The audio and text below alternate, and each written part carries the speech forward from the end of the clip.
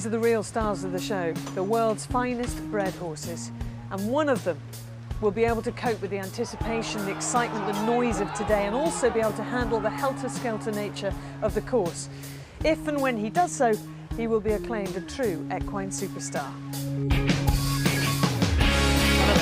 Fallon in front. Won the Derby. Will the Fallon factor be the key again today? Kieran's bidding to become the first jockey to ride 3 successive Derby winners in over 80 years. But the winner of the Derby is Northlight. Or could it be 13th time lucky for this man? Whisper it softly, but Dubawi could be the one to stop them saying, that Frankie, he wins all the big races, but never the Derby. But Motivator is the one they all have to beat. Johnnie Murtagh would be the most popular jockey ever, as over 200 owners would have to squeeze in here. Great scenes, great stories guaranteed. Welcome to Epsom on Derby Day. They're under orders and they're away. Willie storms to the front on Troy now. And it's just a bigger than Willie Carson, and the minstrel wins it. Galileo is going to career away with the Derby. Here comes Lester Piggott on Nijinsky. There's only one horse in it. You need a telescope to see the rest.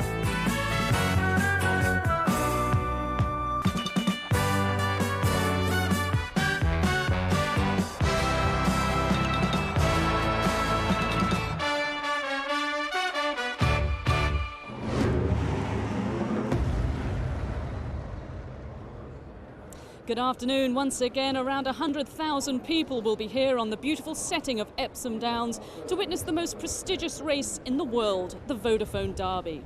Today, regular racegoers mingle with fans who want to experience the atmosphere of one of sport's great events. Some will have dressed up for the occasion so we can check out the fashion as well as the form book. For others, though, there's a more relaxed approach. There's picnics, barbecues, entertainment for the kids and the young at heart, a fun fair, pop concerts throughout the day. Quite simply, today at Epsom there is something for everyone. Well, I came to the top of the Queen's Stand yesterday and thought this would be a great idea to do the opening. Well, it wasn't windy yesterday, and sadly it is today, but you do get a fantastic view here of the fans arriving. Some have been stuck in traffic, but they are slowly getting their way here, and it is the crowds that make this such a special occasion. It's one of the truly great days out. But someone who didn't get caught in the traffic, I'm pleased to say, is Her Majesty the Queen arriving here at Epsom on Derby Day, one of her favourite days. Such a great supporter of this sport, still has horses in training, both flat and national hunt, and she's never won the big race, the Derby, came close back in 1953 with Oriel, who finished second to Pincer, and then came back to win the Coronation Cup a year later. So never won the big race, but certainly is here to enjoy the day once again, and she will be taking her place on the second tier of the Queen's Stand in just a moment. So a royal occasion here at Epsom today. I would think the Queen was fairly grateful that she had a police escort as well, because from reports I've heard, it's been taking people 3 hours to get here from the M25, which is only 5 or 6 miles away. But all the horses are here safely. I've heard that all the colts in the Derby have been declared. Motivator and Walk in the Park were here overnight, so no worries for them. And over the course of the next, 4 hours or so, we'll be obviously building up to the big race and showing you behind the scenes and getting some more info on these leading contenders. Michael Bell has been training for 17 years and admits that this may be his only hope of winning the Derby. Motivator provides him with ample ammunition to achieve the ultimate dream. For Kieran, Fallon, winning the Derby comes easily. He's done it 3 times from only 7 rides. A demon on the downs, he no doubt is. Does his fortune read Gypsy King? For Frankie, frankly, it's been frustrating. 12 rides, no wins, but in Dubawi he has a chance to do what that horse's sire, the great Dubai Millennium, couldn't quite achieve. The baby-faced Jamie Spencer walked away from one of the biggest jobs in racing with Aidan O'Brien, but he still landed a live Derby contender with the unbeaten colt Fracas. David Ellsworth came close to a first British Classic when Something Exciting finished second in yesterday's Oaks. We'll talk to the man who trained Desert Orchid and Persian Punch about the Derby chances of the Geezer. And today sees a first Derby runner for the French-based Englishman John Hammond. Walk in the Park has a good outside chance with Alan Munro in the saddle. Well, all those stories to look forward to, and I thought I'm not going to suffer up here in the wind on my own. Thank you very much, Sue. Good tag Willie Castle. I'm getting blown off the box. Don't lean back, Willie. I tell you, it's a long way down. It's gone. Absolutely, thank you, Willie. And it's a long afternoon to go, isn't it? Claire's got the best I know. spot. Did you see her? Yeah, she took it on the way up and said, "You're up the top of the stand. I'm staying down here." But anyway, Willie, I mean, it seems that every time we come here to Epsom, we're celebrating one of the anniversaries of your 4 wins, and this time we're looking back 25 years to Henbit. Tell us about this. Yes, he's the horse there. You'll just see him there where he'll change legs. He did finish actually with a broken leg. He had a hairline fracture and never raced again that year. And he actually came out and ran as a 4-year-old twice, but didn't win. He was a very, very brave performance this day. When did you know about that? Well, I didn't know until I pulled up actually, because I'm so elated about mine. I was just thinking about getting past the post first. And I didn't know until we pulled up and started to come back from the canter, and I felt the nod.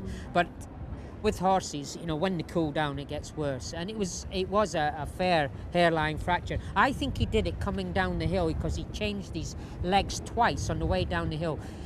It's a tough racecourse, this. It's a true test of the thoroughbred, Epsom. What a brave horse Henbit was. He was a very brave horse, and he beat Master Willie there, the horse with the white face. Unfortunately, we didn't see the best of him, and of course he went to stud, and unfortunately he didn't have a great career as a flat stallion, but he did sire quite a few national hunt types.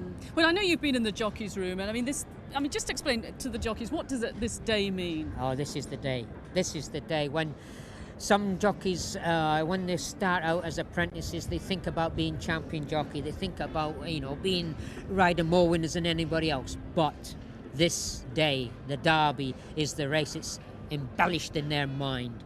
It is the race. It's the most important race virtually in the whole world, because this is where it all started, the Epsom Derby. And of course, you take Ryan Moore today, having his very first ride in the Derby. He'll be so excited that he's even in the race. Whether he wins it or not, of course, he'll be dreaming. Last night, I bet he dreamt he won the race. But it's a great thing for jockeys to ride in the Derby, because, as I said earlier, it's the race that everybody wants to win. And I think Frankie's been saying that for many years, isn't he? Now, it's interesting about Frankie. He's never really had a chance of winning the race. He's never been on a horse that should have won the race. This is his best ever chance that he's had. I think it is. But the older he gets, the more worried he'll get, the more uptight he'll get. Because when you're young, you don't worry about things. And when you get older, you know all the things that can go wrong in a race. You certainly do. I can't remember young anyway. Well, you can remember. You can remember when you're playing tennis. You remember those days when the pressure's on. Yeah, but I think you've probably put a few people on Frankie after that strong tip. I'm not trying to put anybody off him. No, that horse will definitely stay the distance. There's been a lot of talk about the horse not staying. He will stay. Okay, we will see. Thanks very much, Willie. I'll let you get down now.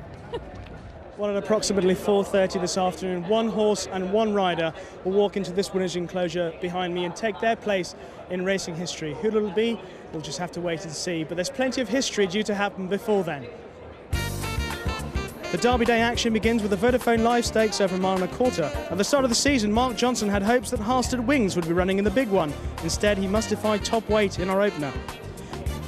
The Vodafone Woodcote Stakes at 2:30 will give jockey Richard Hughes, who rides Kong in the Derby, an early taste of the big day atmosphere. He's on board Green Pride for Richard Hannon. At 3 o'clock, it's the Vodafone Diamond Stakes, and Sir Michael Stout, who's won the last 2 runnings of the Derby, but is without a runner this year. He'll be hoping Stream of Gold can provide some consolation.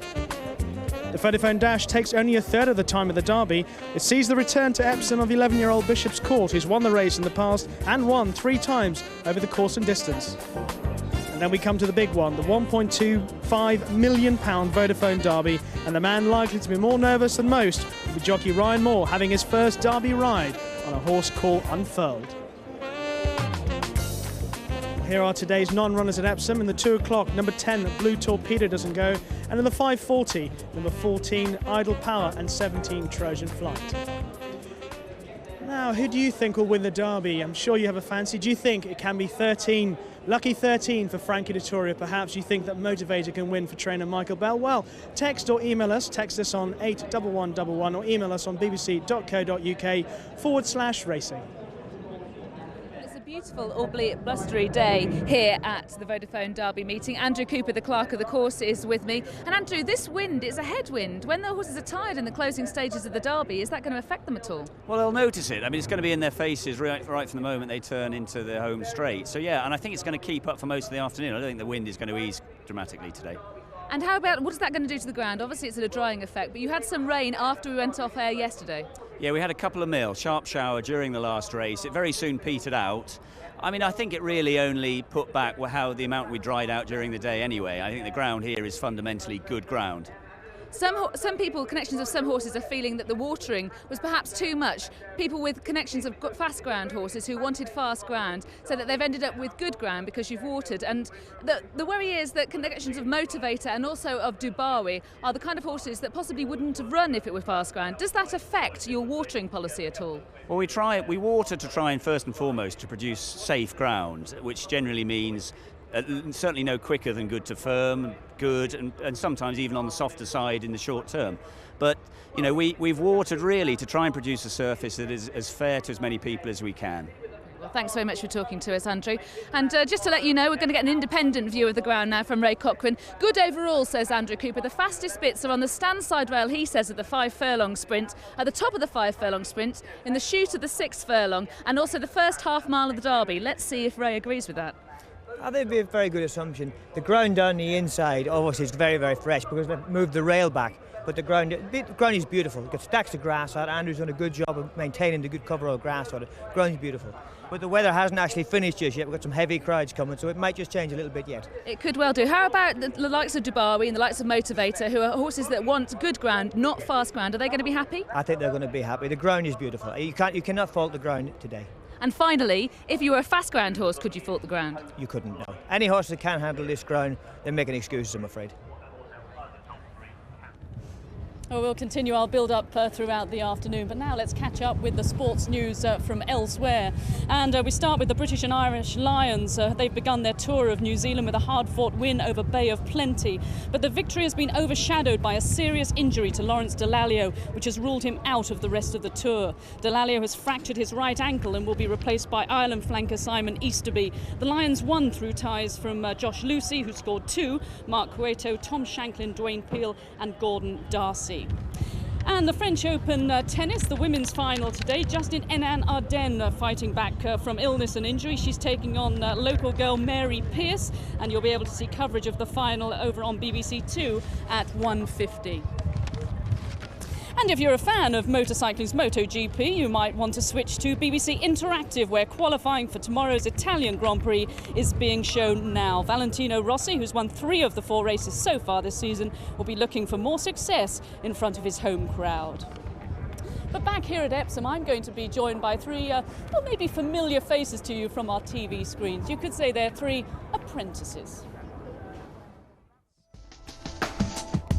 The candidates were invited to Tottenham Hotspur Football Club. This is a businessman's dream. Morning, how you doing? You got mobile phones? Their task, to promote a mobile phone service, providing news to Spurs fans. You got a phone on you? Both teams had big ideas. Can we put something on the pitch? Why don't we get some flipping lunatic to parachute into the stadium? They won't allow it. No, I'm not, forget about asking. But Spurs crushed their plans. There are some new ground rules. No use of the pitch, no painting on it, no banners over it. And keeping in tradition, I'm going to give them a task today to get as much money as they can from the races on the card here at Epsom. Talking of that, it's going to be a big betting day. Around 60 million, they reckon, will be bet on the Derby today. Well, let's take a check of the runners and riders now in betting order. And Gypsy King, well, there's been plenty of money for this one once Kieran Fallon decided to take the round. He's going for 3 in a row, 4 in all. They are the favourite. Motivator with Johnnie Murtagh, who was cleared to ride earlier this week, 7-2. But will it be 13th time lucky for Frankie on Dubawi? Oratorio is 8-1 with Michael Kieran, who's a 2-time winner. The unbeaten Fracas is 12 to 1. The Geezer, will it be a first British Classic winner for David Ellsworth? They're 12 to 1. Walk in the Park, the Lone French Raider, 14 to 1. Grand Central, 20 to 1. And Kong is trained by John Dunlop, who's twice won the big race here. They're 20 to 1. Pattern, the winner of the Chester Vase, is 25 to 1. Unfurled, ridden by Ryan Moore, is 40 to 1. It's his first ride in the Derby, and Almighty, one of 4 of Aidan O'Brien, is 66 to 1. And finally, it's the first row at 150 to 1, and King's Key is the outsider on 250 to 1. Yes, the Epsom Derby is always full of intrigue, and this year's race is no different. 8 trained in England, 5 in Ireland, and of course Walk in the Park, trained in Chantilly in France by John Hammond. Motivator, of course, anti-post favourite for a past number of months, but now the Irish horse, Gypsy King, with Kieran Fallon aboard, is now the new favourite. Angus Larkin, are you surprised? Well, at the moment, Brian, I think we're looking towards joint favourites. Very close. It just depends on the Fallon factor. This morning and in the build-up to the race, it's all been Motivator, but Gypsy King has been backed, although this morning there is significant support for Motivator. And Gypsy King, the Fallon punters haven't actually come out in their droves so far. We'll have to wait and see what happens nearer the race. Any of the outsiders being supported? Walk in the Park? Well, certainly Fracas has been well backed, and Walk in the Park. It's those two, and Frankie Dettori fans have been significantly supporting Derby. That 6 to 1 with Ladbrokes has been very, very popular. But of course, Derby Day, I mean, there's so many special bets. Could be a steward's inquiry, sporting odds offer 4 to 1 about that. There's winning distances, there's everything. And of course, there'll be in-running betting. The exchanges will come into their own during then, and Ladbrokes are betting in-running on the Derby again when the race is already off. So the Derby is unique. It's like the Grand National. People love to find a winner, don't they? It's special. Yeah, they're looking for Kieran Fallon, but they haven't come back to him yet. Frankie Dettori and, of course, Motivator. So many are on that at good prices. And owned by the Royal Ascot Racing Club as well. Lots of supporters for Motivator. We'll keep you posted down here from the betting ring. Well, there's been plenty of money, as you heard, for Gypsy King once Fallon took the ride. He certainly knows how to negotiate and succeed around this really tricky roller coaster of a track. He's known as the man for the big occasion, but recently he's been making the headlines for good and bad reasons. Clare travelled to Ireland to play around with him. How do you get close to a 5 times champion jockey, the man who's won the Derby 3 times from only 7 rides? Well, he's a competitive beast, so you challenge him to a round of golf, and then you spend your time wishing you hadn't. Oh, top it. Oh, you didn't hit it. Try and hit something, do something. Oh, for God's sake. We get lovely views of trees in Ireland, so we aren't we? Huh? It's a new dawn for Fallon, with the backing of Aidan O'Brien. Time to move on from the Lingfield fiasco when he got beaten in a race he clearly should have won, and from his arrest in September. I mean, the whole year last year was just a complete disaster, really, from the time that they had a police arrest, you know. It just messed the whole year up, you know. Yeah. I was flying until then. Flying at the death, and the winner of the Derby is Northlight. Just knocked my confidence for 6, you know. Did it make you angry? Of course it did make me angry, but it wasn't only that. You're trying to ride. You know, you're trying to ride too hard. You're not out there riding a horse and riding the courses. You know, you're riding more as you're riding to try and prove something. You know what I mean? Yeah. And it doesn't work.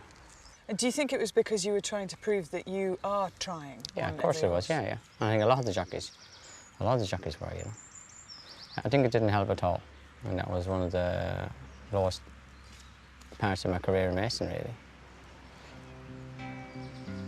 Got to make it good again. Okay. Would it matter more to you this year to ride 4, 5, 6 classic winners around Europe for Aidan, or to get your name cleared in terms of the race fixing allegations? Well, I think my name is cleared anyway. You know, as long as I'm concerned, it's cleared anyway. It doesn't bother me. But I need to win classics. Do you see the way he is with his shots? The way he doesn't give anything away, even when it's a good shot, which that one was. It's just the same when he's riding. And if he makes a mistake, he goes back and he practices again and he gets cross with himself. Looking at the Derby, and you're a pretty damn good judge, do you feel you can win it this year? Yeah. Really? Yeah. I just feel so confident, you know, and I love the race. And I think Aidan has got the horse who can win it. I think it's down to two, really, isn't it? What do you think, Oratorio and Gypsy King? I think, yeah. I quite like the look of Grand Central, but he's a big, like the Great Gatsby. You reminded me of him. Yeah, a great big thing. Yeah, Grand Central is head back. Yeah. Actually, he worked well the other morning. I got a hold of him the other morning and give him his first little dig, you know, and asked him to do something, and he did work well. He's got a lot of ability. So what are you thinking? I mean, the longer I can leave it, the better, because whoever's going to be booked to ride the others. Yeah. I mean, you can't change it. Yeah. You know? You're just off the back. Oh, it's that. I'm happy with that. Pretty. Yeah.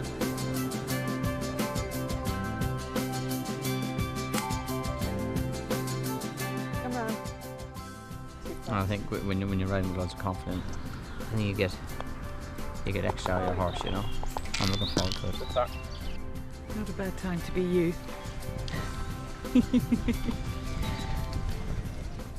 He is full of confidence, Kieran Fallon is. Well, Jim McGrath, Lydia Hislop, Willie Carson, Ray Cochran and myself are going to try and mark your card in terms of the leading contenders. 14 colts lining up for the Vodafone Derby, but so many unknowns in this race, as there always are. It's an early time of year, Ray, and I suppose still the question marks over whether horses will stay, whether they're good enough. That's the thing. We've got a lot of high-class horses in the race. Some of them are worried about the ground. A lot of them are worried about are they going to get the trip. And some of them are worried, are they good enough? Well, Ray and Willie, you've both ridden in the Derby, I don't know how many times between you, so let's have a look round the course first of all, and you can talk us through the things that these horses have to cope with. This is where Epsom is located. Before they even get on the course, there's a fanfare to deal with, there's a parade in front of the stands, there's a packed paddock as well. But in terms of the course itself, Ray, you line up at the start with 1.5 miles ahead of you, and what are your thoughts?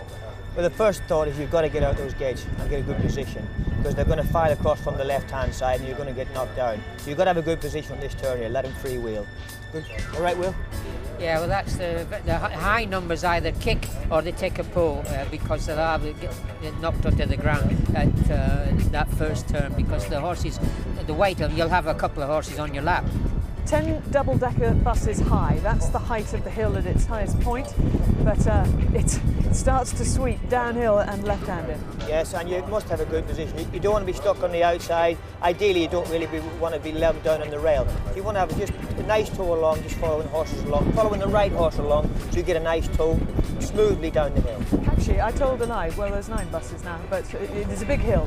However many double-decker buses you want to put next to it. It's a long way to fall, put it like that. And that's the point where you'll get your horse who'll you'll hear him sort of take a big gulp of breath, and that's really him sort of filling his lungs up again with air, and hopefully you'll still be hard on the bridle then, and then you start going downhill, and the ground keeps falling away from you, and your horse is sort of feeling, he's feeling for the ground. And if your horse is not liking coming down the hill, that's when you're going to lose the Derby. Now, Ray, you talked about getting a good position. Interesting, yesterday in the Coronation Cup, we saw Kieran Fallon on Yates elect to make all the running. Now, we've only seen that a couple of times in the Derby. Snow Knight did it, and Steve Cawthon did it on Slip Anchor. And you have to judge the pace absolutely right if you're going to do it this way. Well, you do if you have got a lot of runners in a race, but this race here yesterday, there was nobody wanted to make the run in. Richard Hills was sitting on a horse who could have made the run in, but Kieran got an uncontested lead in front, and of course they couldn't catch him. And Jim McGrath, this is the interesting thing about Kieran Fallon. He comes to Epsom and his confidence, which is pretty high at any other racecourse, goes 10 notches even higher. Yeah, he rides the course extremely well. He's sussed out exactly what to do.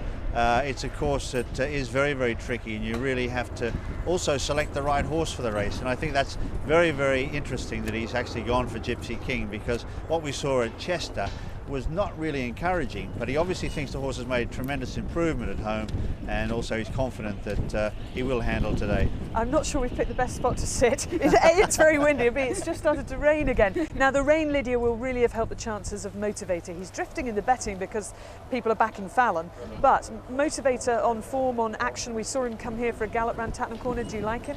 I like his class. I think he's got a lot of class. The only other horse that's achieved more in the race so far would be Dubawi in winning the Irish 2000 and Guineas. Motivator has won the Dante, he did that well, but his Group 1 win as a 2-year-old came on heavy ground. This, the Dante, was on ground with cut in it, and he's got quite a high knee action. This is the fastest ground he's encountered so far, and he's going to be coming down a hill on it. The watering will have helped him, the rain last night will have helped him, but he's got some other negatives against him, and that is, does he have the stamina for a mile and a half? I'm not sure that he'll be at his optimum beyond 10 furlongs. He also edges right in the closing stages of that race. He also edged in the racing post. The camber here is difficult, and as Frankie Dettori said in the Times this morning, if your horse has got a kink, this track will find it out. And finally, his temperament. That day at York, he didn't do the parade. He didn't go out in front of the stands. He's got to do a parade. You mentioned the fanfare, the brass band. He's got to cope with all of that. Is he going to cope with it today? Well, it's going to be an interesting question mark ahead of him. You can see the rain falling here, people trying to cover themselves up and stop their hair, and hats getting wet. Unless it sets in, it won't change the ground that much, but all of these raindrops do help the chances of both Dubawi and Motivator, who would need the ground on the softer side, and they count against the 4 Aidan O'Brien runners. He was hoping for ground on the fast side of good. But Ray, just going back to Motivator, they brought him here for a gallop. It was Johnnie Murtagh's idea. He's had a lot of input into this horse. Luckily for him, he had his suspension reduced and now can ride the horse, having looked for a while as if he couldn't. That's him in second in the white colours, blue cap. What do you think of him coming down the hill? Well, I thought it was a very pleasing display. As you can notice, the horse has got quite a knee action, but he did come down the hill quite nicely. I mean, they're only going really a good swinging canter here. It was only get him around the track and get him a little bit of experience, but it was a pleasing enough display. Today is a totally different thing. They're going to be racing pace. There's going to be horses in the way. People are going to be trying to knock him over and get his position. So that was him in his box. That was him in his box last night. So I went down to the stables and he just looked so relaxed. I was interested that Michael Bella brought him here overnight, because a lot of the Newmarket horses come on the morning, and I would think, given the traffic today, that might just have been quite a clever card to play. It's a very good move, because I mean, you never know what's going to happen on the way here on the day of the race. There's a lot of traffic. Anything can go wrong. You're better off being here than you're safe and sound. Now, we mentioned that, well, I don't think we did mention, but Motivator is by a horse called Monsieur, who is an outstanding racehorse trained by John Hammond, and another runner in the field who's by Monsieur is Walk in the Park. Now, he also, like Motivator, came here for a gallop round the course during the Breakfast with the Stars occasion last week, and Lydia caught up with John Hammond to talk about his chances. John, you've brought Walk in the Park to Epsom today. What is it that you hope to achieve by it? I probably wouldn't do it with every horse, but I just felt that he seems to be a horse, the more you do with him, the more expose him to things, the better he behaves. You never really know until afterwards, later on, whether it was beneficial or not. I hope it will be. It certainly went well this morning. It'll help him, not just for the Derby, but long term. You know, it'll help him withstand the pressures of big races and hopefully last longer for that. You've trained Walk in the Park's sire Monsieur, a fabulous horse. What traits has Walk in the Park inherited from his dad? It's fascinating looking at his offspring, and you know, all Motivator, Hurricane Run, and they're all, you know, have certain characteristics about them that were characteristics that he had. You know? He is quite fizzy, and you know, I'm sure he's going to be pretty fizzy on Derby Day too, you know, but hopefully he'll get through it. That's Pong in front, on the outside, Walk in the Park coming at him hard. Pong wins the Lingfield Derby trial by a neck. Walk in the Park is second. He's obviously not as good a horse as Monsieur, that's for sure, but he's, for, you know, at this stage of his career, he's run more. He's tougher at this stage of his career. So, you know, I think Monsieur was still a little bit delicate at that stage of his career, and obviously on the form book, he'd have won the Derby. But I never had any regrets not running him in it. You did think about it, didn't you? Oh yeah, for a long time, yeah. And what was the final thing that pushed you in the direction of the British Jockey Club instead? I just thought mentally he wasn't hard enough, he wasn't tough enough. And how proud are you to be training a son of Monsieur? You must be really, really pleased with the way he started his career. It's amazing, really. At this point in time, he's got the best middle distance horse in England. Motivator, the best in France, Hurricane Run, probably virtually the best in Ireland in Scorpion, which is, you know, as I say, so probably unprecedented for a first season sire. And Aubrey comes sailing through. Lester Piggott is going to beat Steve Donohue's record. Aubrey for France. Aubrey wins the Derby. What would it mean to France to have a Derby winner? There hasn't been one, of course, since 1976, when Aubrey, ridden by Lester Piggott, managed to win. I don't think French racing needs its profile lifted up at all. I think it's already got an incredibly good profile. But this horse run well, it's a boost for Chantilly. What would it mean to you? Who is winning the Derby not good for? I guess it's slightly less good in a way for people who've already won it before. But it's really exciting to be here and to have a runner, and it's just going to be fun. Yeah, first ever Derby runner for John Hammond, and I know, Jim, you fancy walking the park. I think he's got a very good chance. I think things are blowing all over the place. Everything's blowing away. I really think that it's significant that John Hammond had trained Monsieur, and he had to make a decision about whether to come to Epsom, and he said, no, the horse is not ready mentally. But this horse all along, he said that he thinks he's an Epsom horse. He thinks he can cope with it. He's inherited quite a bit of Monsieur's temperament. There's no doubt about that. And Monsieur was probably the best horse we've seen in the last 25 years. You know, if he wasn't, he was the second best. You know, there's not many contenders. He was absolutely brilliant. And I think it's very, very significant John's bringing Walk in the Park here. And I thought his run at Lingfield was very, very good. Well, when we saw that race again, we ought to remember actually Kong finished in front of him. And Lydia, you like Kong? I do like Kong. I think he's got a lot going for him. I think he's going to improve for the step of the trip. Overall, I think he's got an improving profile. And I think the race didn't really run to suit Lingfield either. I know he was possibly better positioned during the race, and therefore he was better than Walk in the Park, and Walk in the Park pulled quite hard. But I think that he can only improve for this. And I think you should give merit to the horse that's first across the line, because he's managed to win despite the circumstances. I think he can improve again here. And John Dunlop's only had 2 runners in the Derby in the last 5 years, so he doesn't mess about. He's got 2 today, Kong and Unfurled as well. Now, Willie, I know that Dubawi is a horse you like a lot, not surprisingly, because he's got classic winning form. He won the Irish 2000 Guineas. Yes, he has, and he's the only horse in the race that hasn't got any Northern Dancer in him at all. And you can see him here. In his pedigree, yeah? In his pedigree. You can see him winning here. He does go to his left this day, and in the Guineas, the English Guineas, he went to the right. But the interesting thing here is the second horse, Oratorio. Now, he finishes very quickly here, and he's catching him. Right, see how quick he's catching him there. And Kieran Fallon has chosen Gypsy King. Well, that's the run that put the doubt in Kieran's mind. He was always going to be with Gypsy King, but after that run, Oratorio staying on so well, he had trouble pulling him up afterwards. He thought, hang on, I would beat Dubawi over 1.5 miles on Oratorio, and eventually he still went with Gypsy King. That's what it looks like. He was finishing there. He was finishing with purpose, Oratorio, but Kieran riding Gypsy King is put a cat amongst the pigeons, really. Well, it certainly made the punters support him. Look at this fella. Sorry, Ray, about this. Now, you know Frankie Dettori better than anyone. You'll have talked to him this morning. You're his agent. It's a big day, this, for him. How can you put his mind at rest and say, don't worry, you're out there on a great horse in Dubawi, don't worry about it? Well, all you can say is that you have to settle down, be calm, because he's on the best horse in the race, in my opinion. The rain is still coming to help him. He'll travel around like a good horse. If the horse gets the trip, he can win. If he doesn't get the trip, there's nothing he can do about it. But all he's got to go out there and do is be calm and ride a 1.5 mile race at Epsom. And if he wins, it's the Derby, and it'll be great. So, Jim and Lydia, we're going to let you get out of the rain in a second or two. Just to confirm, Jim, you're going for? I'm going for Walk in the Park there. I think he's really got a bit of class. And he's a decent, what is he, 11 to 1 now? He's 11 to 1. I think he'll probably shop around and get 12s. He might even get 14s. And Lydia? I think Fracas run a good race as well each way, and I think he'll like the ground here, but I'm going to stick with Kong. I think Kong's got improvement in him. He can improve for the trip, and I just think that he managed to win last time, and he's got to get merit for that. Well, still plenty more horses to discuss, but Rishi has been looking at some of the other ingredients that are needed to make the perfect recipe that produces a Derby winner. To win the Derby, a horse requires a unique blend of speed and stamina.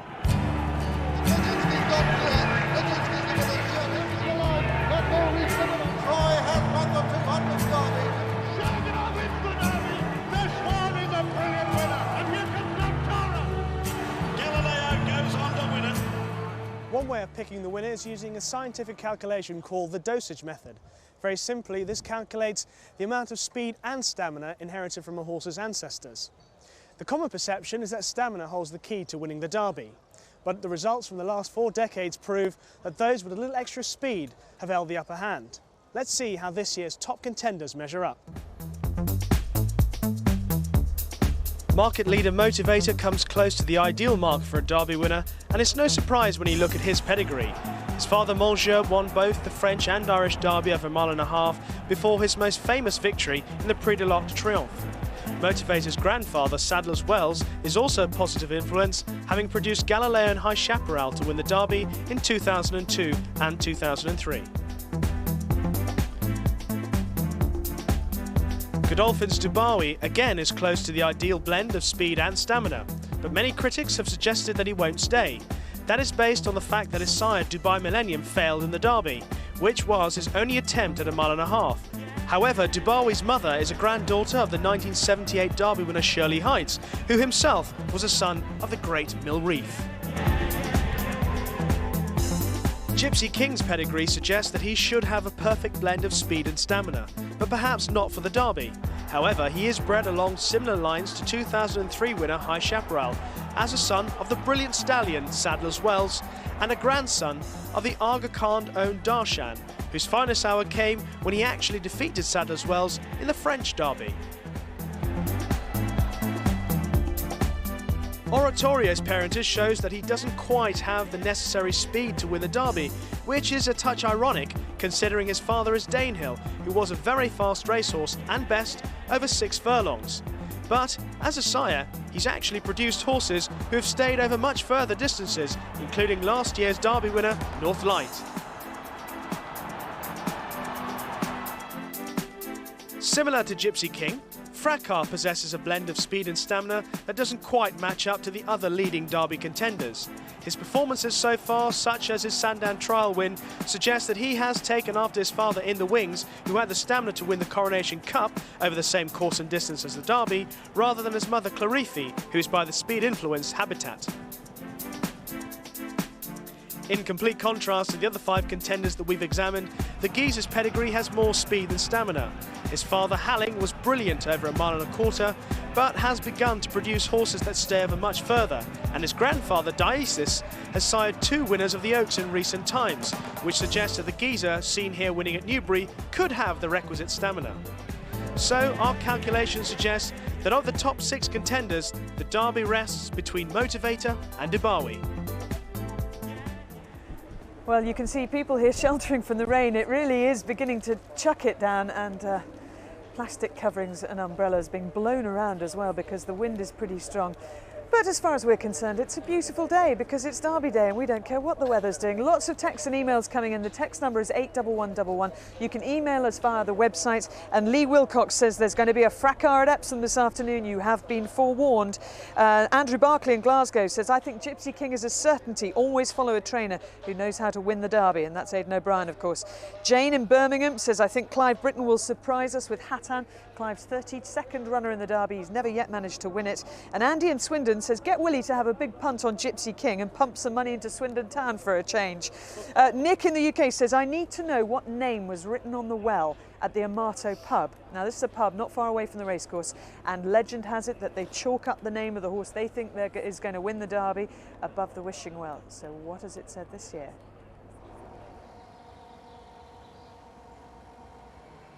My name's James Clark. I'm the manager of the Amato here in Epsom. The Motivator was ridden up a couple of days ago. Unfortunately, our luck's not been too good. The last one was Galileo a couple of years ago.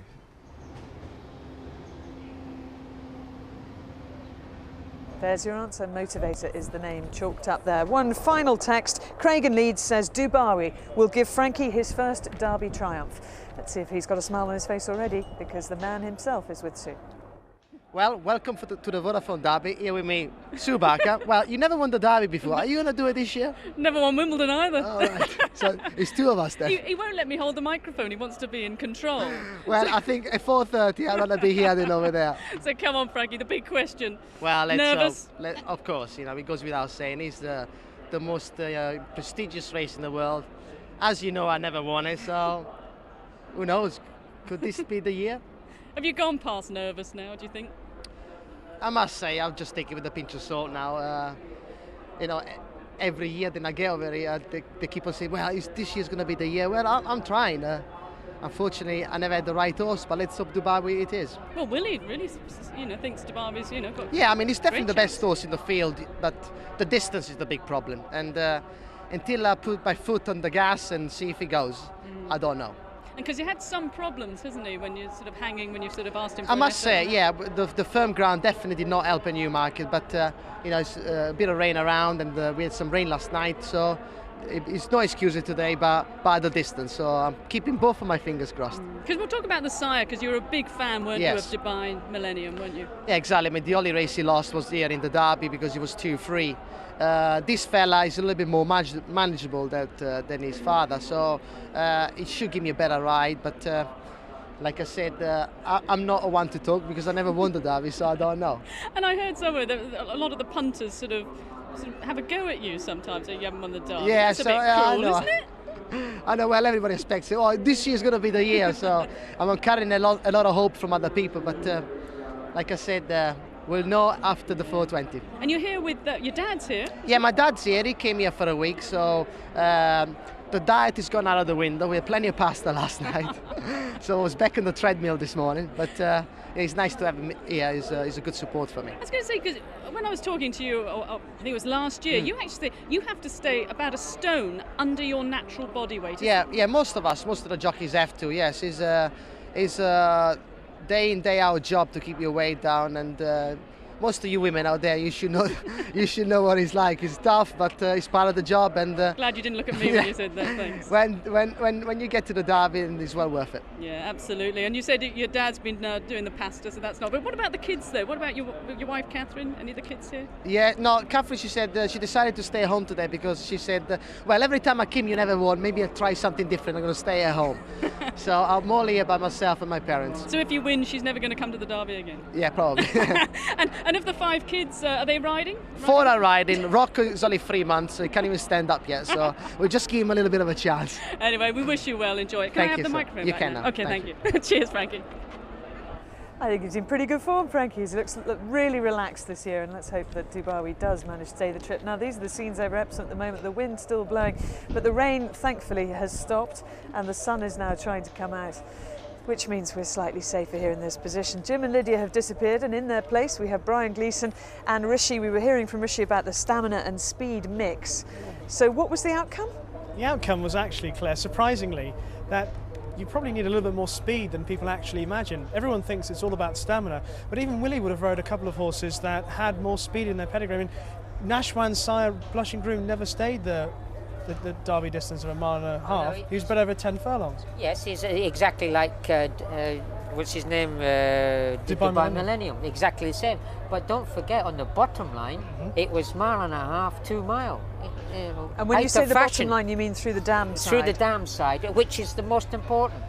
You know, the dam side is the most important thing. And Dubai Millennium's dam side is similar in that it's laden with stamina. But the trouble is, you know, so. we're getting into that sort of territory where you start to think, the more I know, the less I understand. Because you get so many things that you start filling your head up with. What can win the Derby? What can win the Derby? Does this matter? Does that matter? Does these things matter? And we can all be made to look complete fools at the end of it. It is such a difficult race to predict. Brian, you've been based over in Ireland. You've seen the Irish Derby trials. The Derrenstown Stud trial was won by Sindar, by Galileo and by High Chaparral. They came here and won the Derby. This year, we saw Fracas win it. And Grand Central, who's one of Aidan O'Brien's runners in the dark blue, they're just looking a little bit unlucky in third. Didn't get the run of the race, did he, Clare? Michael Canaan had a great tactical ride on a lay-on in the hand colours and the green on the inside, but Jamie Spencer on Fracas. You'd have to say Grand Central was a bit unlucky here, and he's going to improve dramatically for this run. But David Watchman, we're going to speak to him later in the programme. He's one of our rising young stars back home. He's training in County Tipperary, and of course he's married to John Magna's daughter. This horse is a big each-way chance, Fracas, and he thinks it'll run a big race. Fracas. He's one of only 3 unbeaten colts in the race, I think, isn't he? Cost €100,000, and it's the 15-4, and it's a wonderful story because the owner is Joe Joyce and his wife Marguerite from County Galway in the west of Ireland. He's only got into horse ownership 2 years ago, bought 3 colts courtesy of the bloodstock agent Martin Cullinan. They've had Sarah, they bought for €65,000 and has won the 1,000 guineas, and he's a Derby runner in Fracas. Well, what a great story. Lucky man. It reminds me a little bit of Moscow Flyer's owner, whose first horse he ever bought was Moscow Flyer, and then goes, this is easy. Yeah. Now let's have a look at one of, I suppose, Aidan O'Brien's leading contender, because Kieran Fallon's chosen him, Gypsy King, and this extraordinary run at Chester in the D Stakes race. Well, what we haven't seen is he was a little bit green early in the race as they passed the stands the first time round, and he jumped the path and was a long way behind. Kieran's letting him flow right into the race, and you see he's starting to run a bit green. He's starting to motor now, and Kieran's thinking, well, I've got a good chance. I'll give him a couple of smacks, and he starts to take off, and he actually gets up and wins right on the line. Now, the horse has to improve dramatically from that run. And the extraordinary thing about that, for people that haven't watched a lot of racing at Chester, you hardly ever see a horse do that at Chester, do you? You see it maybe at Sandown, you see it with places with an uphill finish, but not at Chester. Chester's such a tight track. It's only a mile round, and of course if you get left it means that you have to go extra distance, and that day he has gone extra distance. He's done a lot of things wrong and he still won the race. And the second horse, who he just beat a short head there, came out and won a nice handicap at York afterwards, which actually has flagged the fall. And what's also very intriguing, in fairness to Gypsy King, to give him his full due, that was his first time coming from stalls in public, because when he went back home in Ireland as a 2-year-old, it was a tape start, so he's going to improve dramatically. And you'd had a horrible spring well, it's been raining virtually every day in Ireland. I think the day I played golf with Kieran was about the only sunny day they've had this year. It's been such bad ground over there that Aidan brought a lot of horses to run in this country because they didn't have the ground in Ireland. So again, he was held up in his work, Gypsy King, and you only have to look back at Yates yesterday. He was well beaten by Cordis back home in Ireland. He's improved dramatically. Aidan's horses, because of the wet winter, are really improving for their first run. It was very funny. Kieran said, I was asking about how he made the decision. He said, you know, I like Gypsy King. It wasn't so much the race, it was cantering down to the start. So I was thinking to myself, cantering down to the start, he'll have the best ride of all. Now, what about one of the other outsiders, Rishi? Hattan for Clive Britton. Yeah, he's another one that won a trial at Chester, and he beat Almighty of Aidan O'Brien's in first row. He's learning with every start. He has been slow to learn, but every race he's finished with the same gusto and enthusiasm that you want to see a horse that is improving finishing with. Clive Britton, of course, we know that he's had a high opinion of this horse for a very long time, and I think he's probably one of the best live outsiders, because we just don't know where his improvement will finish. And like one or two others in the race, you still are unable to put an actual tag as to say how good he is. And Clive Britton's horses, and he said this himself, Willie, they're always overpriced. I mean, Angus will tell us in a moment what price. Yeah, is he still 40 to 1? No, he's not. He's, I think he's 60. 25 or something. Yeah. But actually, after that race, I did go and have a little place bet on him for today. But I'm actually going to go with Gypsy King because of Kieran Fallon, the king of Epsom. And Ray, what are you thinking? I like John Hammond's horse. I think he did everything to get beat at Epsom. He pulled too hard. There was no gallop. Lingfield. That's right, Lingfield. And I think the horse can improve a lot. I think he'll get the trip well if Alan Munro can just switch him off. If they go a good clip and he can just get in and relax the first half of the race, I think he's going to run a mighty race. So walk in the park for you, Gypsy King for you, but Hattan each way. Rishi? I like Oratorio. I thought he ran very well in both Guineas, suggesting that he'll stay further. A mile and a half might be actually slightly beyond his optimum distance, but I think he's got a great chance, although I still have a sneaking suspicion that Dubawi could do it. Well, you're a Godolphin man. I can't believe you're not going with Dubawi. Brian, what about you? Well, Claire, you're wearing the Godolphin colours, Dubawi. If Dubawi stays, he must have a big chance. But I think Oratorio is the best form from Ireland. That was a great run, went second in the Guineas. But I'm like Willie Carson. I'm really siding with the fact that Kieran Fallon has gone for Gypsy King. This is a man that's riding work there many, many days every week down at Aidan O'Brien in Ballydial. And I'm going to stick with Fallon, Gypsy King. I think it's very significant that he rides Gypsy King over Oratorio. Well, let's find out the views of two more of our team. Ian Bartlett and Angus Loughran are down in the ring together, and Angus can also give us the latest betting moves. Well, Claire, I'm not sure who's going to start favourite, but I think Gypsy King's going to come home and win the Vodafone Derby. Well, for me, I'm going to be boring like everybody else, I'm afraid to say. Gypsy King, I thought he did everything wrong when he won at Chester. I think he's probably a horse with a great deal of ability, and he's going to be my selection with maybe Kong each way. We're just struggling to hear Barty a little bit there, but we've got the gist of it. Gypsy King is going for and Kong each way, so I think we can probably remind you of all of our tips. I'm going to wait until the horses get right down to the start to see how they're behaving, to see how they take in all the proceedings. But Ian Bartlett going for Gypsy King, Lydia's going for Kong, Willie for Gypsy King, Angus for Gypsy King, Ray for Walk in the Park, Jim McGrath for Walk in the Park, Brian Gleeson for Gypsy King, Rishi for Oratorio. It's a bit unfair, isn't it? What? You have your selection on to go down. No, okay, well, I'll tell you exactly what I think. I think Motivator is the best horse in the race. I'm hoping he'll win. I had a very clear dream last night. Not only did I see Motivator winning the race, I saw him winning it impressively. I saw all of the Bell family, it's all in my dream, in the winner's enclosure, the kids in tears, Georgina in tears, Mike in tears, all of the Royal Ascot Racing Club. Which with the Dubawi colours on? I have the Dubawi colours on because I'm hedging my bets. But if Motivator... Was the horse in there with the people? Yeah, the horse was in there. Oh, right. Yeah, it was very, very clear. And I woke up and said, Motivator's going to win the Derby. But he's got to get down to the start. And he's got to get down there with his head in one piece. And that's my only worry. So I'm going to wait until that moment. But if you if you fancy an alternative route to finding the winner, then winning jockeys in the last 50 years, just have a look at this. Scorpio is the most successful star sign, and Willie Carson is a Scorpio. Lester Piggott was a Scorpio. That's what's contributed to that. The next most successful is Pisces, and Kieran Fallon is a Pisces, so he has added to those wins. But there are no Scorpios riding today, so ignore that.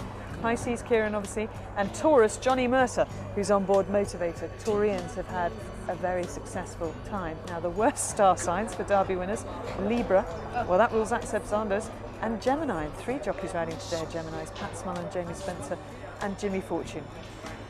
But some of what we've said is rubbish and some of it makes some sense. It's up to you to work it out, and for now let's hear some more sense from Sue. I don't know, I'm still confused, Claire. I mean, have you gone with the form, the dream, or the fact you're wearing the Godolphin colours? Anyway, I'm totally confused. Hopefully these guys were listening to that form guide intently, because they are 3 of the stars from The Apprentice. I'll start ladies first. Saira Khan, James Max and Paul Teresi. Hello. We've got a challenge for you later on, but first of all, Saira, how are you enjoying the Derby day so far? It's been beautiful. I mean, one minute the weather's pouring down with rain, the next minute it's glorious sunshine, but it's amazing to be here and so many people out there, so it's good, really nice. You're getting great reactions around here, aren't you? Certainly, I mean, people keep sort of waving and they sort of seem to recognise us, which I'm still not quite used to yet, to be perfectly honest. But no, great day and lovely sort of event for everybody who's here. There's over 100,000 or something? Sorry? Over 100,000 people here. Over 100,000 Yeah, on the brilliant. towns and all over the place. Now you're clutching the race card there. Are you an avid race goer or not? I go quite a lot, but I'm better at drinking, to be honest. So I'm actually having to do a bit of work today and sort of have a look at horses and be judged on performance. But no, I've been quite a bit, and I do enjoy it. Now you might think Sir Alan Sugar's tough, but I'm going to set you a task because you've got to be tasked today. Are you ready for that, Paul? I am ready for that. To tell you the truth, I've turned up hoping that I'd meet Evel Knievel. I've just stood here and seeing all those double-decker buses lined up over there, and I think, well, something's going to happen, surely. It's not even horse-related. But anyway, I'm ready for any task. I don't give much hope for your afternoon if that's what you're thinking. Anyway, your task now, I'm going to hand out some money here to you. You're going to be given £100 each. This is generously donated by Tote Sport. Can I have a little bit more, because I came further? No, you can't. Now, you're going to be betting on the races. Now, don't blow it all on the first race. And Sire, I've got to say, has already been trying to nobble Frankie Dettori for some tips. That was a bit low. Absolutely. First thing in business is talk to people who know what they're doing. So I saw him, introduced myself, and then you pulled him away saying, you can't talk to him. So there you go. But I'm going to get some good insider knowledge before I place any bets, I think. Where are you going then? Well, I've heard to go up there is a good idea. So I'm going to sort of charm some men and see who knows what they're doing and then place my bets accordingly. And head off to the betting ring as well? Oh, definitely. I think taking a look at the betting ring, particularly as we've had a bit of a shower, so that might have changed the course a bit, and I think we've just got to sort of take a look at the fresh odds and just sort of see what's happening. So we're going to be taking some advice, I think. Okay, fantastic. Well, we want you back here after the second race just to see how you're getting on. So use it wisely anyway and enjoy the day. Thank you. Very good. Okay, thanks very much. Okay, so we're now ready for our first race of the day. Let's join Jim McGrath, who's at top of the grandstand. I hope it's not as windy for him up there.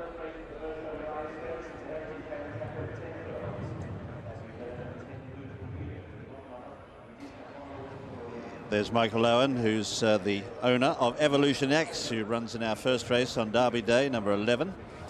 Let's check the runners and riders, but first we'll have a look at the course they'll take.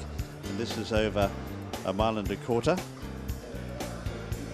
Lord Mayor won the race last year, 2004, Vintage Premium in 2002, and the prize money is 43,000. Let's have a look at the runners and riders. Number one is Heartstead Wings, Kevin Darley. 2 Hull Who is Ted Durkin. 3 Subpoena, Frankie Dettori. 4 Solent, Dane O'Neill. 5 is Wingman, Kieran Fallon. 6 Tackmin, Richard Hills. 7 Kerishan, Michael Canan, riding for Sir Michael Stout. 8 Enforcer, Martin Dwyer. 9 Looks Could Kill, John Egan. Taking out 10, Blue Torpedo. 11 is Michael Owen's runner, Evolution X, Franny Norton. And number 12 is Acheron, Jimmy Quinn. The Blue Torpedo comes out, 11 to go in our first, the Vodafone Live Stakes Heritage Handicap over a mile and a quarter. Well, Kershan is the favourite here at 7-2, having opened up at 100-30. Evolution X is second best at 9-2, with Wingman a popular order at 11-2, and Enforcer, who's been clipped in half a point from 6s. So it's a 15-2 bar those, but Kershan is the 7-2 favourite, 9-2 bar 1. And here is the favourite, Kershan, making his way onto the course. A horse trained by Sir Michael Stoud, who had 3 runs as a 2-year-old without success. But he came to the track early last month at Kempton, racing over slightly shorter than today, a mile and a furlong, and he won quite cosily. You can see Ray that he's in the Aga Khan's jacket, the green colours. 2 furlongs out, he's got a bit of work to do, but he easily gets to the front. Yes, he travelled nicely. I think Robert Winston rode him this day. Travelled in nicely in behind him, picked him up, just niggled him along to the front, and then he starts to straight on quite nicely. Typical horse of the Aga Khan's, a little bit lazy, has to give him a couple of backhands, but he stays on nicely to win. Further they go, the further he goes. Should improve quite a bit, as all Michael Stouts do. Worthy favourite. He won that by half a length. The telling factor, I think they'd come 3.5 lengths clear of the others. Bookmakers had him a lot shorter than he is now this morning. Some of them are going as low as 9-4, but at the moment heads the betting at 4-1. Sir Michael as well has very good records in handicaps here. Let's have a look at a few of the others. Here's Halfstead Wings on his way down to post. He's got top weight, 9 stone 7 to carry, and gives quite a bit of weight away to his rivals. Hasn't won so far this season. His trainer is Mark Johnston. He trains a couple in the race as well. Halfstead Wings will start about first because we're just looking at him. We were just looking at him now. He's tried some good company. He's finished behind 2 horses that are running in the Derby at Sandown, Fracas and Hattan. Did he not stay last time at Chester? No, we can't say that for sure, because frankly he was beaten more than 2 furlongs out, so we couldn't say that. He just really appeared not to handle the track, and he's a very, very lazy horse, and when things are not going as well, his way, he's likely to throw the towel in. So that's why the blinkers fitted today. But somebody just saying to me he's 33-1. It's an absolutely ridiculous price. As you see, he's been running in very, very good company. His Sandown run would make him the best class horse in this race. He's third in a Group 1 in Italy, would also make him the best class horse in this race. So he's more than capable of winning a race of this calibre, even with top weight. And also, of course, they should take notice of the fact you've got him in the King Edward VII, as is the stablemate Tackman. What chances for him? Tackman is clearly the first string for this race, in that he's been planned for it for quite some time. On the last 2 starts, Richard Hills has said he wanted to come back to a 1.25 miles, and this was the only real 1.25 miles opportunity, particularly for good money.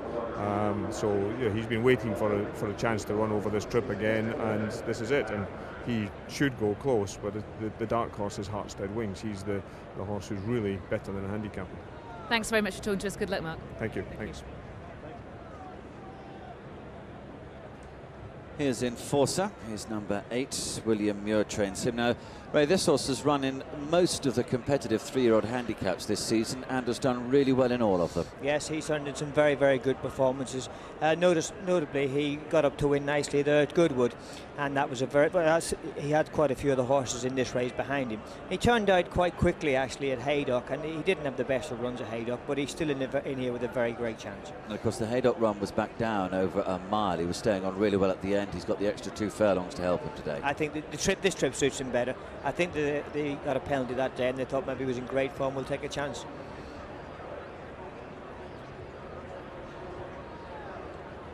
Lively betting heat down here, and there's one of the outsiders that has caught my eye, Hull Who, number 2. It was quite weak on the exchanges this morning, and I dismissed its chances, but here on the track it's been back from 25-1 into 16. Quite significant support for that one. But at the top of the market, we've now got joint favourites, as we have in the Vodafone Derby. Here we have in the Vodafone Live Stakes, 4-1 each of 2. Kershan and Evolution X. So those 2 are 4-1. Then it's 11-2 Wingman and Enforcer, 15-2 Bar. And this support, I think it's quite significant for Hull Who. It's 16s from 25s.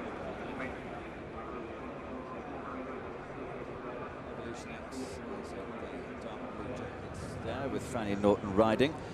This horse was placed in all of his maidens and then went to Windsor to win another maiden last time over 1.25 miles, making all the running that day. Seems to be improving. Seems to be. His time before, when he was second up at Haydock, was running very, very testing ground. It clearly didn't suit him, and he learned a bit, and then he ran back on very fast ground. He strode home at Windsor. He's got a very good weight here, this horse. Very good weight. and he does like to race prominently. What we saw yesterday afternoon was it's quite difficult to make up ground if horses want to be held up at the back of the field. If they were up there all the way, that certainly gave them a slight edge. It's that type of track. If they're going a sedate gallop, the best place to be is up the sharp end, up the front. But if they don't go a good gallop, it's very hard to make up ground. Horses are quick in and up downhill. Okay, one of the joint favourites then, Evolution X, number 11. There's Hal Who. Angus was telling us there was support for this horse, who's only had the one run here at Epsom. It was back on the 20th of April when he won the Classic Trial there, beating Elliot's World, and one of the winners so far for his trainer, Mick Shannon. Well, yesterday I was chatting to Mick Shannon about the size of the crowd on Oaks Day. Mick, there's 8,000 up on yesterday. What about today? Yeah, it's a great atmosphere, isn't it? You know, and it's a great day, great racing, and you know, let's hope Fracas wins. Well, Mick, your horse... I tipped the winner yesterday, so I thought I'd better throw one in. Your filly joint aspiration came out with an injury? Yeah, she got badly struck into, but she's okay this morning. She's lame this morning, but she's had to have a few stitches, and we'll just have to see how she comes out of it. Okay, Mick, let's talk about your horse here, Hal Who, because he's won here at Epsom before, and he's been the subject of some support. Is he well fancied by yourself? I fancy him. I think he's, you know, I'm sure he'll handle the track. The ground's perfect, and he's in good form, and I think that's all that matters. But it's a very competitive race. I mean, I hope the people that are backing him are right. Let's put it that way. Mick, good luck. Thanks very much, Tom. Well, Hal Who is one of those horses, rather like Halstead Wings, who's been running in better races than today's and is dropping down in class. He is, yeah. He's a very honest, genuine little horse. Strong gallop suits him, as we've seen when he won here in the spring. He's a very honest, and he tries very, very hard. But he's got quite a bit of weight to hump around here today. But he does need a good gallop. He'll be thereabouts. He might not win, but he'll be thereabouts. There in the centre is Wingman. Kieran Fallon rides this for John Hills, and Kieran quite often rides this horse, who I think is a little bit difficult. He seems to quite often find trouble in running. He wants to be held up at the back of the field and then try and get through, and it doesn't always happen for him. And plus the fact today he's stepping up in distance, which should suit him even more. I think he's been crying out for this trip. He's got a very solid each way chance here. Kieran knows him well. He'll need a nice strong gallop, and with a bit of luck he'll just come with a nice long run on him. There's Frankie, who rides Subpoena, trained by Saeed bin Saror. Quite lightly raced, only had the 3 starts, ran in what was probably a decent race at Newmarket last time when he was beaten by Tucker, and again, like so many in this field, he steps up in trip. Stepping up in trip. I'm not quite sure that actually will suit this fella, because he ran a little bit keenly at Newmarket. He is a nice horse, but I'm just doubtful about the trip for him here. He's about to walk forward into stall number 7 as they begin to go forward into the stalls.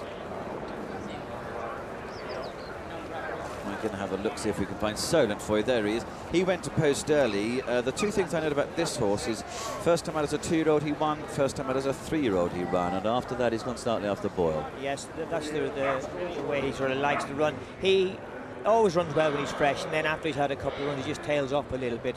But he is quite a nice horse, because you couldn't currently discourage him. Okay, and this sort of track might suit him. He likes to be up there, he's a bit fizzy, likes to get on with it. The race should suit him, put it like that, as long as they go a good gallop. Okay, Solent, Dane O'Neill rides him, comes right next to the rails in stall number 1. Acheron about to load up. Clive Britton trains this one, races on the all-weather, and has run well enough since it was 3rd behind Enforcer last time. And I think the final few are about to take their place in the gates. Halstead Wings is certainly one of those, so it's high time we crossed and joined Jim. Thanks, Ian. Yes, last couple going forward now. In fact, we've got 4 to be loaded. Kieran Fallon going forward now on Wingman. Big day for him. And here is the betting. Kerashan and Evolution X. They share favouritism at 4-1. Evolution X, owned by Michael Owen. Enforcers at 5-1. Wingman 11-2. Last one being loaded, Halstead Wings. I agree with Mark Johnson. He's underrated here. And they're racing. Away they go in the first on Vodafone Derby Day 2005, and Subpoena the first to show out for Frankie Dettori. Up there with Evolution X, and on the inside then Looks Could Kill, and going around them now is Halstead Wings in search of the lead. Hal Who in the yellow jacket is prominent well, about 3 or 4 lengths into Kerashan. They're followed by Solent and Acheron. 2 lengths away then Tackman, who's back in the field from Enforcer, and in the early stages giving them a very big start is Wingman, as they go now to the highest point of the the course now, and it's Heartstead Wings who shows the way by 2 lengths to Evolution X. A length and a half away then is Subpoena, tucked away on the inside of Hell Who. 2 away then in about 5th position then is Looks Could Kill, followed by Kerishan, who's right there in centre field. They're followed next in the field by Solent, who's tucked away on the inside of Acheron, and Tackman is trapped wide. Wingman second last for Fallon, and last is Enforcer as they start to run downhill now in the opener on Derby Day. And it's Heartstead Wings out in front by about a length or so to up on the outside Evolution X in the Michael Owen colours. Subpoena's tucked away in 3rd. Hell Who in 4th in the yellow jacket, followed by Kerishan, nicely poised. Looks Could Kill is tucked away on the inside from Tackman and Acheron. They're giving them a big start as they come to Tattenham Corner from Enforcer. And well out the back is Wingman, about a dozen lengths off the lead. Swinging into the home straight now with 3 furlongs left to travel. Heartstead Wings still to find them. Here's Evolution X on the outside. Hell Who's called on for an effort.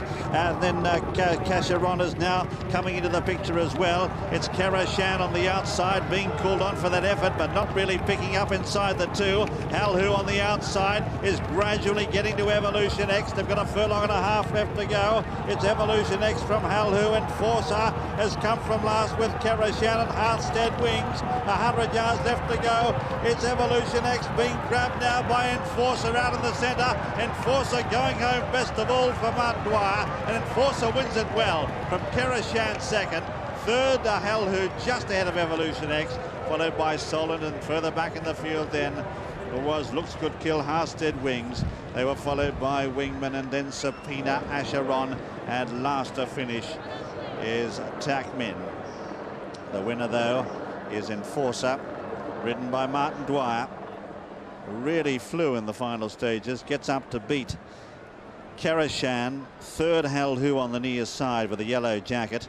Then in 4th is Evolution X, couldn't get there for Michael Owen. Then Solent, who came from near last. Looks Could Kill is next. They were followed by Wingman, who gave them an impossible start. Heartstead Wings, then Subpoena, who got very, very tired. Another look at the winner, number 8, Enforcer, who may have just brushed Kerishan coming through, but Martin Dwyer going on to score to record his 19th victory of the season. Trained by William Muir and owned by DG Clark and CLA Edgington. That's number 8, Enforcer. 2nd is 7, Kerishan, Mick Cannan. 3rd is number 2, Hell How, ridden by Ted Durkin. And 4th is number 11, Evolution X, Franny Norton. Enforcer 5-1. 4-1 favourite, Kerishan, and Hell Who is at 16-1. They're the SPs on our opener. Well, I thought for a while that Michael Owen was going to add to his treble against Columbia with Evolution X. Look, the winner 2 furlongs out. There is a steward's inquiry, and this is why. Look at Enforcer here and the move that Martin Dwyer makes that interferes with Kerishan in the colours of the Aga Khan, Mick Cannan. If we run it from there, keep your eye on the winner, Enforcer. He's got to make a decision here. Where am I going to go? He looks at the horses ahead of him and thinks, I may not get a gap on the rail. He's going to come on the inside of Frankie Dettori on Subpoena, who was a bit disappointing, pulled too hard early on. But now look at the run he makes here. Kerishan actually looks as if he's coming across to the left. Martin at the moment has stayed relatively straight, but he's got to get around Ted Durkin as well on Hell Who. So now here, this is where it happens. He switches right, pushes Mick Cannan a bit to the right. I'd be very surprised if he lost it for that, wouldn't you, Willie? No, he won't lose that. That was he just asked him for a little bit of room and a very slight nudge. But you would have to say the best horse has won the race. If there is a little bit of interference that the stewards think was too much, I'm sure Martin will get a day's holiday or a couple of days holiday, but I would think they won't say too much about that. They'll just have a look at it. But as you can see, this horse who we saw win at Goodwood a couple of weeks ago, he's been very busy and he's been running really well all the time. Well, let's have a look from the view that Martin Dwyer had, because he was carrying the rider cam. You see him sweep past Frankie there. That's the view ahead of him, and you can see that a jockey has to make a really quick decision. Where am I going to go? Where am I going to get round? He's making ground all the time. Hell Who is stopping in front of him. He's thinking, if I go to the inside, Hell Who's hanging swing left. I'm not going to get through that gap. I'm going to have to go right. Goes right. And in this view, obviously, he can't see Mick Kinnan at all. It's only a nudge, as Willie says. Great combination, Willie Muir and his son-in-law, Martin Dwyer. Let's hear from the jockey who's first past the posties with Rishi now. I'm with the winning trainer, Willie Muir, and jockey Martin Dwyer. First of all, Martin, there is a stewards inquiry. What are your first thoughts on that little incident involving Kerashan? I was following Ted Durkin on a grey horse, and when I went to make a move, his horse fell out a bit, so I had to move to the right a little bit. I just give Mick a little bump, but it was unintentional, it was just accidental. I mean, obviously you're on the best horse in the race. I can almost feel your anxiety in the race because you were clearly getting momentum, but you couldn't quite get that clear run. Never anxious, Rishi, never. No, I knew he'd improve over this step up in distance, and he was going very quick, and he's a late finisher. It's just a question of getting the split, and I got to run around the inside, and he come good underneath me, and he took me through, so... Well, Martin, you better go off and speak to the stewards. What's the ground like? I'll tell you, don't tell them, lot. Oh, come on, what's the ground like out there? It's good ground, we got a fresh strip of racing on. They're just nicking the top off it, but it's good ground. Okay, he's off he goes to the jockey, to the stewards. William, what about your thoughts on that? I mean, the horse has just improved with every start. What a really tough customer he is. I could see you shaking because you're nervous because he's at the back, so what do you think I felt like? But, I mean, you just say to Martin, go out there. I mean, he can change his mind. When he rode him at Newbury, he sat second. Yeah. He said they were going so fast. He won't hurt you, don't worry, he's done it. He said they're just going so fast, I'm just going to have to sit and let him just build into it. But he's got one hell of a turn of foot. Will we see him at Royal Ascot? Yeah, why not? What race? Well, it depends. There's only 2 races to Britannia, back to a mile. But I think we need to stay. He may have to go for the listed mile and a quarter. As long as the ground's not too firm. If it was rock hard ground, he wouldn't go there because he got beat at York last year on very, very flint fast ground, and everybody thought, well, he's no good, but it was the ground. William, well done. Great start to the day. Thank you. Well, here's the results subject to a steward's inquiry, of course. And the first number 8 Enforcer, well back 6-1 into 5-1. That was its SP, 5-1. Second, number 7 Kershan, the 4-1 favourite. And third, the one they backed each way from 25-1, number 2 Hull Who at 16-1. Enforcer wins the opener at 5-1. Do I need this or not? No, you don't. Second place sworn name is the 4-1 favourite, Kershan, and Lydia's been speaking to Mick. You inconvenienced by the interference? Well, he's only a little fella. He's about my size. You know, I was having a nice run at the time, and the winner has knocked him about, you know, and took him my a while to recover and then run on to be second. Has it cost you the race? It didn't help. The winner wouldn't have got a run unless he came. Would you object? No, there's an inquiry.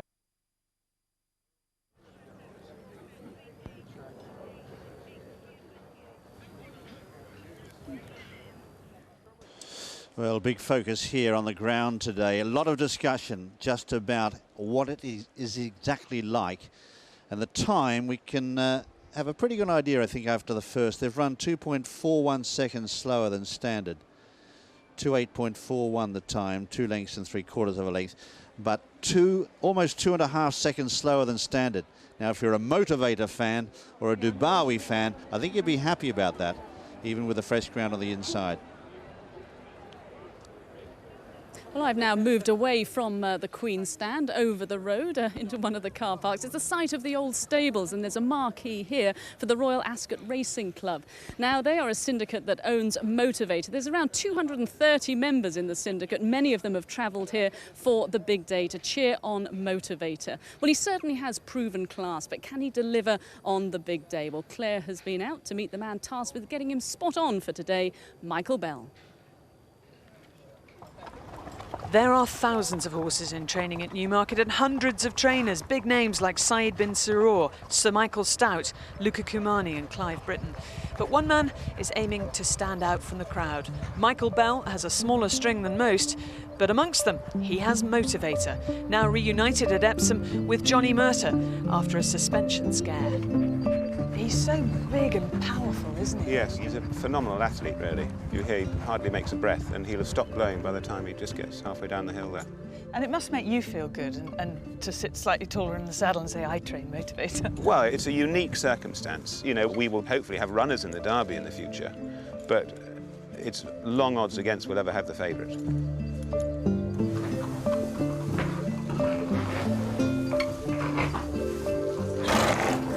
I have a feeling if I rang Kieran Fallon's agent and offered him the ride on Motivator, not that we could, but I would say, well, Kieran would be keen to ride him, I imagine.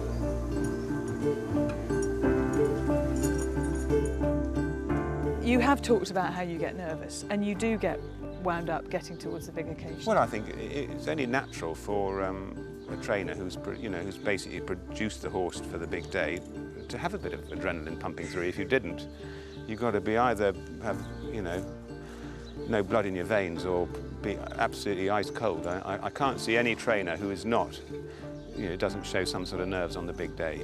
I suppose I take to the fags, and someone said you were looking very old the other day, so maybe I age a bit. How proud are you of him and of what he's been training now for 17 years?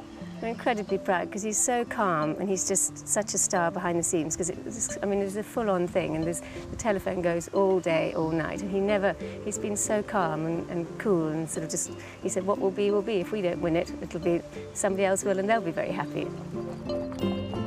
We think we can win it, but if he doesn't, there'll be other days. You've actually said on the record that you'd be disappointed if he didn't win. Well, I think has every right to be called a champion in the wings. He's unbeaten Group 1 winner. He hasn't seen a horse in the last 2 furlongs of his races yet. I mean, what's he got to prove?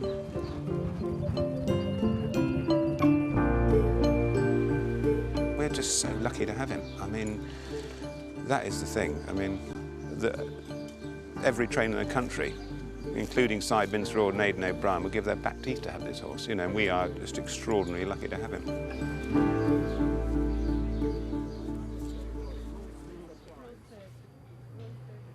Yes, and Michael Bell, I think, was watching that as well. But Harry Herbert is with me, who runs the syndicate. Obviously a difficult job, but probably a happy one for everyone today. It's never difficult, Sue, when you've got the favourite for the Derby and 230 very enthusiastic members. It's an absolute dream to have this horse, and we set up the club back in 1998, Ascot did, and we've enjoyed some very exciting racing in the previous years, but this horse is special, very special. And I think it was your brother-in-law that actually bought him, so that was a wise purchase. It was, and he's by such a great racehorse in Montjeur, but perhaps he wasn't the most obvious horse at the yearling sales, and he was in one of those places that vendors don't particularly like their horse to be sold on the side of a hill, but he's done nothing but improve, and John Warren, who bought him, always thought he was the type of horse that the more time he had, the more he would flourish and develop into something special. Obviously, we didn't dream, perhaps in our wildest dreams, that he would develop into the horse he has today. No, there's around 230 in the syndicate. Many of them have travelled here today. How difficult it's been to decide who goes in the paddock and how many will be allowed if he wins in the winner's enclosure? Basically, there's been a lot of drawing out of hats and witnessed by accountants and goodness knows what. No, this is a fantastic team of owners, hugely enthusiastic. A number of them own their own horses anyway. For some, it's the first time of an involvement in the Derby.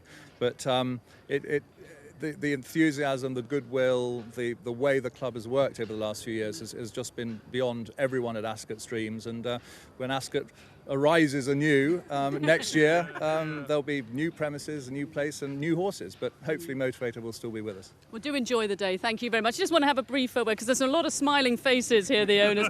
As you've mentioned this, who has got a first one in the Derby? Who's got a first runner in the Derby? How many here? All of us, everybody. We have. Have you? And I know you've travelled from America, John, haven't you? Kentucky, yes, I've come to Kentucky, yes. Just for this race? No. I've been following this crowd, this group, and I was at York for the Dante, and this is a dream far beyond our wildest expectations. It's tremendous. And it was this lady right here that gave us the opportunity to be a part of this organization. And this lady is? My name's Emma, and I've helped to look after all these people You're here. the club manager. You run the place. You help to look after it. No. She's a pro. She really is. Pauline, this is your first Derby runner? Oh, of course it is. Well, apart from Brancaster, of course.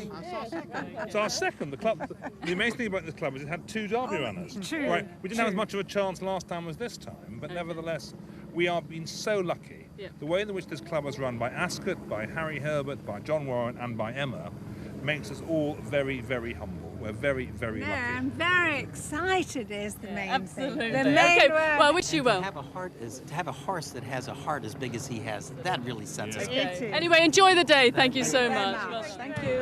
Well, Epsom on Derby Day, you always meet famous people here on these famous downs. I've got Bart Cummings with me now. He's an Australian racing legend. He's trained 11 Melbourne Cup winners, and in Australia he's trained 23 Derby winners. That's incredible, Bart. I've had a bit of luck on my time, yeah. It's nice to be here.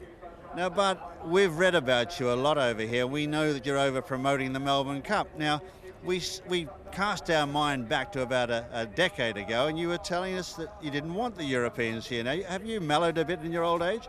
Well, we've discovered that in, I suppose, a decade of time, we can beat them. So we don't mind if they do come over, we get a better price. So you're welcoming people like Dermot Weld and all the other travellers that want to come over? Spoke to Dermot in Ireland the other day, and he's preparing to bring Vinnie Rowe over again. Apparently he said that it'll be, if he does come, it'll be its last race. He's going to retire it, win, lose the draw. So, but he's had a bit of luck. He's won a couple of two cups and about 3 or 4 trips over there, and oh well, we've got to share it around a bit. Well, he's got a good strike rate over there. Now, what about Derby Day here at Epsom? It is something special, isn't it? Well, there's a lot of people here. The weather's a bit cool, the sun's out, but oh well, I always miss Flemington, but this is not too bad. And you've actually had a runner in the Derby, haven't you? Years ago I had a run in the Derby. It didn't do any good, finished up going to Adelaide. It stood at stud there, the horse called the night before. And I think the trainer's here today, is that right? Peter Warwin, yeah. Finally, Bart, what about a tip for the Derby today? I'll leave that to you. You're the expert on that one. Okay, well, we'll go walk in the park then. Okay. Good to see you, Bart. Nice to be here. Well, it's lovely to have Bart here as well, going for a walk in the park. Who'll be ridden by Alan Munro, who rode this horse, Generous. Well, not literally this horse, obviously, because this is a statue. But in 1991, he won the Derby most impressively. Willie, you saw him do it? Well, this is the bit I saw of him, this bit here. You finished second, did you? I finished second, about 6 lengths behind him. And this guy, he was a very powerful horse, a very good Derby winner indeed. Ought to tell you, apart from the fact Willie now has natural elevation, he gets a little lift here from the... Yes. So it's better than your box, isn't it? Yes, The result of our first race has been confirmed. The placings remain unaltered as we anticipated, and Forcer keeps the race. But Martin Dwyer picked up a 2-day suspension for careless riding. Because it's only 2 days, it means he can ride on Group 1 days, so it doesn't rule him out of Royal Ascot, unlike Frankie Dettori's suspension earlier in the week, which was 6 days, and wipes him out for the whole of the Royal meeting. Now, lots of texts and emails coming in. 81111 is the text number, and email via the website bbc.co.uk/racing. Paul from Essex says a walk in the park, just like West Ham last week. I don't think it was that much of a walk in the park. Chris in Stanley says, I think the Motivator will win. I've got £20 on it. Now, here's a question from Jez. Why is Front Row 150 to 1 and Hattan 25 to 1 when Hattan only beat him 1.5 lengths in the chest of ours? Surely Front Row, a great each-way punt. Well, you would obviously think that through that, but you've got to think that Hattan is a 25 to 1 shot himself, so he's not actually certain to get a place. And the bookies have got to take a view, and they've got to give you some generous prices on the outsiders, otherwise it's not worth playing, is it? But over the years, history has told us that only great horses win the Vodafone Derby, and a man who's seen more than most of them is Peter O'Sullivan.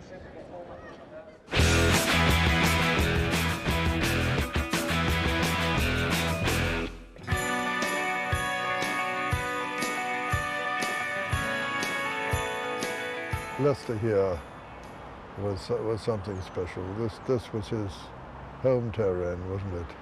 Amazing the way he, from the outset, the way he handled these contours, the way in a derby, when way back in 1954, just as a star footballer, seems to create space around him. He seemed to get to that flash point at the top of the hill. With space. Here comes Lester Piggott on Nijinsky. It's Gier on the far side. Lester Piggott on the near side on Nijinsky. Nijinsky coming to take it up from Gier and racing up towards the line. It's a fifth for Lester Piggott. Nijinsky's gone clear. Nijinsky's the winner. Gier is second.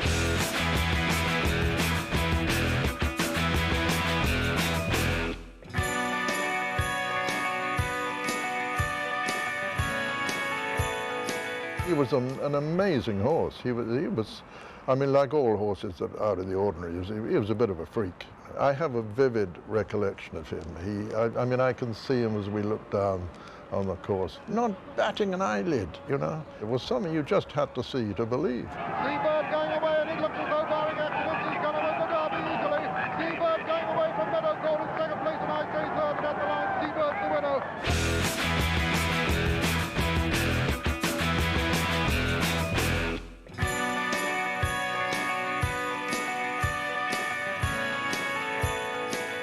I first went to Ballydoyle in 1950, and in 1950 there was a bicycle shed there at Ballydoyle where the local labour force would pitch up in the morning, lean their bikes against the shed.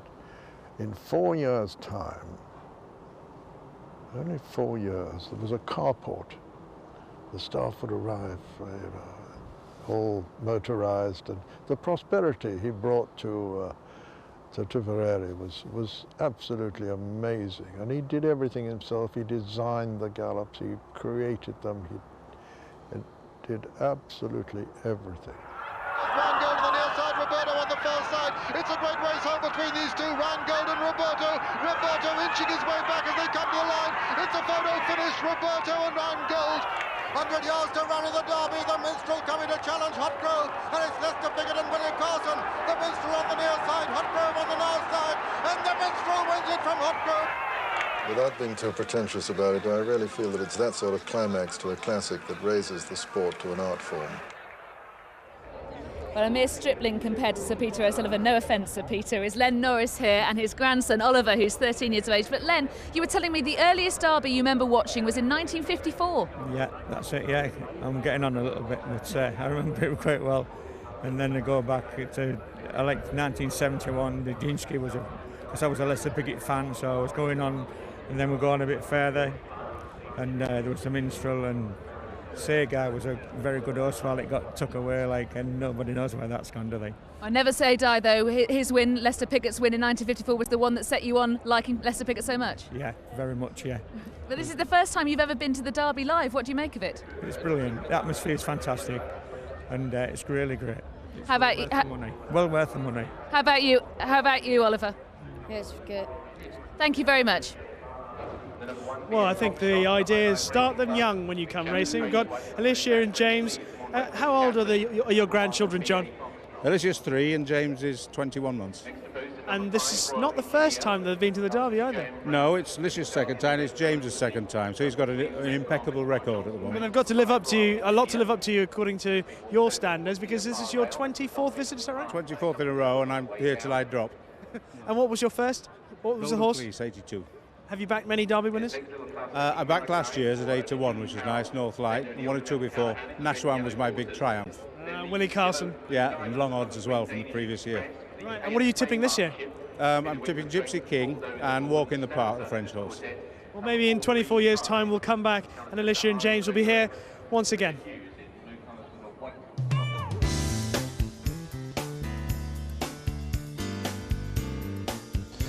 Right, let's have a look at the course they'll take. It's a pretty tricky one too. It's downhill all the way down to Tattenham Corner and then up the home straight to the finish. Last year's winner, Screwdriver. Let's have a look now at the runners and riders for this Vodafone Woodcote Stakes. 6 furlongs, of course, the trip. 1 is BA Foxtrot, Chris Catlin. 2, Crocodile Bay, Shane Kelly. Number 3 is Danish Express, Paul Doe. 4, Green Pride, Richard Hughes. 5 is Royal Engineer, Kevin Darley. 6, Scarlet Knight, one to note, I think, Ian Mongan. 7 is King Malachi, the mount of Dane O'Neill. 8, What Have I Done, Martin Dwyer. 9 is Brenda Mayova, Frankie McDonald, and 10, Capital Lass, Adrian Nichols. They're the 10 runners in our second race today. And let's have a look at the betting. Well, it's open betting here, and it's 4-1 each of 3 at the moment, with BA Foxtrot, Crocodile Bay and Green Pride. They're all battling for favouritism. There's 1 or 2 outsiders that have caught my eye, and I like Scarlet Knight. That was unlucky last time, and at 11-2, that's got a big chance. I wouldn't discount the Easy Muscle War in a Capital Lass at 25-1 afterwards, but it's a very open heat. 4-1 each of 3. We're struggling to find a favourite in the Vodafone Derby. We're certainly struggling to find a favourite here in the Vodafone Woodcote.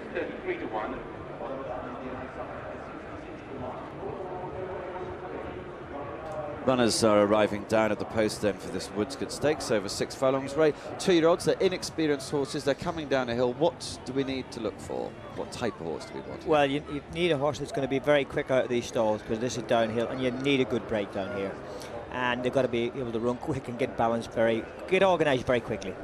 Okay, so we need one with experience. That one in shot, Crocodile Bay, has had 4 runs already and is trained by Jamie Osborne.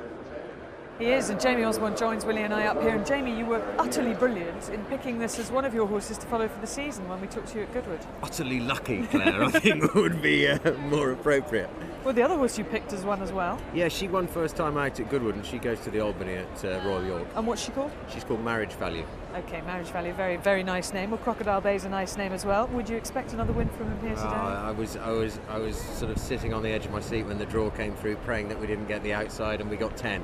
So, you know, what do we do? You know, we'll run with it. He's got experience on his side. He's good out of the gates.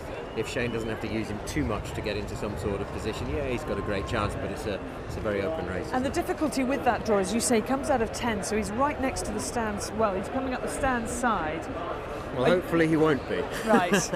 I mean, I said to Shane when he gave me the saddle, I said, what lane are you planning to use? And he looked at me as if I'd asked a stupid question and said, the rail.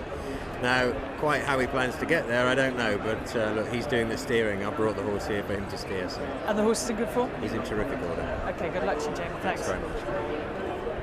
Well, I've made my way to the other side of the course now, one of those double-decker buses where, guess what, I've joined a stag do. And it's James who's getting married next week, isn't it? So are you enjoying today? Enormously, a week today. This time, 5 o'clock next Saturday, that's D-Day for us, so fantastic. And Harry, I think you're the best man. You arranged it, did you? Absolutely. It's been a few months in the planning this, but I have to say, been holding out for decent weather. Well, it's holding out for the moment, but no, we're having a lot of fun today. I've got to say, it's a stag do, but there's a number of women here, John. John, how did that happen? Well, we just had a few on board just to keep the party going, getting them ready for next weekend. I thought you didn't pick them up from over the other side, then? Not at all, not at all. They saw a bus full of lovely men, and why not come on board? So you're enjoying. Have you got a tip for this race? Well, I'm pretty ignorant about this matter, but I think Capital Lash is one that I think I'll be having a flutter on, probably. So we'll see how that does. Okay. Should be good. So let's give our fingers crossed for that one. Okay, thanks very much. Enjoy the rest of your stag do. Many thanks. Thank you. And there is Capital Lass. They've already started to load. Ray, you're quite interested in this filly. She's only had one run and she won it at Musselburgh. Yeah, well, the 2-year-olds that run at Musselburgh, sometimes they're not particularly good, but one thing they have got to be is they've got to be able to hit those stalls and run along sharpish. Danny Nichols has got one of the best 2-year-olds in the country at the minute, and I'm sure he's got a fair line on the rest of these 2-year-olds here. I think it's massive price, 25 to 1. So 25 to 1 for Capital Lass. Adrian Nichols will be on board and coming from stall number 8. Just briefly, because there's quite a few of them already in. There's BA Foxtrot. He comes from stall number 2. The ground's a lot faster for this horse. It's been in Ireland. But stall 2 is okay. Stall 2 is a very good draw. He'll be able to pop in behind one or pop along in front whatever he wants to. Chris usually takes a little lead on this fella and then brings him along the last 2 furlongs. Good chance. Very tough. There are quite a few of these who want to get on with it. There's Richard Hughes on Green Pride. This horse has also got good form. 2 wins already from 4 starts. Yes, 2 wins, and then was very unlucky at Goodwood. He got a bit of a meat in the sandwich there at Goodwood. They were knocking each other over, and this fella was the worst sufferer. So he'll improve on that run. And 2 wins so far, Windsor and Bath. 1 on fast, 1 on soft ground. Here's Scarlet Knight, going to come from stall number 1. Best draw, but has only won 1 of his 3 runs. And might be happening a bit too quick for him round here. He's not the quickest out the gates, and he's not the quickest into his stride, so he'll be coming home late. Okay, good draw, but he might not be able to have the speed to use it. But I think Crocodile Bay is the last one. Jim, it's all yours. Thanks, Barty. Yes, Crocodile Bay goes in on the outside. Interesting to see where he goes. They're ready, and they're racing. Crocodile Bay on the outside, but again only fairly. And BA Foxtrot was first into stride from King Malachi, and down the outside Danish Express, and out very, very wide is Crocodile Bay. In behind them is Green Pride as they settle, followed on the inside next by Royal Engineer and Scarlet Knight in all sorts of bother on the inside, shuffled up against the rail there, and out the back is Capital Lass. as they round the corner now, and one who's tailed off is What Have I Done. Into the home straight, though, it's King Malachi, the inside, the leader from Danish Express, and right there in the centre, BA Foxtrot. In behind them, Scarlet Knight scrubbed up, trying to get into it. They're followed by Brenda Mayover on the inside. Danish Express with the red cap is battling on well. Crocodile Bay has given way. Green Pride down the outside from Capital Lass. They race up the home straight now. They've got just over a furlong and a half to go. BA Foxtrotter's kick clear has gone about 4 lengths in front of King Malachi, and it's all over. Further back, Brenda Mayover running on with Scarlet Knight for a minor place. But in the run to the line, it's BA Foxtrot who has outclassed them, wins the Woodcut in good style by 5 lengths. Tight second, going to be a photo there, King Malachi and Green Pride. Brenda Mayover just behind them from Scarlet Knight. Further back in the field then is Royal Engineer. They were followed by Danish Express. Crocodile Bay couldn't overcome the wide draw. And then Capital Lass at last to finish, tailed off all the way. What Have I Done? BA Foxtrot is the winner. Chris Catlin the rider. Mick Channon is the trainer. And here's BA Foxtrot going to the line to win it by at least 5 lengths, I'd say. Might even be further. Photo second, King Malachi the inside, Green Pride the outside. Leave that to the judge. Scarlet Knight might have just grabbed 4th ahead of Brenda Mayover, but that's tight as well. Royal Engineer not that far away behind them. 3 lengths or so then to Danish Express, and then a long gap to Crocodile Bay. 10 was an impossibility, that draw. King Malachi has got second officially, 3rd Green Pride, and 4th Scarlet Knight. But the winner is BA Foxtrot, trained by Mick Channon for the High Life Racing Club and ridden by Chris Catlin. And look at the way he goes to the line. Does it in good style. Well, I'm sure the next stop for BA Foxtrot will be Royal Ascot at York, because this looks a really smart 2-year-old colt, but it was a race with plenty of incident. Chris Catlin kept this one out of trouble, but also have a look at Brenda Mayover, who eventually finishes about 5th. Cannot get a run at all and is desperately unlucky under Frankie McDonald. Illustrates some of the problems you get if you try to go for a run up the inside rail at Epsom. It's difficult to do, particularly on 2-year-olds, but the winner's impressive, Willie. The winner who's won a couple of races, one at the Curragh. This is Syndicate, is virtually all British Airways staff, and they've been very successful in the past, but this guy possibly is one of the better ones that they've ever had. Look how far he's gone and won. He's really handled this track really well, where some of the others haven't. And of course, coming down this very fast 6 furlongs, there was a little bit of trouble there. You could see there Brenda Mayover just being snatched up. To be honest, those would only have finished second at best, because she's nowhere near the class of BA Foxtrot, who has streaked away with this. But you can see it's pretty bunching up for second place in the end. There's a photo of second, third and 4th. King Malachi in the end snatching second ahead of Green Pride, but this is some horse. Yes, well, and you can see there he's really handling this racetrack in Epsom, and Mick Channon, he hasn't had the best record on this race, funny enough, because he's very good with 2-year-olds, and he's good with this guy as well. You can see how level he is, and he's going for the line, and he's doing that really well. I'm sure that this guy will find a race for him at Royal Ascot. Just take a check on the 1, 2, 3. BA Foxtrot returned the 4-1 co-favourite. King Malachi second at 5-1, and Green Pride third, the other 4-1 co-favourite. The other co-favourite was Crocodile Bay. We took to his trainer Jamie Osmond. He watched it alongside us and just said useless. But the horse isn't useless. He didn't handle the track, didn't have a good draw, and was never really going. Unlike this horse, who did handle it and made it look easy, and was drawn well coming out of stall too, and that does make a difference over the 6 furlongs. You need to be drawn on a low number, therefore, inside to the rail and get the turn easy. Right, the distance is 6 lengths officially. Short head between second and third. And there they are, the happy team from the High Life Racing Club. All worked for British Airways. They've had horses before, and good luck to them. This is a great thrill. They'll go to Royal Ascot at York with a very good chance of picking up something there. Distance is 6 lengths to the short head. Time 1:10.96, and that was 2.96 seconds slower than standard. That was standard overall, not just 2-year-olds. So it's a pretty good time, all things considered. Chris Catlin, his 19th winner of the season. Mick Channon, he moves on to the 42 winner mark. Has a huge amount of success with these 2-year-olds and really buys well. It's a very packed winners' enclosure here at Epsom. Mick Channon, many congratulations. Pretty special and impressive performance. An awful lot of owners. This is what racing's about, isn't it? You know, I mean, they're so thrilled. He's a smashing little horse, you know. He's been, you know, been real little professional, you know. So many people in here, it's unbelievable. More than the Derby winners in here now. Well, Mick, he came out of the stalls really quick, and they seemed to be going a really quick pace, but he just picked up off it, which was quite surprising. Well, he's as I say, he's been a professional from day one, and you know, he handled the track. I thought he would, and it was a great performance, real good. Mick, Royal Ascot must be on the agenda now. Yeah, you'd obviously have to look at it that way, you know. I mean, we can go 5 or 6, so I'm obviously thrilled, you know. Many congratulations. Could have been named the winner a long way out, the 4-1 co-favourite, BA Foxtrot, the winner of the Vodafone Woodcote Stakes. Second, number 7, King Malachi at 5-1. And third, number 4, Green Pride, the other 4-1 co-favourite. So BA Foxtrot wins and wins well, and at 4-1. Willie and I are just trying to shelter under the umbrella here because we're having another very heavy shower of rain. We've got with us what will be the winning statue, well, awarded to the winning owner. It is the statue for the winner of the Derby, done by Willie Newton, and this is of Lantara, who was a truly sensational winner of the Derby back in 1995.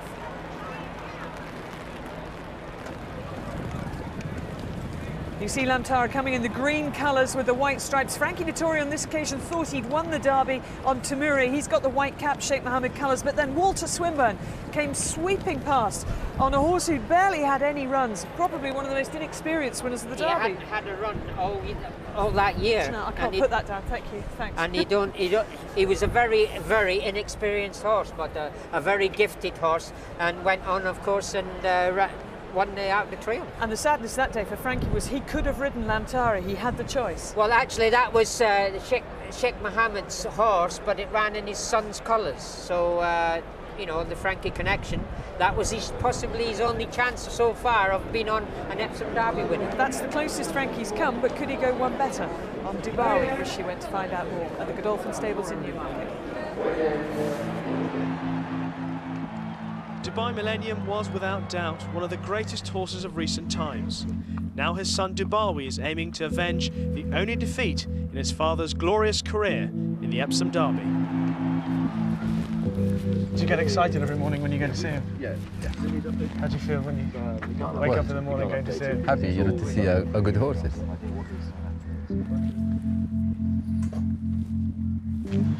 This is Dubawi, the horse that Godolphin have placed all their hopes on this season. As a son of the great Dubai Millennium, much has been expected of this horse, but he failed his first big test with a wayward performance in the English 2000 Guineas. And that day, the ground was too firm, and you can see his action, he wasn't really happy. Dubawi then redeemed his reputation with a stunning victory in the Irish 2000 Guineas and breathed life back into Godolphin's season. He was happy that day, a race, won the race. Now we decide to run him in the Derby. You know, he never ran more than 1 mile. It is a new distance for him to take him to mile and a half. But we know the horse have a class. I think he will stay. Can you draw any comparisons between Dubawi and his sire Dubai Millennium? Do they show you any characteristics that say they're similar? Dubai Millennium, he's a different class. Now we need to go to the big races, you know, to show him he become like his father. Does he know how good he is? Definitely. What signs does he give you? He's just so intelligent, takes in everything, and just, you know, real professional about everything he does. The pressure's not all on Dubawi to perform. Godolphin superstar Jockey also has a thing or two to prove. You've won a Derby. Frankie's never won a Derby. How does he deal with the fact that he hasn't bagged one of the big ones at Epsom? This is true. Godolphin, they win the Derby, and the pressure now on Frankie, not on us. I will give him the best horse this time is Derby, and there is no excuse for Frankie. That's hard. I just heard earlier, you know, that some of that was shown last night in the preview programme, which Sheikh Mohammed watched last night, and he thought it was the best that Saeed came across because you really got his sense of humour. That's harsh. That's harsh. It is a bit harsh, to be honest. All the pressure's on Frankie now, he says. But Godolphin, not on me. Absolutely. Just taking these scenes here from BA Foxtrot having won the Woodcote Stakes. Those are all the owners. All of them work for British Airways, the High Life Racing Club they call themselves, and that explains the name as well. The British Airways, of course, Mick Shannon's wife was a stewardess on the Concorde, and of course most of these must be a lot of her friends, you see. But British Airways, I remember them having a horse many years ago. Just going back to Derby, one of the points that Godolphin wanted to make as well was they believe very strongly your best horse, the best horse in your yard, sort of no matter what distance, your best horse should run in the Derby. That's how much they think of this race. Well, it's the most important race of the year because it's the Derby and everybody wants to win the Derby. And of course, when you're talking about a stallion, you know, winning the Derby is a powerful thing to have on your CV. And Dubai Millennium is his sire. They've only got one chance of having a winner side by him because he died at stud. And he's also, this horse is also won over a mile. He's won a 2,000 guineas in Ireland, so his CV only needs the Derby on it, and that'll be fantastic. All the people who want to take the mares to him, they'll all be piling into this guy. Well, they will if Dubai wins it. And also the other point is, Clare. Yes, Willie? He's the only horse in the race that hasn't got any Northern Dancer blood in his system at all. Right, excellent. I'm sure that makes lots of sense. It is an interesting point, that, on breeding. But if you're not into your breeding, you just pick a jockey. You're probably going for Frankie just because he's Frankie, and Rishi's fans of him. Yes, every corner of this country, they're Frank and Dettori fans, and we've got 5 guys who've come down from Oldham. And why have you come here? To Frankie. Win the Derby at last. Well over two. It's all about Frankie. Have you lost money on Frankie before in the Derby? Yeah, stories last year. Not even winning. Why is he going to win it this time? You know it's his third. He's not won it yet. The rain's come for Dubai. You do know it's his 13th ride though in the Derby. It's unlucky, isn't it? Lucky 30. Lucky 13 today. Okay. Lucky so 30. not unlucky for Frankie. Frankie's going to bang it in. You're desperate to get your point across about Frankie. I love Frankie. How would you, seeing that you already started drinking, I mean, how are you going to celebrate if Frankie wins the Derby? Bottle of Moe. Flying dismount on the course. Well, good luck, lads. I hope he wins for you. Cheers. Pick it. Lots of emails and texts coming in, and I love this one. James Townsend, who's 16, says, during my school holiday, I have designed a limerick concerning one of the Derby contenders, Derby, as I'm a keen follower of racing. So here we go, James. There is a great jockey called Dettori who rides a fantastic horse called Derby. Given a dream of a ride cruising round the inside, storms away to win his first Epsom Derby. Good rhymes. That's not bad, is it? Lots of tips coming in. Lots of people going for Derby and for Frankie. Jerry says walk in the park, though. And who's got the luckiest draw? We might have to do a little bit of work on that. Number 10. Is it 10? 10. And what's drawn 10? It's drawn 10. Yeah, just bear with us. Oratorio. Mick Kieran. Second in the 2,000 guineas in Ireland. Well, exactly. Now, talking of seconds, David Ellsworth came close to his first British Classic success yesterday when Something Exciting finished second in the Vodafone Oaks. The trainer of big horses like Desert Orchid, Persian Punch and the Grand National winner Rhyme and Reason has been telling us about the chances of his Derby hope, the Geezer.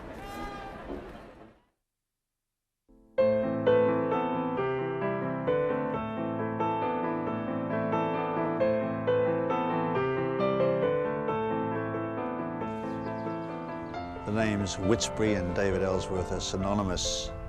What is it about Witsbury that's so special?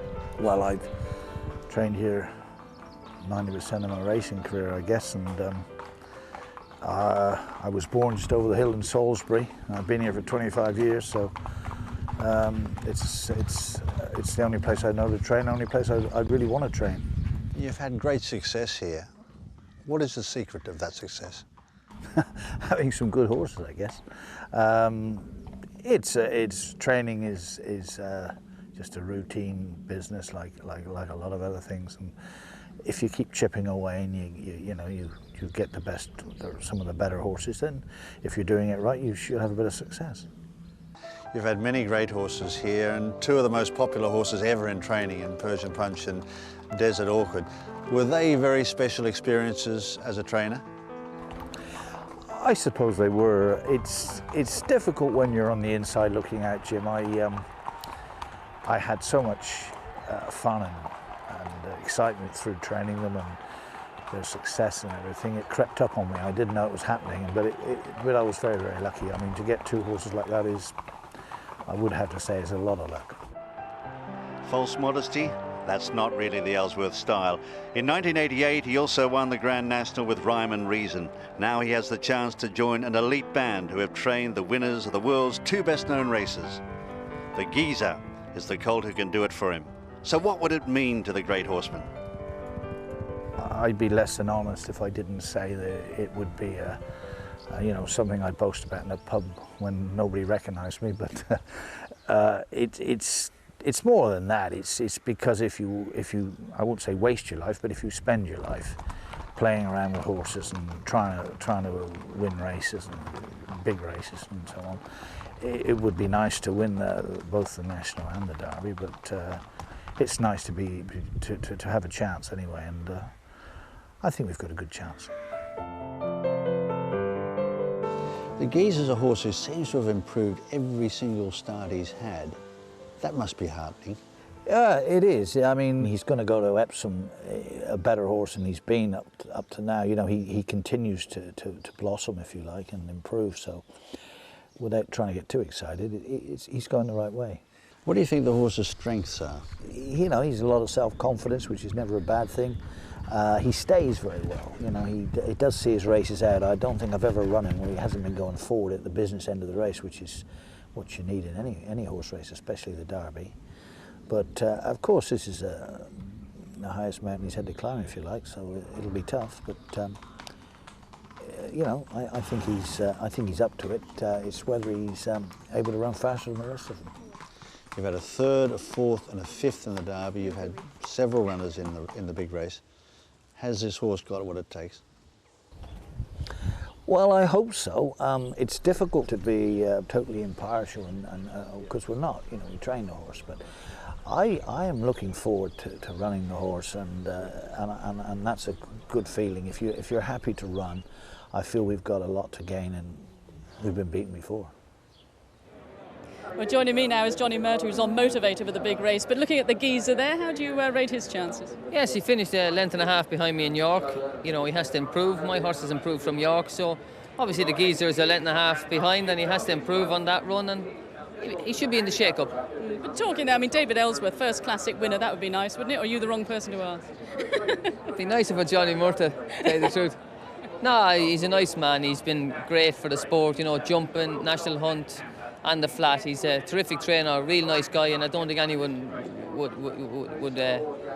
Now, what about your chance? I've been over at the Royal Ascot Racing Club where all the members are gathering. I mean, they are so excited about today.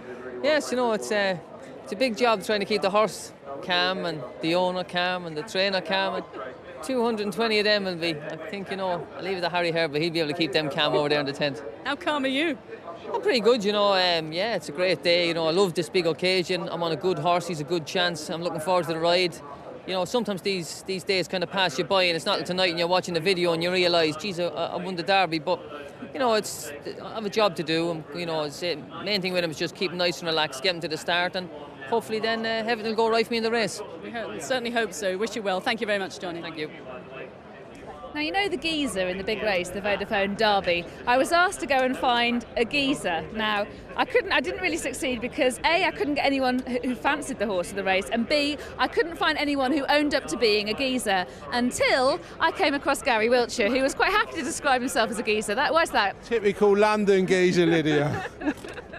And do you fancy the Geezer itself? Well, he's our only chance for the company because all the other ones are losers in a book, and we've got one chance of winning, and we want the Geezer. So if the Geezer wins, we're okay. But anything else, we're in trouble. Now, you represent Totesport. You used to have your own betting firm at all. What is Totesport's favourite for the race?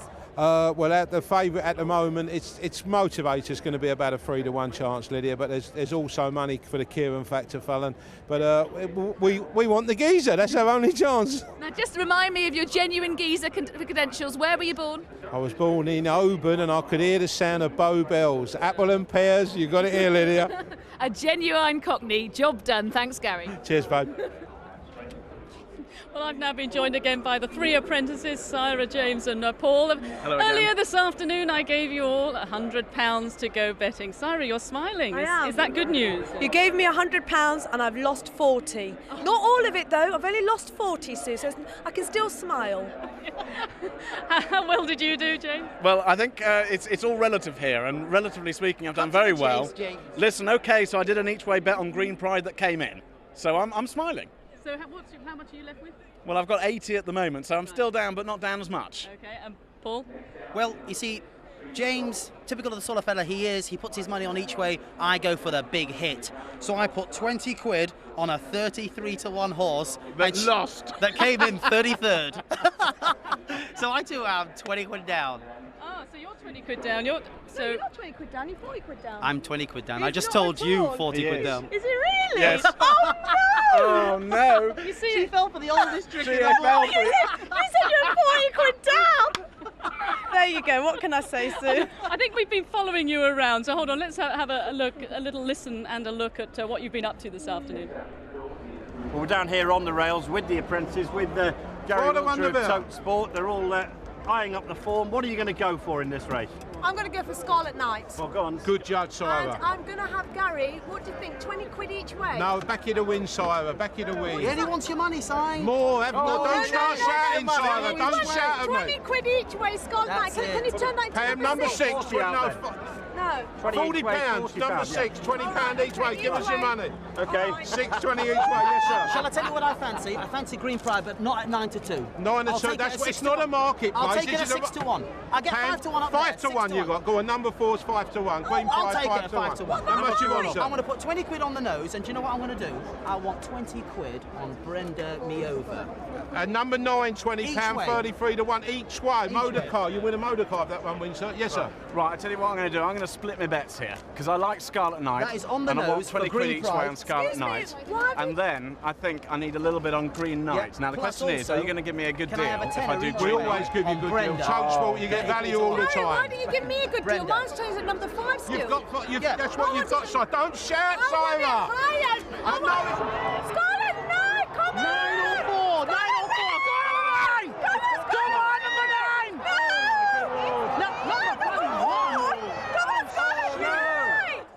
I've got to say, you're enthusiastic, Sarah. I am, that's one thing I can say. But Sue, I don't think you should find me because I've still got money left and I could become the overall winner. You never know.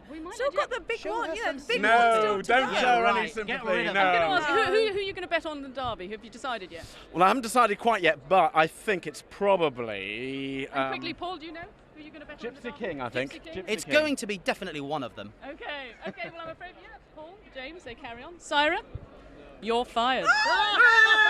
I really enjoyed that. You did it in such a lovely way, Sue. It's hard line, Si. All the best.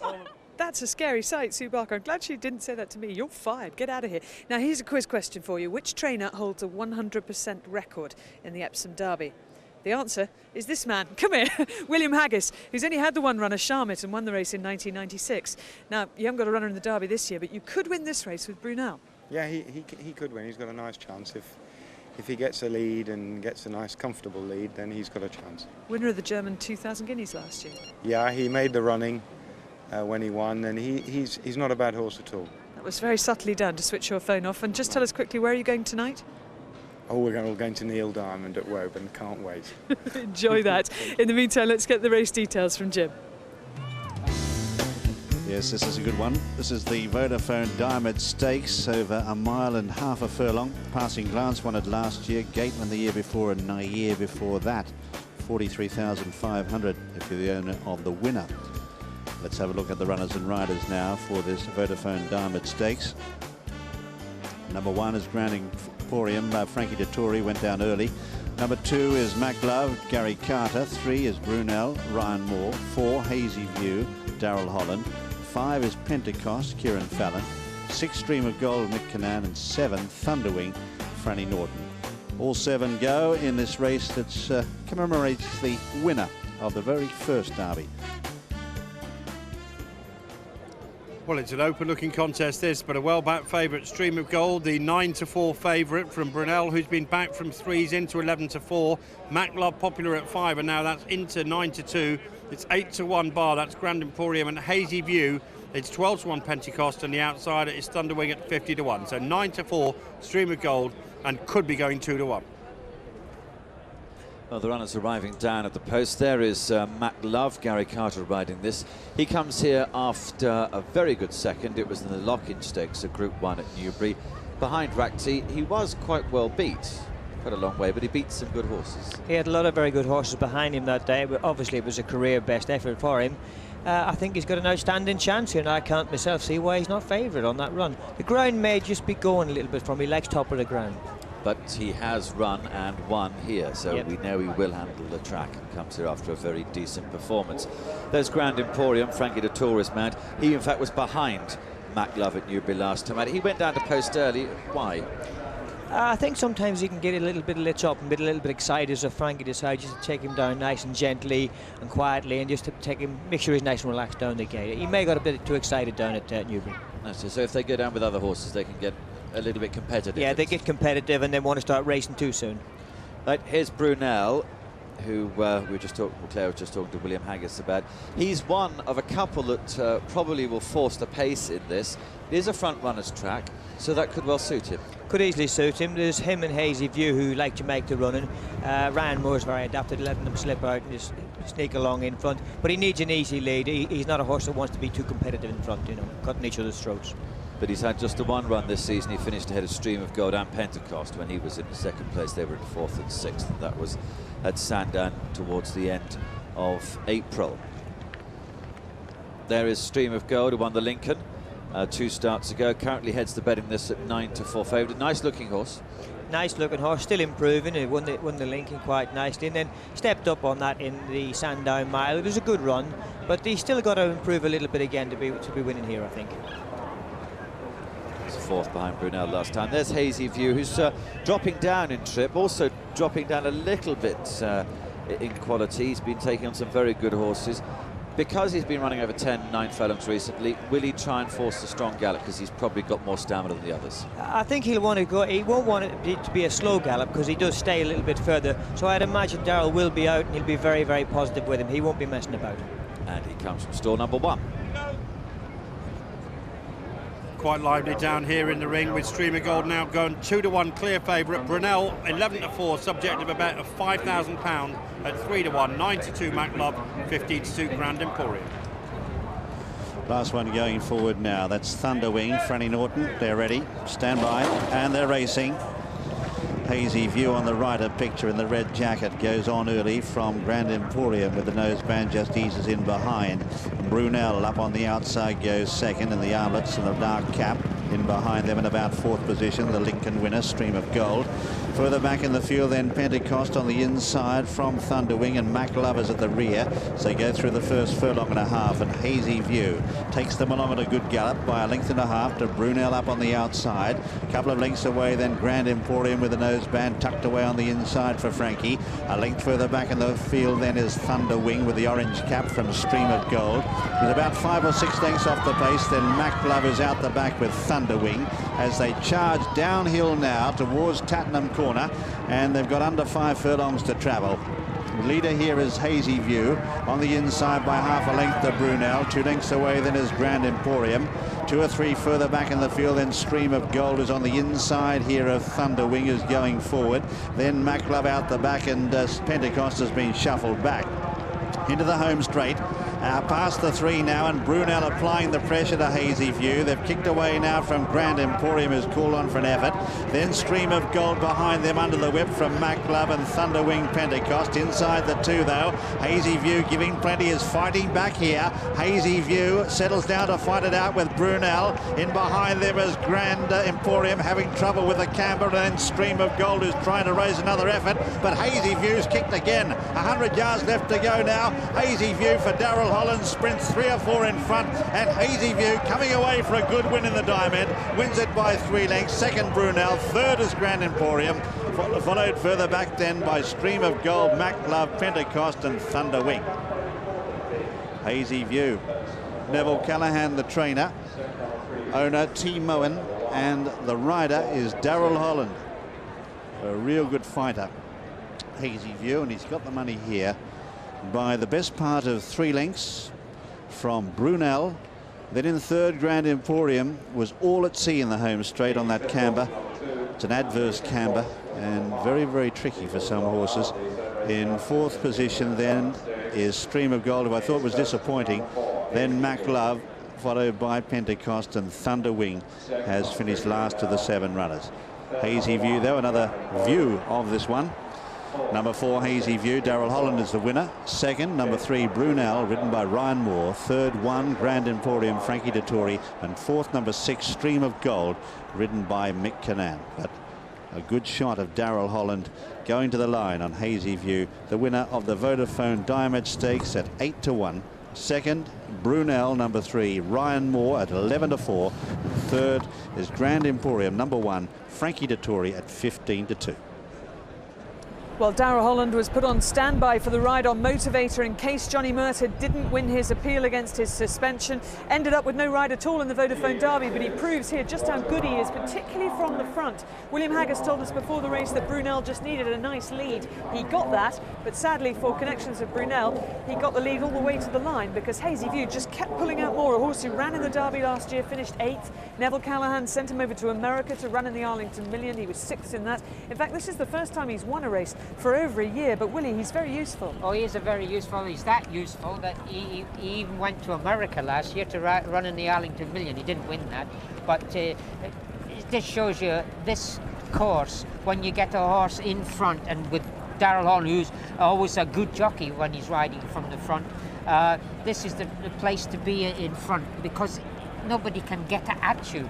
And Brunel was there, but never able to get on, sort of level terms with this horse, Hazy View. He always had that little bit in hand and was always going to win. And in fact, the first three were 1, 2, 3 the whole race. Nobody seemed to change positions. And there were a few that really didn't handle it. Mac Love looked unhappy from the very early stages, didn't come down the hill, didn't act he's a horse that loves top of the ground. He loves the rattle. And of course, with all these showers yesterday and today, it was just a little bit too spongy for him, and he was drawn a little bit wide as well. The weather today is incredible. We're getting 4 seasons in one day because it's bright sunshine now, and you wouldn't have believed it was raining 15 minutes ago. The time was 1:44.73, and that's 1.53 seconds slower than standard. It's a pretty good time, all things considered. 2.5 lengths and a half length, the distances. So that strip of ground on the inside, which they've saved here, is proving pretty good. I'm with the winning trainer, Neville Callahan, down at the Woods Enclosure. Neville, you must be delighted to get this horse back to his best. I mean, he looked so progressive at the start of last season. Yeah, I think he's done well. We ran him a bit too far, and unfortunately we ran him in the Derby, which proved an expensive exercise, but he's always had a big heart, and with the visor, he's just that little bit sharper, and a mile and 1 is about his trip. Yeah, you mentioned his heart because he was in front. Brunel came to challenge on the outside. It looked for a moment that he was going to go past him. Yeah, no, he's a wonderful horse, that with a big heart and very decent horse, and he wants to win, and it's a great pleasure to have him. Maybe we see him at Royal Ascot at York. I don't really know. Now that we're going back to a mile, I suppose we could do, and I think 1.25 miles is all right, but I think maybe 1.1 miles is the optimum trip, and fast ground, any ground other than bottomless, which I managed to run him in at Lingfield. and a mile and a half too far. But, you know, he's a very sound, brave horse, and, you know, it's nice. It's nice to have a win on Derby Day. That's right. We've had a winner and a second today, so we're very happy. Well done. Many congratulations. Thank you. So confirmation of the results. First number 4, Hazy View at 8-1. Second number 3, Brunel 11-4. And third number 1, Grand Emporium at 15-2. Hazy View, the winner for Darrell Holland and Neville Canahan at 8-1. Well, up in the Royal Box, looking down on proceedings, Her Majesty the Queen and the Duke of Edinburgh. They've got the Trooping the Colour to worry about next Saturday, so it's a busy couple of weekends for them. The huge crowd here at Epsom. I don't think I can remember a bigger crowd on Derby Day. The crowd yesterday was up 50% for Oaks Day, so all the promotional work they'd done to sell it as Ladies' Day had certainly paid off. And today, I think people attracted by the quality of the race and the fun of the day out, as well as obviously the weather, which keeps changing, but at the moment it's absolutely fine. Now, I was saying earlier in the programme that the weather in Ireland so far this year has really held up training proceedings there, and Aidan O'Brien made it very clear that his horses have struggled. He's struggled to get proper work into them because the ground has been so wet it's been hard to use the gallops. Mind you, when he turned up at Newmarket for the first 2 classics of the season, didn't seem to have slowed them down much. Footsteps in the sand for Aidan O'Brien and Kieran Fallon. They win it. Kieran has been great. Like, Kieran is a great super jockey and great tactician, great strength and super horseman. Well done, Kieran. He feels for horses more than any jockey I think I've ever seen. We're delighted that Kieran agreed to come here this year. We let everything do 2 rounds and in, Martin. Just keep them coming there, Martin. You might say it to the lads, please. You give a cock to him, you know. A hack and a steady oath. Hack and a steady. The Derby is the fighty race. It's the race everybody wants to win every year. Like, I think it's the ultimate test of a true. What have you learnt about the type of animal that's required? Sure, obviously, I think everybody knows for Epsom you have to have a very well balanced horse with plenty of speed that stays well, good tactical speed, and has to have a lot of courage. Unlike most trainers who struggled to find one Derby horse, Aidan had a long list and narrowed it down to 4. So what's the first one? First one is Ontario. Is he very small or is the lad very tall? No, he's just 16 hands. He's a very well balanced horse. I mean, you obviously thought a lot of him from very early days because he ran in both Guineas. Yeah, we always thought a lot of him, but he was a very precocious early 2-year-old as well, so which makes him a little bit unusual. Yeah, this is Grand Central. He does, yeah, he's great. He's great presence, yeah, and he's a good temperament horse as well. He's a big shot too, this fella, and he's really gone the right way. Almighty. Really athletic horse, this fella. Very nimble. Just a little bit shorter, Damien. Damien, a little bit shorter so he knows he's not allowed to do that. Makes you realise anything can go wrong between now and the race. There's that much between him rearing up, putting his feet down, and rearing up and going backwards.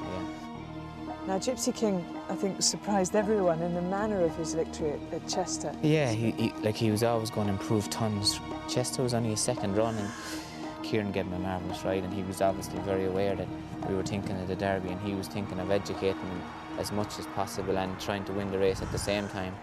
He gave him as easy race as he could and just dropped him in the line. He's gone the right way since, so we've been very happy with him so far. We are really lucky to have the horses, but it has to keep happening for us to keep having the horses the following year, if you know. So you can never feel safe or complacent? No, I don't think anyone can, Claire. Like, when everyone is investing that kind of money every year and there's that much being put into it, if it doesn't keep working from year to year, like, everyone has to have the encouragement to go back and do it again and do it the following year. Do you understand? Do you enjoy it from start to finish? Do you enjoy the race? No, I suppose everybody would be uptight to a point watching it as it unfolds. But then usually for better or for worse, you can watch it after and relax. And do you love it? Oh yeah, like we've always loved it. That's the only thing we've ever known, and that's what we love doing. It's our job and our hobby all rolled into one. Aidan O'Brien's got many fans in Ireland, but also over here, and I found a few of them in the Downs are waiting to place their bet for the next race. But first of all, who are you going for? Got to be Gypsy King. Why? Absolutely. The Gypsies are here, we're all here, and we all love a king. Aidan O'Brien, a big fan? Absolutely. Kieran's the man. Rides the place. No other jockey in the world. What about the trainer, Aidan O'Brien, though? Oh, he's beautiful. What a gentleman. Yeah. And you're a big Aidan O'Brien fan too? Yeah, right, definitely. And Fallon? Yeah, exactly, yeah. I mean, they're both exceptional, and obviously we're backing them in the race today. So you're going for Gypsy King as well? Definitely, definitely. 100%. Anybody else going for anything about Gypsy King? Kieran's the man. Yeah, Gypsy King. Hold on. Fracker. I'm going for Fracker because I think he can. He'll stay, and he's undefeated as well. So that's good. And a few for Frankie here, huh? Yeah, Frankie Dettori, because I think he's never won a Derby before, and I think it's his year. Okay, great. Thank you very much. I'm sorry, Dad, but Gypsy's the man. Okay, all right. Thanks a lot. Good luck. Now, how come none of them have said Unfurled? He's a 40-1 chance. I'm joined by his owners, Mike and Heather Slade. And Mike, first of all, where have you been for the last 2 weeks? Well, I've been misbehaving on the Atlantic with a race from Charlie Barr's record from New York to the Lizard in 12.5 days, and about 6 boats had just come in and beaten it. But we were very worried because the weather was so bad. It looked as though I wasn't going to make this, and my darling wife, I mean, what a thing to let her down on. So almost like a wedding, really, when you think about it. So we were in tenthooks to make it or not. We just made it 8 o'clock last night. Jolly good party. I thought I might have to sort of abseil down from helicopter in my sou'westers to make it here, but happily for John Dunlop's sake, I didn't embarrass him by doing that. Heather, he sounds like a real action man, sailing across the Atlantic, wants to abseil into the racecourse. He loves doing the impossible, my husband. He likes doing it, but we were really sweating about whether he was actually going to make it, and the fact that there were lots of other things that he missed, but this was the big one that he really didn't want to miss. And would it be doing the impossible for Unfurled to win this? He's up against such good horses, but he's a nice, genuine horse, and we know he can last. The ground suits him. Who knows? We saw him win the Predominant at Goodwood, and it was a real battling performance. Were you there, Mike, or were you? We were both in New York before the start of this race. Running the New York Marathon or owners are something. we? Well, you can watch it now. You can enjoy it and see your colours coming through. Here, and I'm not certain Quinny really got him going. Well, Quinny has deserted him today. He's decided to ride the Geezer. I don't know if you saw 2 nights ago, Quinny came on a horse fast with David Ellsworth, came out the stalls and got bounced off, poor old Richard. So he probably doesn't like us very much. That was your revenge for him deserting. That was a gutsy performance, but he'll need to do better today. Yeah, he will. Now, Ryan Moore rides him. His first ride in the Derby. Have you met him? Not yet. I'm looking forward to meeting him. I know that John was very, very keen on him riding. He said John Dunlop, the trainer. Very good. He was very keen, saying that he's a real up and coming. That he really thinks that he would be good. And I think he's hungry, which is actually very important. All jockeys are hungry, they don't eat very much. Yes, and neither do you. I suppose you've been eating dried food for 2 Well, I was very clever. I sent my trousers to the tailor about 3 weeks ago and said, take them in an inch, because when I get back from this race, I'll be thin. I'm so thin, they're falling off me. So don't you look at me like that, Claire. With that thought, I'll let you go and find a belt and braces. Exactly. Good luck with Unfurled, and I'm glad you made it in time. Thank you very much. That's Mike and Heather Slade, who are the owners of 40-1 shot Unfurled, and as he said, he's been sailing across the Atlantic. Well, a man who decided to come back across the Irish Sea is Jamie Spencer. He had been based with Aidan O'Brien only for a year, though, when he decided to walk away from the job. Still, he's doing pretty well under his own steam, as Rishi's been finding out. If you, as a jockey, read stick in the paper or hear somebody say something in the press, how does it make you feel? I want to punch the head off them. Just over a year ago, Jamie Spencer had begun his job in the coveted role as the #1 jockey at Aidan O'Brien's Ballydoyle stable. However, after a lack of success and continued criticism in the media, Spencer decided to walk away from it all and start afresh. Was it a difficult time for you when you left Ballydoyle? No, I moved on. I rode the next week, so anybody who looks back, you're a waste of time looking back in life because you get nothing for it. It's forward, you have to look, and I'm lucky that I've had so many people support me that it surprised me actually, the help that I've received, and I just look forward, just looking back is for the silly people. Do you feel more settled now than almost any point in your career? Definitely, yeah.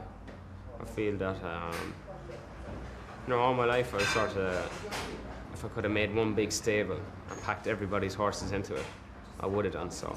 but I'm happy to get what I'm getting, and I'm still very hungry towards it all, but I think I'm just getting a bit wiser, you know, and older.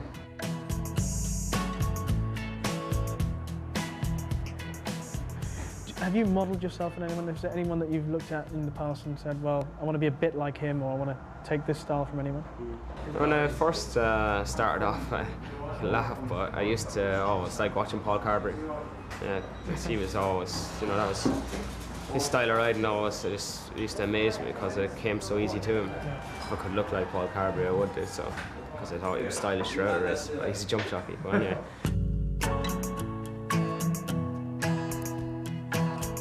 You've been one of those jockeys who's got this carefree abandon. Do you feel that's the kind of your main characteristic? Yeah, it's always fine, you know, taking risks when it comes off. But as I've seen it when it hasn't come off and you take a risk in a race, and it's fine when your connections are free about it all, but you get plenty of stick. But when it does come off, you're going to earn all the plaudits, and you're probably better off reaping them when you are getting that, because the stick that you do get when it goes wrong is probably nasty. But it didn't go badly in the Derby on Moon Ballad in 2002, but hopes are higher today for Fracas. Fracas on the stand side of a lane as they go to the line. It's going to be very tight. Fracas on the stand side of a lane. You know, something like the Derby is a life-changing experience. I'd love to win it, but I think there's so much rolling on it. You know, if the horse wins, he's going to be a stallion. You know, it's changing so many people's lives there. So there's always going to be pressure, and if you didn't say there was pressure, you'd be lying. And you, of course, now riding freelance here. I mean, 12 months ago, if I'd said to you that you'd be riding freelance here, Kieran East Ever Jockey Ballador, would you believe the way things have turned around?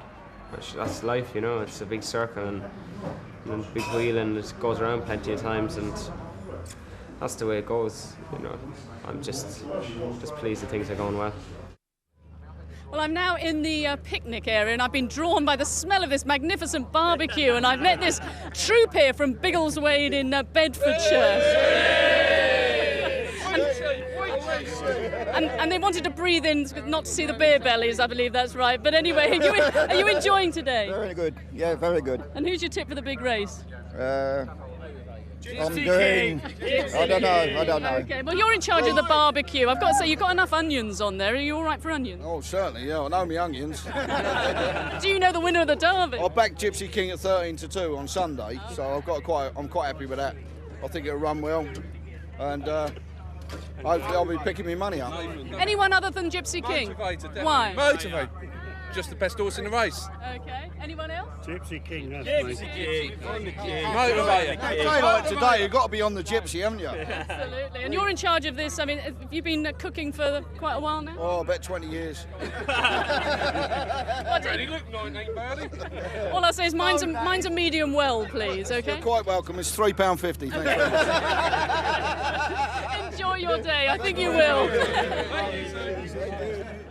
Yes, in a little over an hour's time we'll have the Epsom Derby. With me is a man that's no stranger to success, a very, very successful trainer. He's had, of course, Damson, winner of the Royal Ascot, and Fracas. How is Fracas? He must have a big chance. He's 14-1. Does he represent each-way value? David Watchman.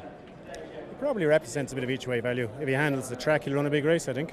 Of course, he didn't run as a 2-year-old, but he ran 3 times this season. In pretty, in less than 30 days, he's run 3 times. Yeah, we had to get a bit of experience into him in a bit of a hurry, but he hasn't run for a month or so, and I think he's freshened up well. Of course, he won the renowned Irish Derby trial that has been so successful down through the years. You know, how good is Fracas? Did you always think that he might develop into a Derby horse? Well, obviously he was always in the race, so when he was bought as a yearling we hoped he might be a Derby type horse, but most of them aren't. He came through his trials well, so the dream lived on. The dream lived on, of course. His stable companion in the satchel just touched off on the French 2,000 guineas. How hopeful are you? This is a big day for you. Yeah, it's lovely to have a horse capable of coming here. He deserves to come here. Whether he deserves to win, only time will tell, but he definitely deserves to line up. How hopeful are you, David? Come on. BBC viewers, should they have a little fiver each way in him? Jamie Spencer riding. Could do worse. And the owner as well. It's a great story, isn't it?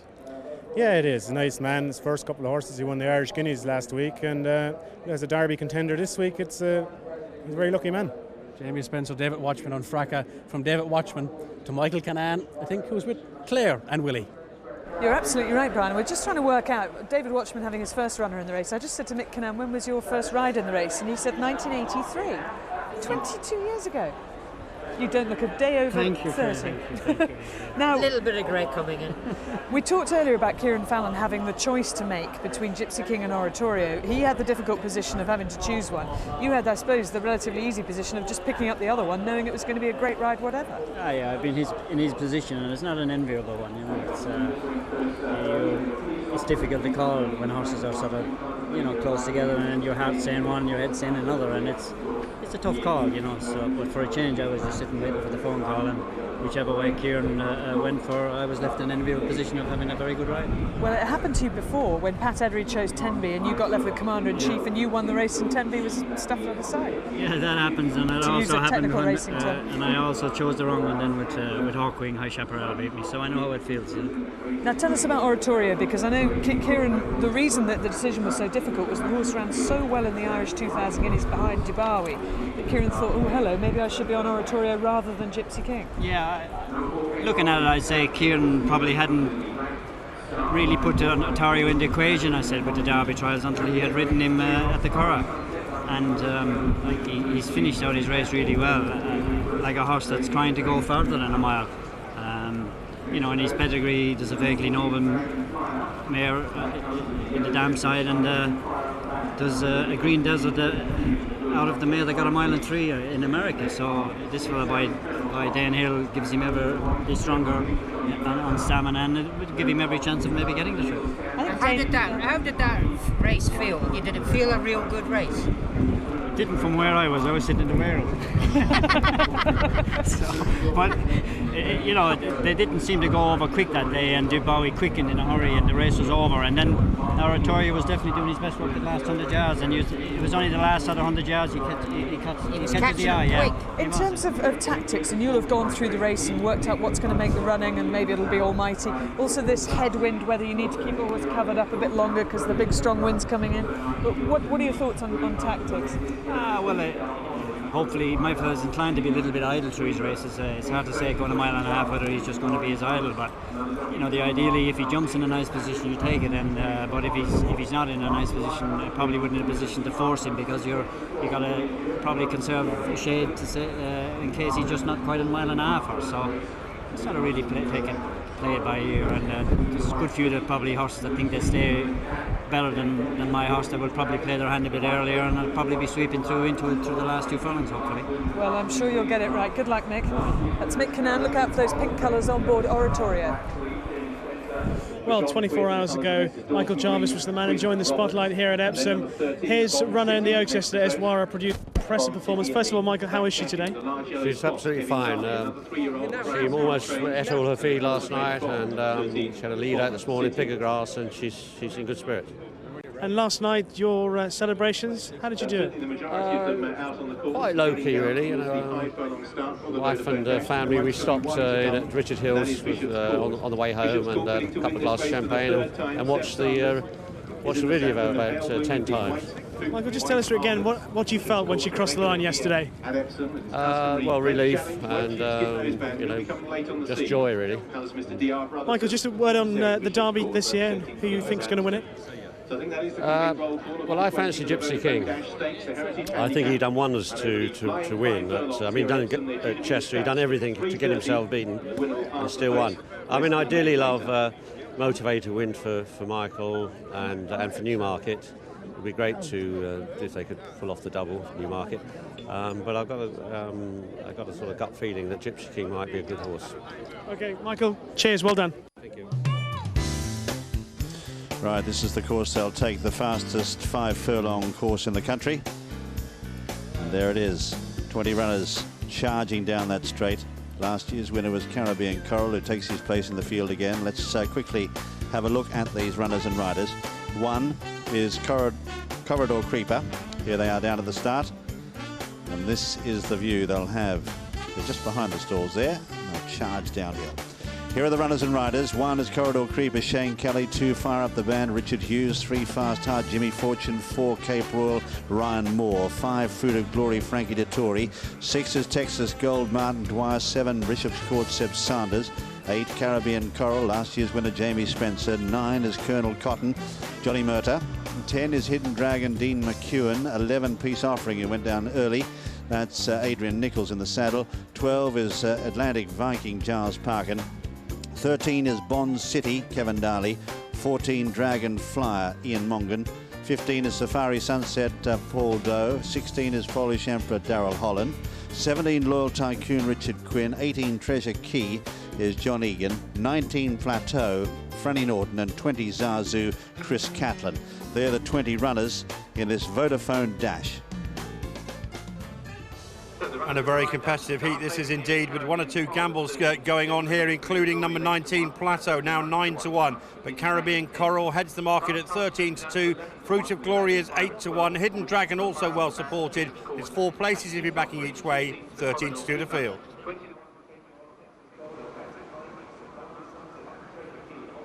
So the runners arriving down at the post. There's Bishop's Court in the background, the light blue colours. He's an 11-year-old. Almost 3 times the age of some of his rivals. He's won the race twice in the past, and his trainer is Linda Ramsden, who a little while ago spoke to Lydia. Now, this time last year I was speaking to Jack Ramsden. This year I'm speaking to his better half, trainer Linda Ramsden. You've got Bishop's Court running in the race. He's a grand old warrior, isn't he? 11 years of age, but still in good health?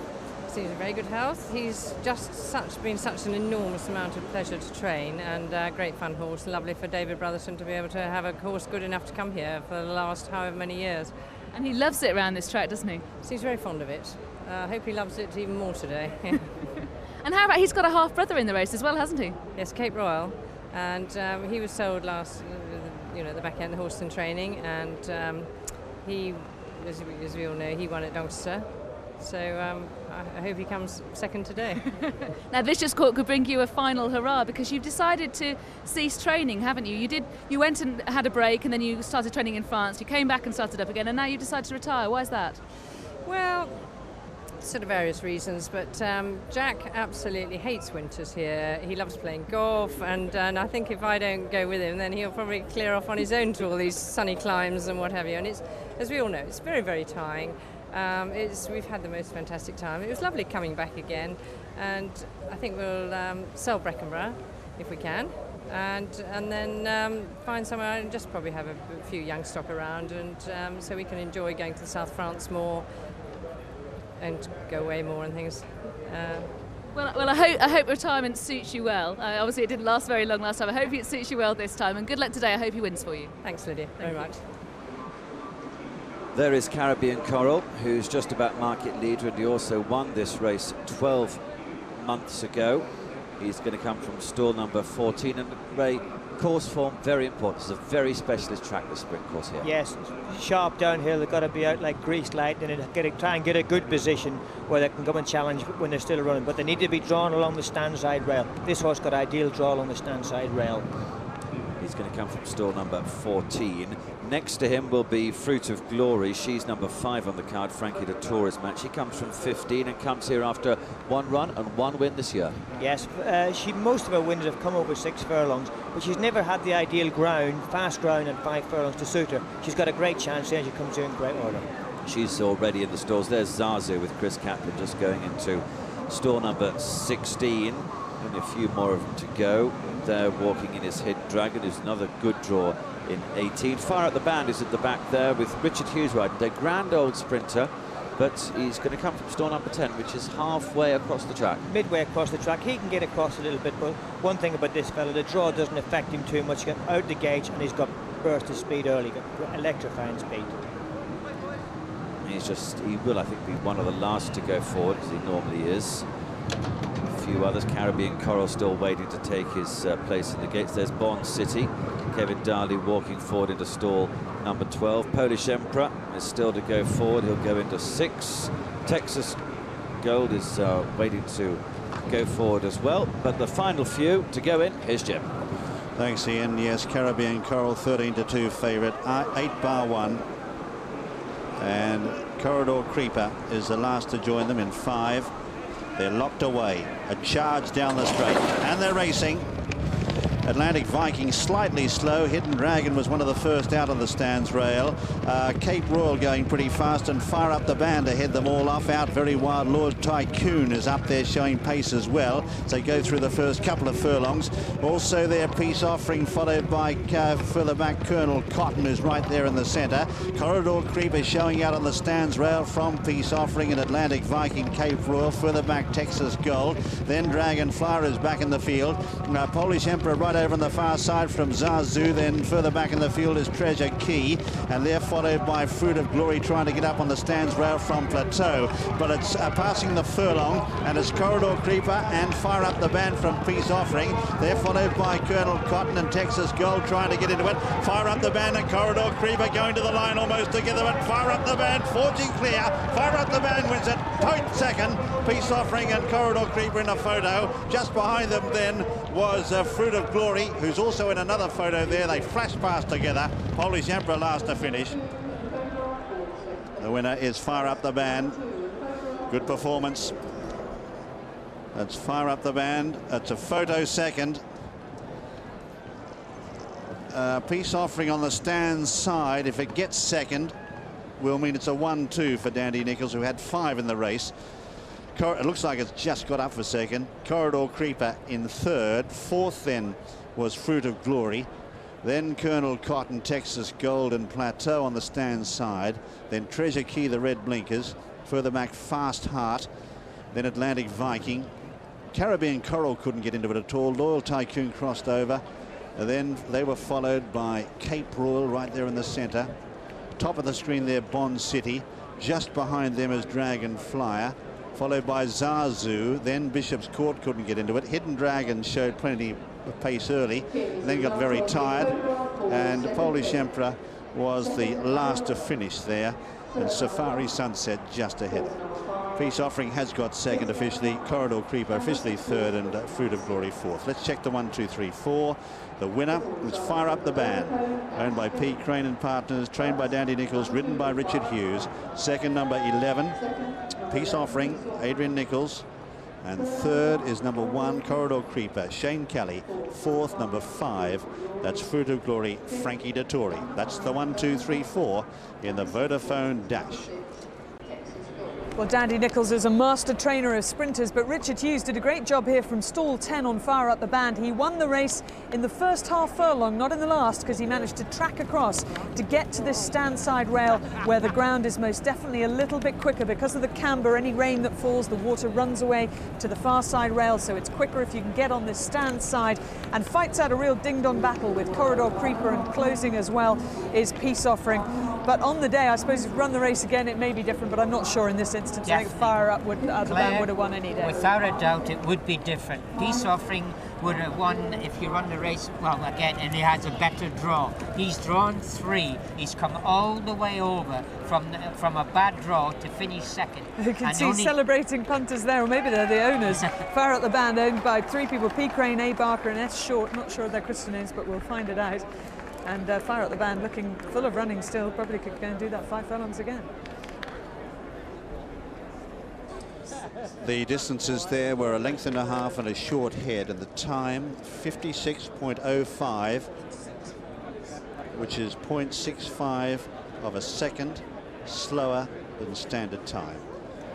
It is the fastest 5 furlongs in the country, there's no doubt about that. You jump out of the stalls and it's downhill all the way. Fastest in the world. There is the famous winners enclosure, and in not too long, that's probably in about 45 minutes, we'll see the Derby winner right here. And with the winning jockey, Richard Hughes. Richard, that must have been quite exhilarating for you, going downhill on him. Yeah, it's the first time I've won a 5 here, so I've usually been in behind and you see all the carnage, but it was nice to be out in front and going pretty fast. I couldn't believe it past the 2-pole when I did. How hard was it to get over from your stall positions in 10?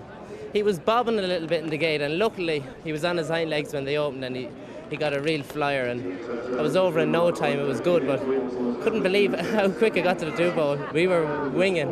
I've got to ask you about your ride on Kong in the Derby. Are there any nerves, and how are you coping with it? I hope he goes that fast. No nerves. He's a very live chance. He's straightforward. So we give him a good ride. Richard, good luck. Cheers. Winner. He had the winner as well as 4 others, and you haven't got into the winner's circle, Dandy, because you were concerned about the others. No, you've got each owner with the quality of the horses they've got to run in the race. You know, Peace Offering second, so you've got to sort of come down, and then I'm going to finish up in there. A little bit gutted Adrian didn't ride it because he's ridden Fire Up all the time, but yeah, that's the way it is. You know, they wanted a change on him, or some people did, but anyway, that's it. I was going to say to you, how gutting is it that you see your son on the second, and the unlucky second him anyways, Adrian? Yeah, unlucky in a way, but Adrian's like just come out of his apprenticeship, and you know, we're all in a team effort, and it will be a team effort, and yeah, probably I'd like to see Adrian there, but equally I'd like to see Fire Up the Band in there, because he's an horse I've always had a lot of faith in, and we haven't had Peace Offering very long, but I'm sure you'll hear a lot about him in the future. And Plateau was kind of a tad unlucky, he got checked, but in them races that's what happens, loves, you know, that's the way it is. Some days you get lucky. Yesterday we came here, we had 3 runners, and they all could run today because they had an exercise canter because they never got any luck, you know. But you've got a 1-2 today, Dandy. Well done, that is a team effort. Yeah, that's a team effort, love, yeah. Well, for the second time this season, Fire Up the Band defies the odds and wins at 14-1. It was that price when it won at Chester, and it was that price here when it's won today, 14-1. Fire Up the Band.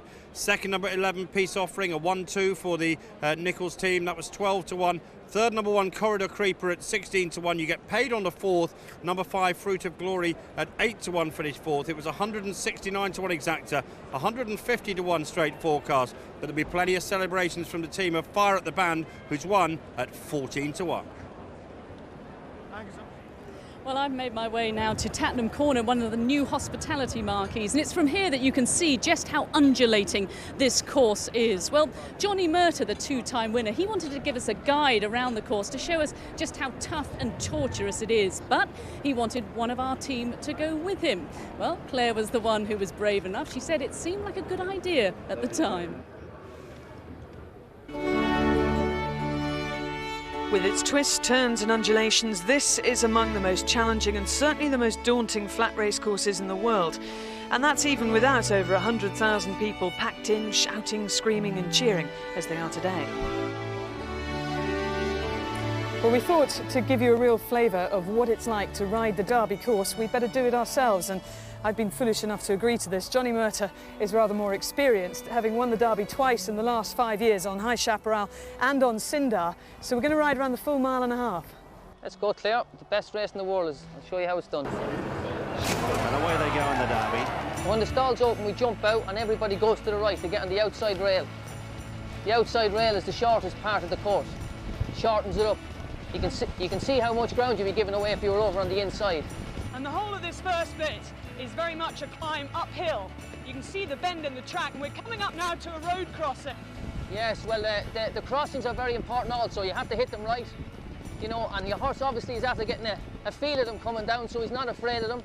We're still climbing all the way. From the start, we climb all the way up to the 7 furlong. Another little road here. Good boy. And then we start cutting across. And then you start cutting across. You can see you want to hit the inside rail and get back on the inside track. Okay, I'm going to slip in behind Johnny here. Ooh. And this is where all the action happens, especially if you get left at the start and you try to kick up the inside. You don't want to kick up the inside here when the horses come across. Ground level's out here. It's in absolutely beautiful condition. And now at the mile, hopefully your horse is nice and relaxed. You're after getting out, it's half a mile gone in the race. You want to get in behind something that's fancied. And you can freewheel down Tattenham Corner. We're at the highest part of the track here now. Another little road coming up just before the descent. 6.5 furlongs to run. And now it's going to be all downhill. Come on, boyo. 6 furlongs to go.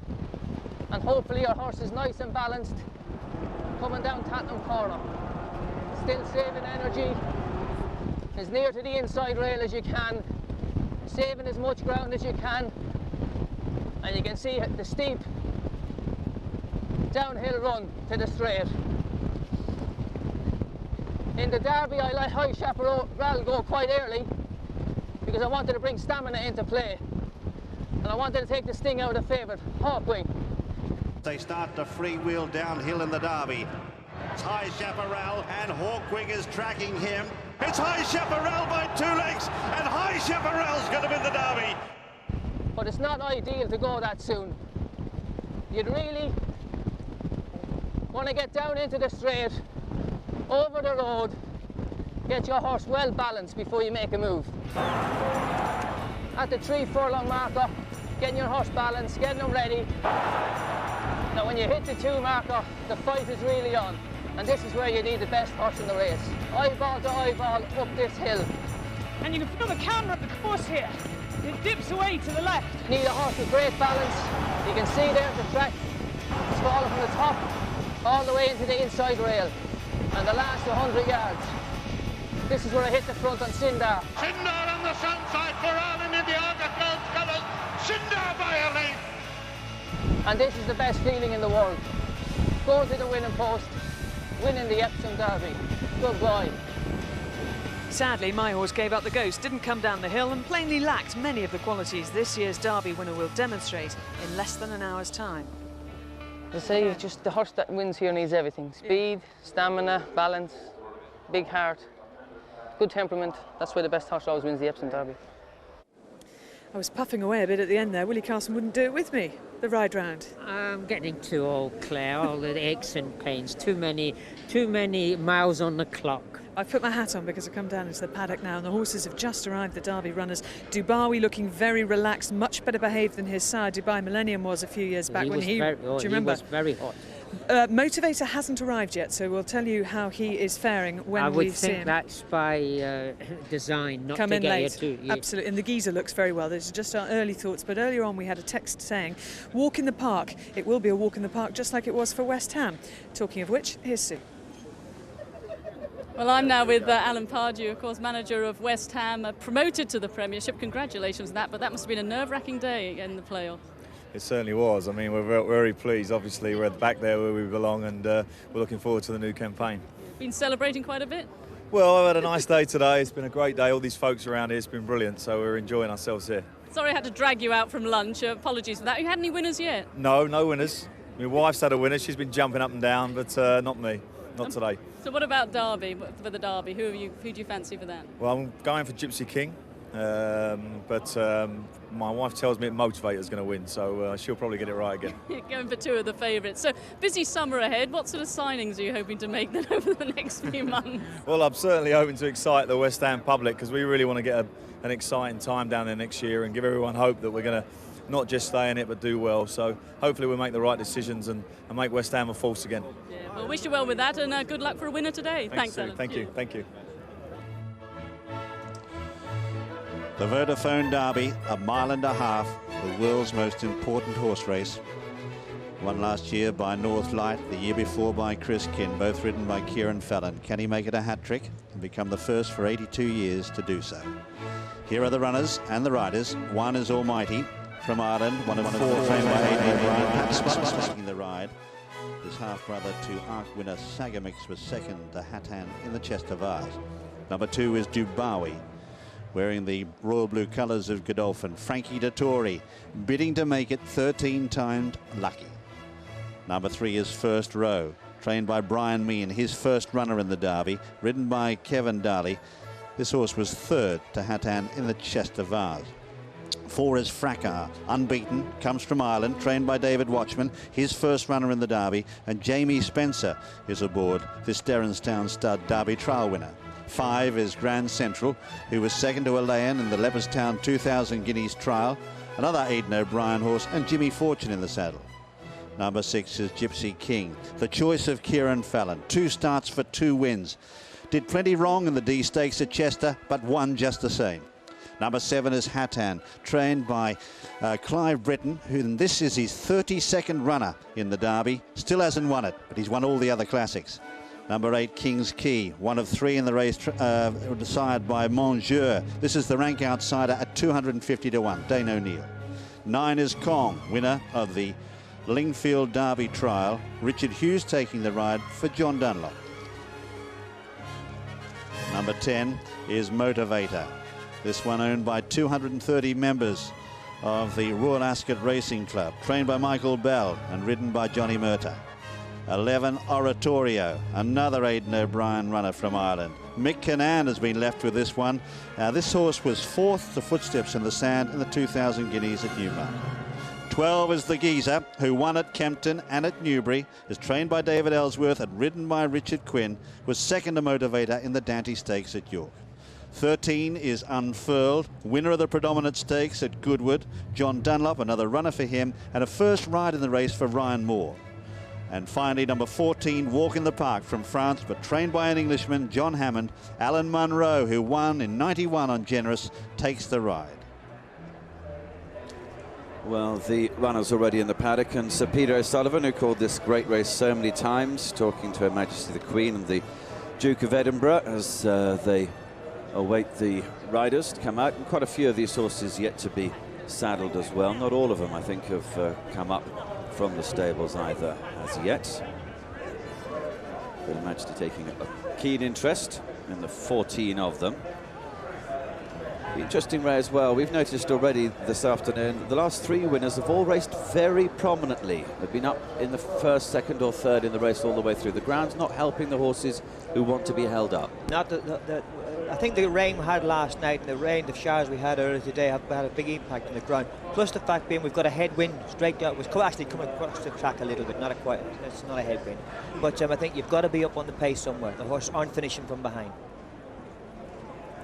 We're just looking at Dubawi here, walking away from us. You can see the huge crowds piled over the rails in the paddock, and Dubawi looks really relaxed. Had a word with Simon Crisford, who said he's just like that at the Curragh before he won the Irish 2000 Guineas.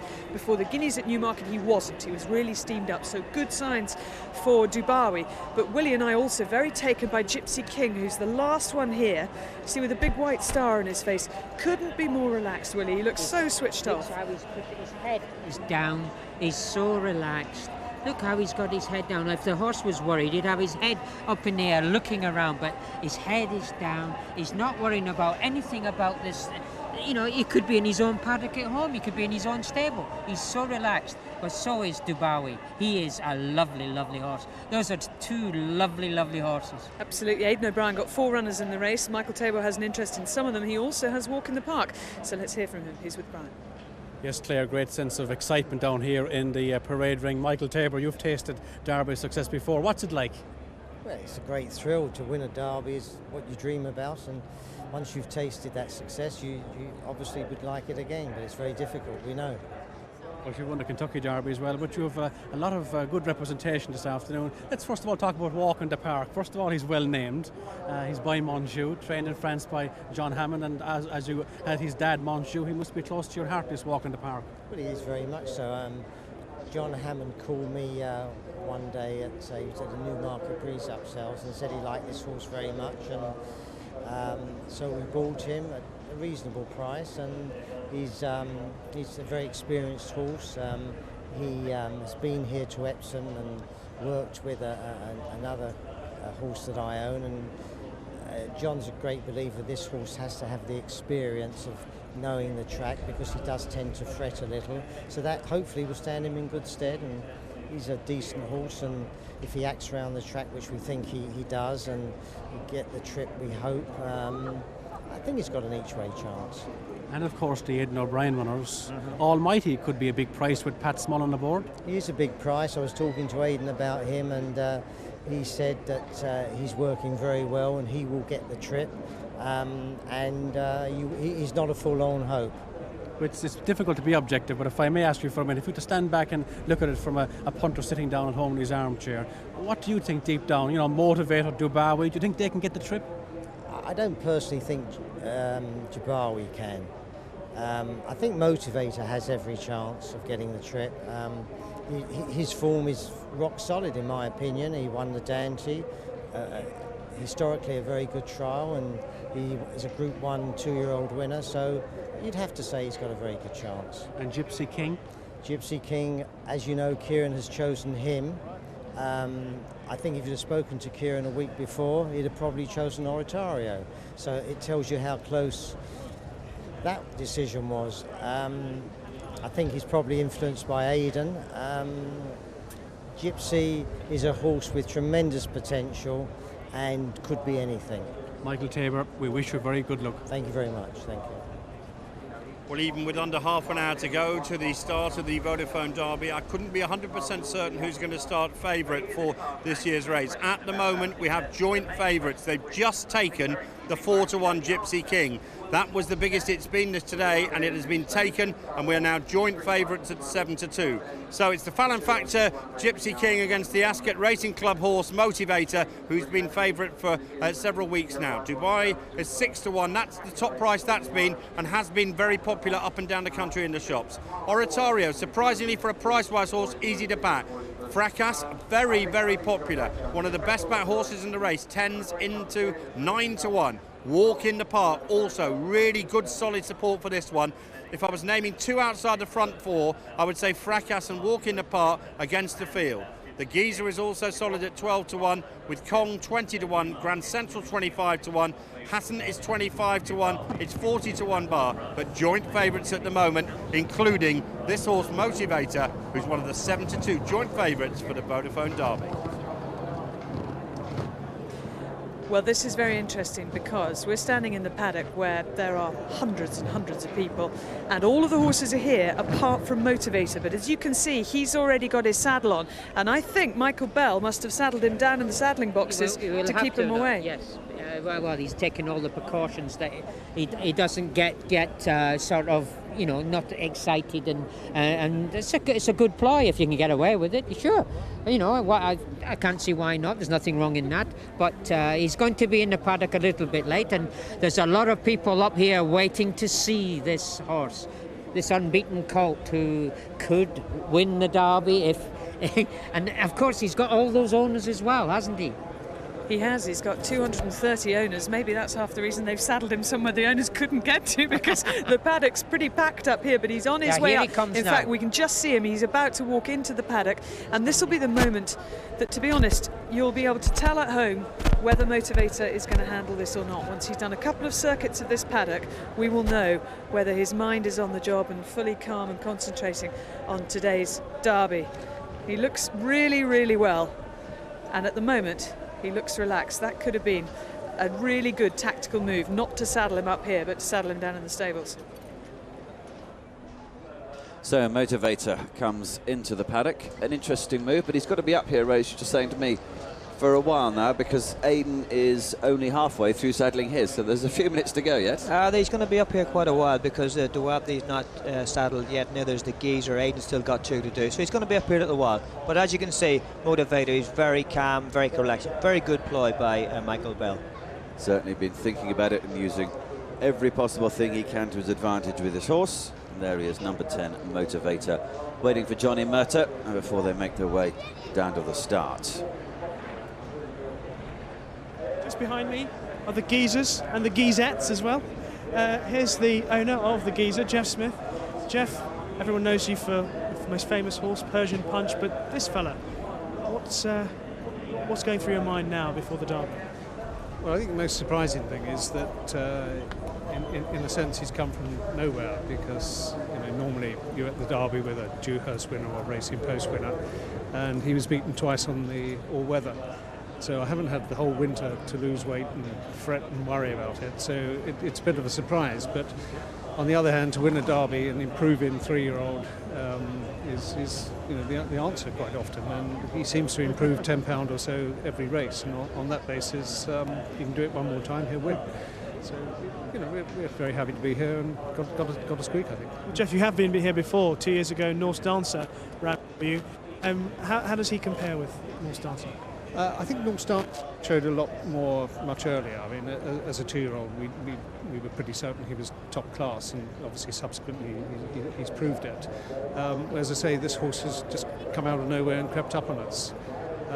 So it's tough to compare the two, and of course the Geezer's not the finished article by any means. So who knows? Jeff, I wish you all the best of luck today. Thanks very much. Thank you. Saddled away from the paddock was Walk in the Park, also by Mongeur. So both John Hammond and Michael Bell making these decisions to keep them away from the crowd of the paddock. Walk in the Park just coming round behind us. As you can see, he's a really big horse, big and imposing, just starting to get himself a tiny bit G'd up, but nothing to worry about as yet. And Motivator, I have to say, looks wonderful. He really does. Michael Bell is just over here talking to Harry Herbert, who runs the Royal Ascot Racing Club, his wife George here, Alex is here, Amy's here, the whole family are here too. Mike, you decided to saddle him away from the paddock. Well, it just, you know, keeps him calmer, and I have to say, nature's been kind to us today. It's a nice, cool day. We're doing everything we can to keep him cool. He looks wonderful, he really does. Well, he's in very good health. And is your confidence improving or decreasing as the race comes nearer? Getting a bit wobbly now. Okay, we'll leave you to it. Harry, good luck as well with all your owners. Motivator, can he do it? It would be an amazing story, it really would. There'll be the biggest noise at Epsom you've ever heard.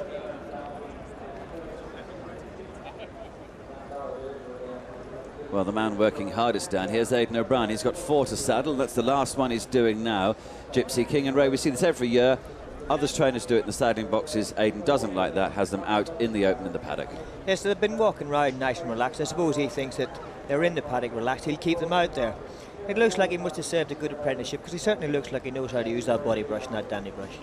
Yes, he's working very hard. And this horse, he's joint favourite now at 7 to 2. I've never seen him before. He's a good-looking horse. He's very relaxed. Very, very relaxed. He's walking around the paddock here like he owns the place. Nice little horse, nice bit of deep girth about him, and good length to him. You know, looks like covered a bit of ground. Nice little horse.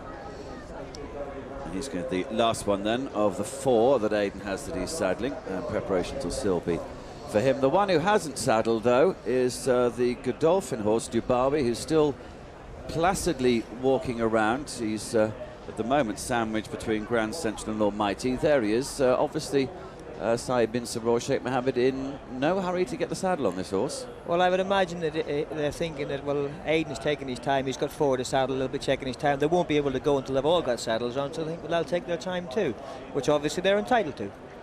And he's, again, I haven't seen him many times. He's a good-looking horse. Not too big. I looked at him at the Guineas meeting at Newmarket, and I wasn't really pleased with him there, but he looks fantastic today. He's racing, it looks like he actually brought him on. Well, we can find out why he hasn't been saddled yet, because Clare's with Simon Crisford. Yeah, Simon down here by the saddling boxes, because Dubarwi, I think now, is the only horse not saddled yet. You're deliberately leaving it late. No, he's being saddled now. I mean, he's basically very cold and controlled, and we're very happy with his composure. So we're really excited about it. You say he's being saddled now. He's not. He's still walking around. Well, he's about to be saddled. Okay. He's very relaxed.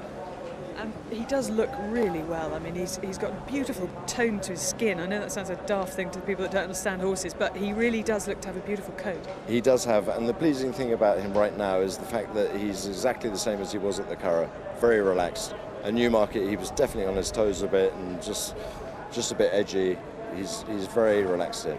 So you've told Frankie, don't worry about the trip, just get out there and ride your race. Frankie's going to be really positive. I mean, obviously we know that the mile and a half could be a problem for him, but we're going to be very positive and put him in the box seat. He'll be up there, handy the whole way around. We're going to ride him as if he gets the trip and see what happens. See what happens. Well, he's having the saddle put on now, so I'll leave you go and join the rest of the team. Willie and I have been looking at all of these. Motivator actually just coming round past us again.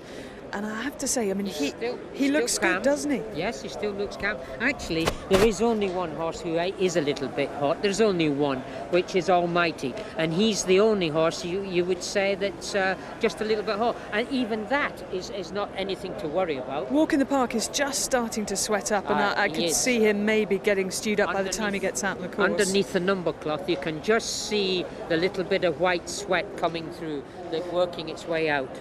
But as you can see here, Saeed bin Saror putting the saddle on Dubarwi, and he is a lovely individual. And I was saying earlier that Dubai Millennium, his sire, the day he ran in the Derby, I promise you, his eyes were out on stalks and he just looked as if his mind was on covering mares already. He really was way over the top and just too fizzed up, whereas this horse, a very different character. So although you can look at the breeding and say, well, Dubai Millennium didn't stay a mile and a half, Dubai Millennium had no hope of staying a mile and a half that day because his head had gone, whereas this horse is soporific.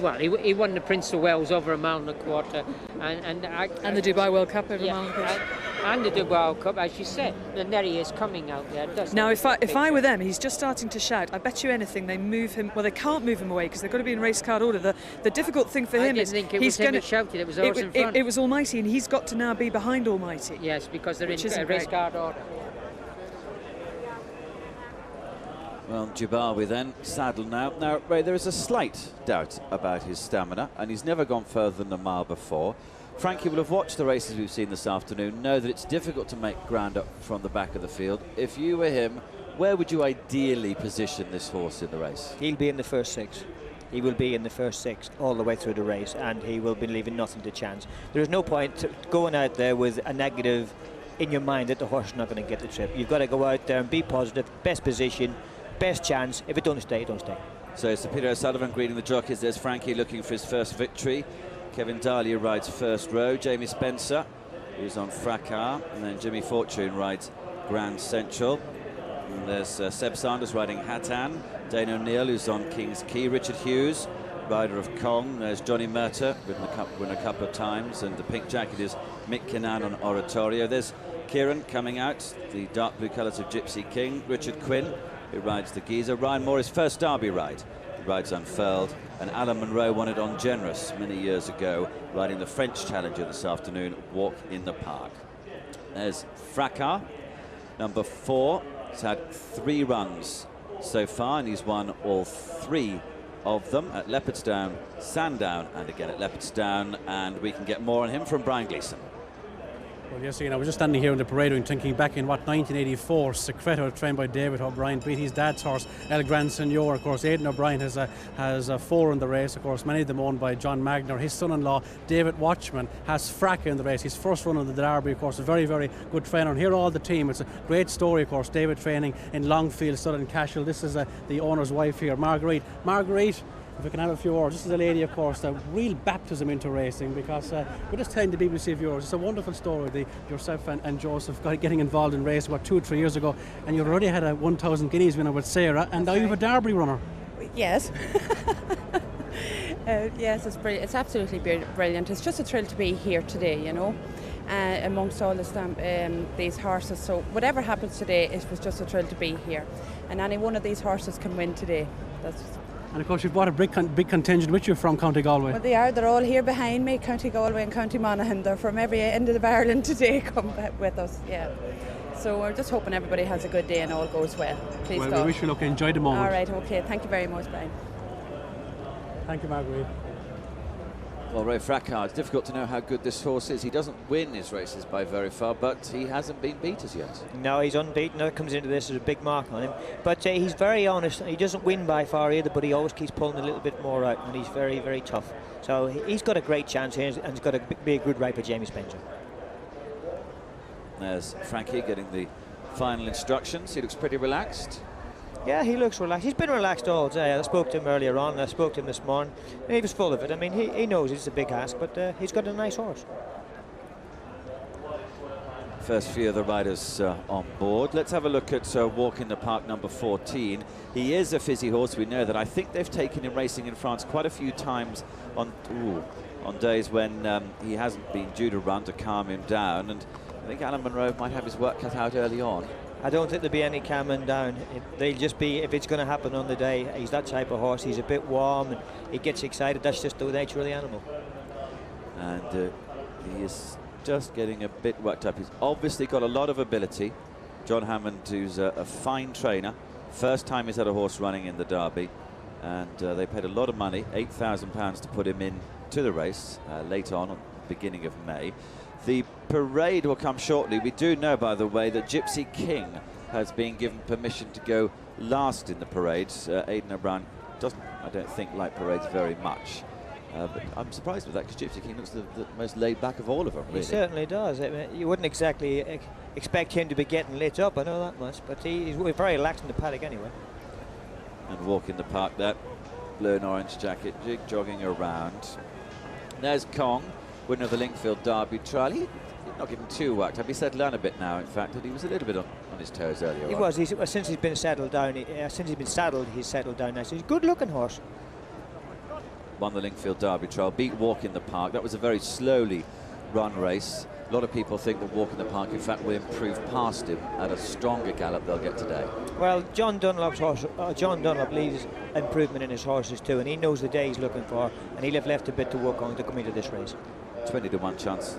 For me, I thought he was the best value of the outsiders, gradually improving. And Richard Hughes rides him. Of course, Richard Quinn did have the chance to ride him, but he turned this one down and rides the Geezer instead. And there is Richard riding this horse who was runner-up in the Dante. This is great stat, isn't it? 89 horses have run in the major trial for this, been beat and also been beat here. Surely one will do it at some stage, won't they? And it could be this fella. It could easily be this fella. I mean, as you can see, he's a grand type of horse. Looks really well, but one of them's got to turn those statistics over. So he's in the paddock. There is Motivator. There's been worries expressed about his temperament, but I wouldn't have any problems with the way he looks at the moment. Not at all. He come into the paddock, he made it one circle and he was a little bit jig-joggy, but now since Johnny's been on him, he's been very, very relaxed. The horse looks an absolute picture. Well, down here in the ring, the vibes at the moment are that Motivator may just be hedging towards Derby favouritism.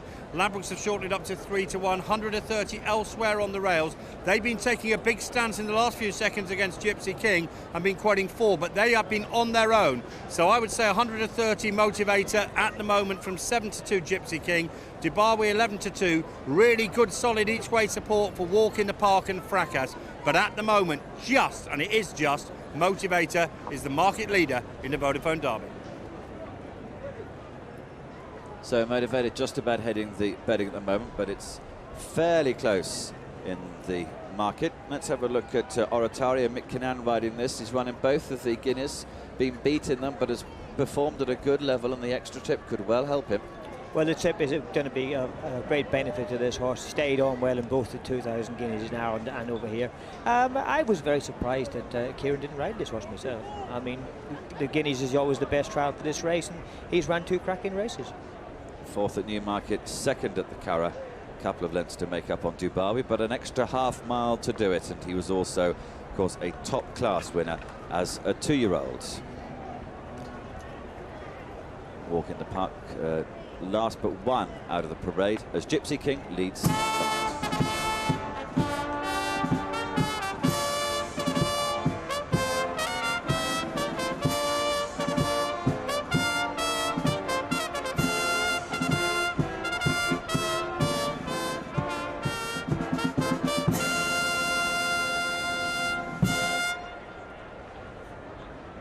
Well, here we go, the moment of truth. There's 14 of the best bred, thoroughbred racehorses you will find anywhere in the world make their way out onto the course for the Vodafone Derby. £725,000 to the winner. And they are led by Almighty, one of 4 runners for Aidan O'Brien. The outsider of his 4 was getting very hot and sweaty in the paddock. Looks to have settled down a bit now. Pat Smullen taking the ride for the champion Irish trainer. Frankie Dettori, 13th ride for him today. The closest he's come in the Derby was 2nd on Tamure. Dubawi holds the hopes of Godolphin today. Number 3 is First Row for Brian Meehan. Kevin Darley riding this one. He's 100-1. He was 3rd in the Chest of Ours, but his price reflects his chance. Number 4 is one of 3 unbeaten colts in the race. This is Fracard, trained by David Watchman, a first runner in the race for him. Jamie Spencer takes the ride. He's definitely got chances, 9-1 the price. Number 5 is Grand Central for Aidan O'Brien. Jimmy Fortune on board, 25-1. He reminds me a bit of the Great Gatsby, who finished 2nd in this race in similar colours not that many years ago. Number 7 is Hattan, a winner at Chester, and Clive Britton bidding to win the race for the first time in his long career. 25-1 the price. Seb Sanders on board, big price he is. King's Key, Richard Hannon runs this one at 150-1. Dane O'Neill taking the ride. Looks a speculative punt by them, but you never do know. Number 9 is Kong, one of 2 runners for John Dunlop. Richard Hughes on board, 20-1 the price for the winner of the Lingfield Derby trial. Number 10 is Motivator, now clear favourite at 100-30. He's unbeaten. He won a Group 1 race as a 2-year-old. He won the Dante in impressive style. He's the one they've all got to watch out for. Johnnie Murtagh on board. Number 11 is Oratorio, a horse who ran so well in the Irish 2000 Guineas, finishing second to Dubawi, that Kieran Fallon nearly chose to ride him. In the end, he didn't. Mick Cannan is the super sub. Number 12 is the Geezer. Richard Quinn really believes that this horse can turn around the form with Motivator. He finished second behind him at York. Number 13 is Unfurled. We talked to his owners earlier, and Mike Slade has just made it across the Atlantic in a yacht to be here today. 40 to 1 is the price, and it's a sporting chance. Number 14 is Walk in the Park. Looks to have settled down again now, having been a little bit highly strung. A first runner in the Derby for trainer John Hammond, who also trained his sire Mongeur. Alan Munro on board. And last in the parade is Kieran Fallon on board Gypsy King. 7 to 2 at the moment. He's unbeaten, and Kieran said he decided to ride him because he liked the way he cantered down to the start at Chester before winning the Chester Vase. And Aidan O'Brien showing his preference as well. He's helping to lead that horse down at the very back of the parade. So all of the leading trainers playing tactical games here. Motivator and Walk in the Park was saddled down in the stables. Dubawi was saddled last of all in the paddock, and Gypsy King, they've asked permission to go last in the parade. So all of them trying in their own different ways to make sure their horses don't boil over. That though is now the 3 to 1 favourite, Motivator, and he looks cool as a cucumber.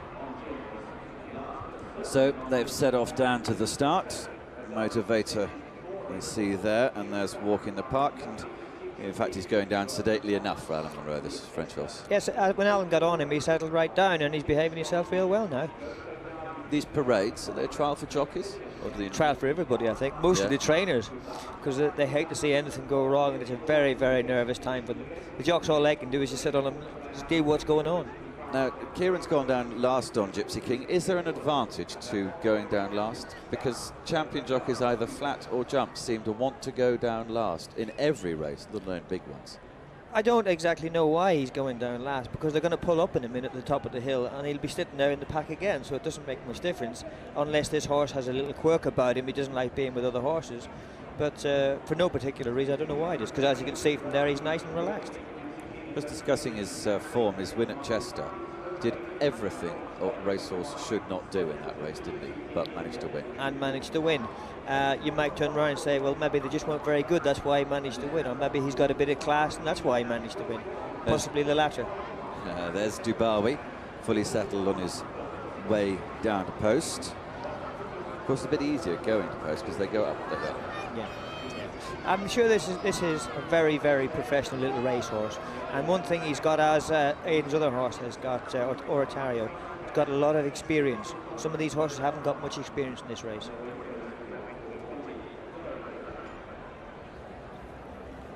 Yes, I'm just almost past the winning post here. Aidan, all the work is done, the months and months of preparation. How do you feel? Yeah, everything went well enough in the parade and the parade ring, so hopefully everything goes well now. Gypsy King was last in the parade, but he was very relaxed. Yeah, no, he's in good form. He's nice and relaxed. Everything went well so far with him, and Kieran took him down nice and gently. And of course, Almighty, he's the mount of Pat Smullen. He could be a lively outsider. Yeah, he's a horse that'll get the trip really well. He's came forward since Chester, and he loved the good ground, and I think he should act well on the track. How difficult a decision, Aidan, was it for Kieran to decide between Gypsy King and Oratorio? Sure, obviously it was very difficult for him. He's been riding them all work, and he knows about them all well. And so obviously it's very hard to beat a Group 1 classic form, and the horse is in good form. But he always had a soft spot for Gypsy. He rode him, and he's been riding him in his work, and he was delighted with him in Chester, and he's been delighted with him since. So hopefully it'll work well for him. His performance at Chester really was remarkable because he came from an impossible position. Yeah, we thought that he probably hadn't enough done to go and win, either physical work or new enough. But he overcame all the things and did it. Kieran taught him a lot on the day. Let's hope we taught him plenty to win the Epsom Derby. Good luck and enjoy the race. Thanks very much, Brian. So Gypsy King well behind the others as he comes to the top of the hill, and they walk the last bits down, which I dare say calms them down. There is Kong, one of a couple of runners in the lineup for trainer John Dunlop, and the one that he's got Richard Hughes to ride, but he's trained by John Dunlop. John Dunlop standing right here and looking very relaxed. We're just pulling him over. Kong and Unfurled, and they look pretty cool about it all. Well, touchwood so far, they've been very good, very relaxed. They've gone around the paddock well and saddled all right, and they've gone down the post pretty good too. So we can't do much more, I don't think, at this stage. Now it's but in actual fact, everything else has behaved beautifully, including Motivator. They all said it might get upset and get sweaty and nasty, but he's been very good indeed. Kong just getting a bit jig-joggy there, but mainly because he knows he's about to run in a race. I think that's probably right. It's a fascinating race, and there are 3 or 4 top-class horses, one would think, and maybe somebody else will come up and prove better than them. Let's hope. We talked to your owners, the owners of Unfurled, earlier on, and just have a look at Unfurled. He was just trotting down there. We will see him again in a second or two. And they seem very sporting people. I mean, Mike, been sailing across the Atlantic and all sorts. Yeah, so pretty nasty sailing across the Atlantic too, I think. They had a head-on wind for 4 or 5 days out of the ocean and out of the St. Lawrence, and had a very tough time. But he looked very bright and fresh actually today. He did. He was very full of it. Now, Ryan Moore, his first ride in the Derby, what advice have you given him? Well, I told him 2 things really, that you must save as much energy as you can in the first half mile going up the hill, and it's a very long way home from the bottom of the hill, this hill. And I think other than that, you ride a race and sit in what's happening. You can't really dictate to a jockey, because who knows what pace it's going to be and where it's going to be and whatever. You know, you just got to ride a race and hope things work out for you. Well, as you say, everything does look very settled down. I hope your 2 run well. Thank you very Thanks, much, Dana. Thank you. Thank you, William. So 14 horses for the king-making race, the Vodafone Derby. The widest of them drawn 14 on the outside. Then we have 13 Fracas, 12 Walk in the Park and 11 Kong. 3 horses with good chances. Walk in the Park's an interesting one. His trainer John Hammond has requested a late entry for this horse. He is quite feisty. He doesn't want to lose his race beforehand. Also, the outside draw might be a bad thing for him. Horses drawn outside have to make a decision. Do they go on and use a lot of energy up early to try and get a prominent position, or do they hang back and try and work their way through horses in the latter stages of the race? Walk in the Park is feisty. He's going to want some cover. That's the only problem. So maybe he'll try and work his way through. Then we go down 11, 10, 9, 8, 7, 6, 5. Let's hope that Motivator doesn't blast off, because this is his stall. Stall number 5 for Motivator. The big 3 are drawn together. Dubawi in stall number 4, and in stall number 3, Gypsy King. Stall number 4, Dubawi, it's a good draw for him, because it means that if he gets away nice and smartly, he can attain a good prominent position, tracking the leaders in the early stages against the rails, conserving energy in the early part of the races. That could be a good consideration for him, a possible non-stayer. But one last thing, Gypsy King. This horse has had 3 runs, but only 2 into stalls. The first time at Leopardstown, he didn't have a starting stalls at all. It was a flag start. And his second run, he was at Chester, and it was the old style stalls. These are the new style stalls. We've had some problems. They had been modified, yes, but he could lose his race with a fluff at the start. Motivator's just got down to the post now. Johnnie Murtagh's taken his feet out of the stirrups. He's just got a little jig-joggy, but nothing too much, I think. I mean, No, he knows he's about to have a race, isn't he? So He's just got a little bit warm, but as far as I can see, he's behaving himself quite well. Johnny's got a pair of gloves on there, you can see, just in case we get one of those showers and the rains get very slippy. He's taking no precaution. I think the horse looks in good order. He looks in good order, Motivator, and he's currently the market leader at 3-1. And at the moment, I would say almost sure to go off, unless something dramatic happens in the next few seconds, which I don't envisage, will be the Derby favourite. Gypsy King 7-2, rock solid. Ladbrokes were opposing it at 4s, as I mentioned, but 7-2 is the price now. Dubawi, really good support for Frankie, 6-5. Can he win that elusive first Vodafone Derby? Well, the money says he's got a great chance today. Oratorio 8-1. Fracas being supported from 10s into 9s. Good support for that one, and for the Geezer, and for Walk in the Park. Those 3 very well backed. Kong, Grand Central and Hatton are all 25-1. It's 40-1 bar. But as the runners now approach the start in the Vodafone Derby, Motivator is the market leader at 3-1. Walk in the Park has got down to the start, and he's just started to sweat up, and he's getting a bit of a handful now. Yeah, but I mean, we thought he might be like that up here in the paddock, so he's done really well to get down there before he started getting himself a bit het up. He's drawn 12, which is a good draw for this horse, because he can miss the start and drop in behind and settle him in. That's the plan, I would imagine, with that. That's what Alan Munro will be wanting to do. Dubawi perfectly calm, and his jockey looks like he's enjoying himself down at the start as well. No complications. Frank will pop him out. Hopefully he'll just track in, hand in, hopefully somebody will lead him along, tow him halfway down the hill. he'll be off from halfway down the hill. Well, Frankie's down at the post at the moment. This, though, is what he thought about the race a few moments ago. Frankie Derby, what is his killer advantage in this race? Well, it's got tremendous cruising speed and is the best horse in the field on rating. And what are his weak points? He's never been that far. And how about that edging, the irresistible force towards the nearest rail? Well, it's pretty smart. He always heads towards a rail, but he doesn't stop, so that doesn't concern me. It's the distance that concerns me. Good luck today. Thank you. The first few of them starting to make their way behind the stalls. There is Hatan, number 7. He's won the Chester Vase. He's ridden by Seb Sanders. And will be going forward to stall number 6. 25 to 1 chance. Sorry, he's going to stall number 8. Can't read.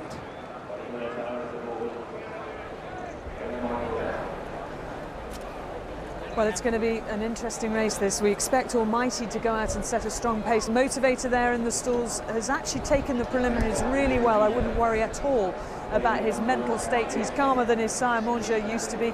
There's Gypsy King, looks pretty cool as well. Kieran Fallon's done his usual thing of take as much time as possible to get down to the start, leave everybody else waiting and keep your own horse cooler. And he's taken it really well, hasn't he? Most horses have taken it really well, but don't forget they've got a little bit of sweat on them now. They have cantered down there for 1.25 miles and then walked the other 2 furlongs.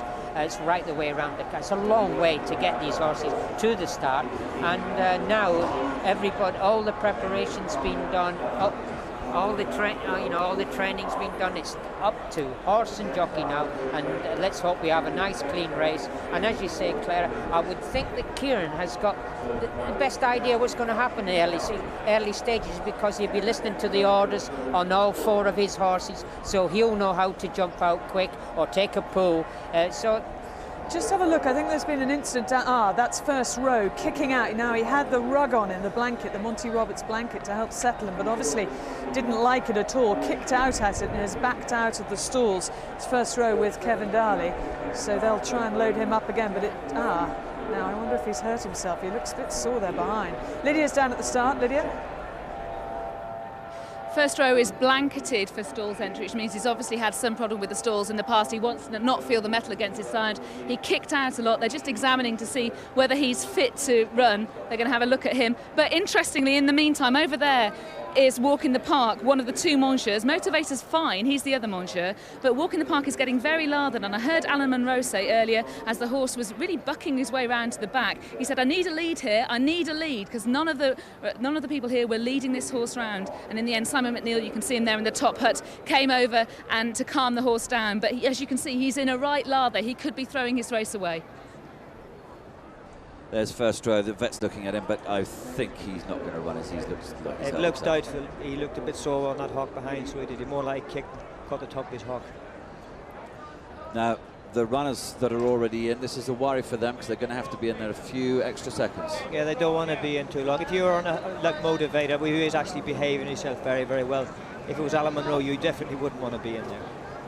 So Derby goes in, only a couple more to load. Looks like they're not going to go with first row, but here they have in fact withdrawn him. Here's Jim. Yes, officially withdrawn first row. Yes, that'll leave 13 runners in the 226th Vodafone Derby. Walk in the Park locked away. They're ready, and they're racing in the Derby. Good even break too. Fracas is one of the first to show out, and Oratorio is right up there too in the early stages as they run through the first 100 yards. A great charge up front, and Hatan is just showing out here from Oratorio. Then on the inside, up in a prominent position, Motivator, and also there is Gypsy King in that group, as well as Grand Central, and Kong just behind them from Derby. Half a length away then the Geezer, followed by King's Key, and further back in the field, out deep on the track then is Unfurled. Making ground along the inside, Almighty, and further back then Walk in the Park and Fracas. A race of changes in the first 2 furlongs as they race past the 9 furlong marker now, and it's Almighty who takes it up and is going to set a blistering pace. Leads by a length to Hatan, a length away then Gypsy King in the box seat on the inside third. Half a length away then is Motivator. Further back then on the inside Dubawi. Out deep from the track Oratorio, scrubbed up Grand Central to keep with him from Unfurled. A hectic pace it is. Then on the inside next is King's Key from Walk in the Park and Kong. 2 or 3 lengths to Fracas, and the Geezer is last of all. Racing towards the highest point of the course now in the Derby, and it's on the inside. It's at this stage Almighty from Hatan. They're 2 lengths to Gypsy King. Then on the outside Motivator in fourth. In behind them Dubawi with a good run on the fence. Parked there for Frankie. Right there in the centre is Oratorio. Out wider then is Unfurled. Followed by King's Key, and then hard-ridden Grand Central Walk in the Park. Well back is Fracas, and the Geezer is last. Running downhill now towards Tatnam Corner in the Vodafone Derby. Almighty has been passed now by Hatan. Up there as well Motivator going well. In behind them is Gypsy King being pulled on for an effort by Fallon. Unfurled running a big race, followed then by Dubawi. Further back in the field Oratorio, hard-ridden from King's King and Kong. Rounding the turn now in the Derby. Hatan is the first to set sail for the judge. 2 in front of Motivator, who's going well. Gypsy King is moving up. So too is Dubawi, followed then by Unfurled. Further back in the field there is Walk in the Park, and they're kicked away from King's Key. But it's Motivator who raced up on the outside to grab the lead now from Hatan, passing the 2. Here's Dubawi right down the outside, Gypsy King, and now Walk in the Park is running on late, but Motivator has kicked away in the Derby. Motivator's gone 4 lengths in front of Dubawi. Walk in the Park is flashing home for a place, but there's only one winner. It's Motivator. He's going to stroll away with it. Motivator wins the Derby by 5 lengths. Second is Walk in the Park, an amazing 1-2 for Monsieur. Third is Dubawi. Fourth is Fracas, followed by Gypsy King, and further back is Unfurled. They're followed then by Hatan, and out deeper on the track is the Geezer from Grand Central. Then King's Key, well back is Oratorio, then Almighty, and Kong is last to finish. Motivator. Number 10, Motivator, is the winner of the 226th Vodafone Derby. Always going well, and gives Johnnie Murtagh his 3rd win in the Derby. Trained by Michael Bell, only his 3rd runner, his 1st winner naturally, and the Royal Ascot Racing Club. 230 of them, a cheer this to victory. Second is Walk in the Park. What a great race he ran.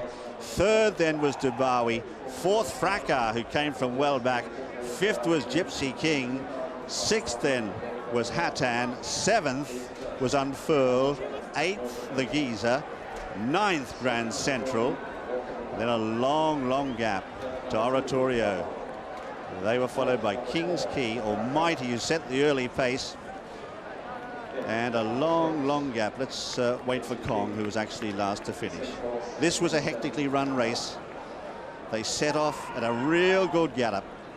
Oratorio was up there, Hatan was there as well, and then Almighty cut through on the inside. There are the prices. Motivator, the 3-1 favourite, is the winner of the 226th Vodafone Derby. Second, Walk in the Park at 11-1, and third, Dubawi at 5-1. That's the 1, 2, 3, and the first 2, and a magnificent 1-2 for the Sire Monsieur. Everyone was worried beforehand. How would they handle the parade? They were both edgy, but they both got through it. What a race, what a performance. Motivator retains his unbeaten record. That was a performance of utter supremacy. Johnnie Murtagh always travelling so well. There was a very funny pace early in the race before Almighty then went on to pick it up and take it on. But you can see here, Motivator was always up close. Walk in the Park made ground from behind, and he's a very talented horse too. Got G'd up before the race, but Motivator has handled the situation. He's handled the pressure. So has Michael Bell, his trainer, who has prepared this horse with only this race in mind. And my word, has it paid off today. And the input of Johnnie Murtagh, oh, I'm just so pleased for them. Well, it's a marvellous performance. He was always up in the van, as you would say. He was never further back than third, and you can see there he was just cantering coming into the straight, and when Johnnie went with him, he's just gone further and further and further away. And of course the French horse there on the outside. He's finished with a lot of purpose, that walk in the park. Dubawi's done nothing wrong, hasn't Nothing quite wrong. stayed in the last two furlongs, was travelling well, coming down the hill. But I said earlier, I know this is I had a dream last night, and he won this easily. I promise you, he won this easily. The next time you have a dream, Claire, give me a ring. I told you, I never had a bet on him or anything, but I'm just thrilled for them, thrilled for Michael Bell and for Johnny and for all of the 230 people who own this horse. It's just a great result. And there's Hatan there, he's run a great race. He was virtually made a lot of the running. He's run a good race, but he got very tired towards the end. But the race, here's the horse that matters today, the Derby winner, Motivator, ridden by Johnnie Murtagh. What a great sight that is. And I'm looking at that thinking in 10 years time we'll be watching it back saying remember Motivator. It brings back memories of Shergar, of Slipbanker, of the really impressive horses who have won this race. He has utterly destroyed that field. He has, and we were worried that it wasn't a very good Derby this year. Obviously this horse possibly will go down as a very, very good Derby winner, because he looks as though he might go on and be unbeaten through the rest of his life, the way he won there. Well, don't start saying that, because who knows what will happen, but he's done it on the day that matters. He's done it today on Vodafone Derby Day, and gosh, he deserves it. Johnnie Murtagh will milk in the applause, because a week ago he thought he wasn't going to be able to ride this horse. He picked up a suspension, looked like it was going to rule him out. Darrell Holland was on standby. The stewards reversed their decision. That meant Johnny could be here today, and few, he will be saying, and more words than that. Johnnie Murtagh, what a ride and what a horse, Motivator. And what a super sire, Monsieur. He's had the first two. This is his first crop. They've run 1-2. I have no doubt Monsieur was one of the best horses in the last 25 years, if not the best.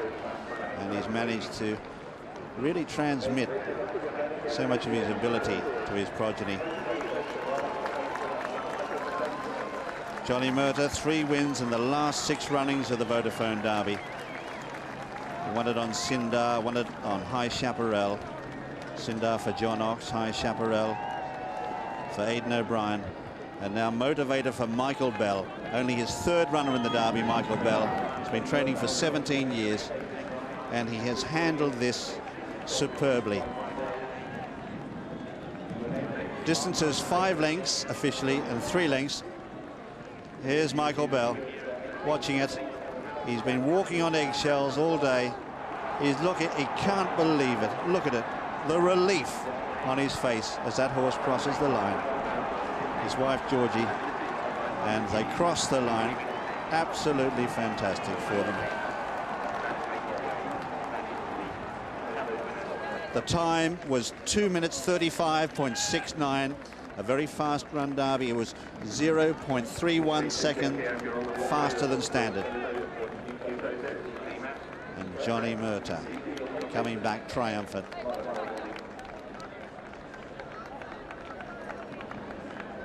There he is, Johnnie Murtagh. Very nearly didn't ride it, of course, if that suspension that he was given at Lingfield Park just over a week ago, if that had have stood, then he would have been unable to ride today. He appealed, he got 1 day taken off the suspension, and he has come through this triumphant, his 3rd win at Epsom in the Derby. What a horse he is, what a great specimen of a thoroughbred. As I say, they are on edge. We were worried about both Motivator and Walk in the Park. They both got in their toes and a bit edgy. Walk in the Park was in a lather. Well, look at the crowd of owners there are. There are 230 of them. I'd say only about 20 of them have been able to get a badge to get into the winners' enclosure, the most famous winners' enclosure in the world. And what is this horse worth now? I'm sure that'll be debated and be covered by Harry Herbert, who's the manager of the Royal Ascot Racing Club, and by Douglas Erskine Crumb. But here's Harry Herbert. He's down there now talking to Clare. Well, amazing scenes down here in this very, very small winners' enclosure as more members of the Royal Ascot Racing Club than I'm sure are strictly allowed crowd in. Harry Herbert is the man who, along with his brother-in-law John Warren, bought the horse, organised this syndicate. And John, all your dreams fulfilled here. It's what all the dreams are about. You know, it's what one does. Go out looking for. Thank you. Looking for horses of this calibre at the sales, and he was so impressive. He was always cruising. At no moment was there any anxiety. He's overcome all the fears that we had of his temperament, and just that whole pre-race build-up was amazing. Well, thank you very much, John. Well done.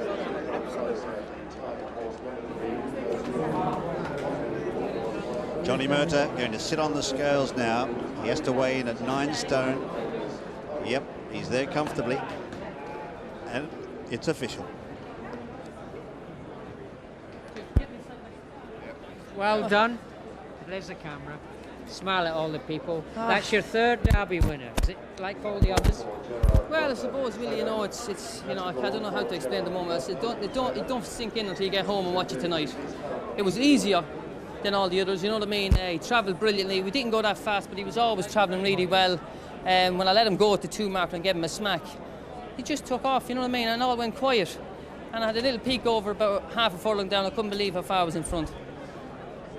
Very easy, very high-class horse. You were always up in the van, as it were. He was pulling a little bit.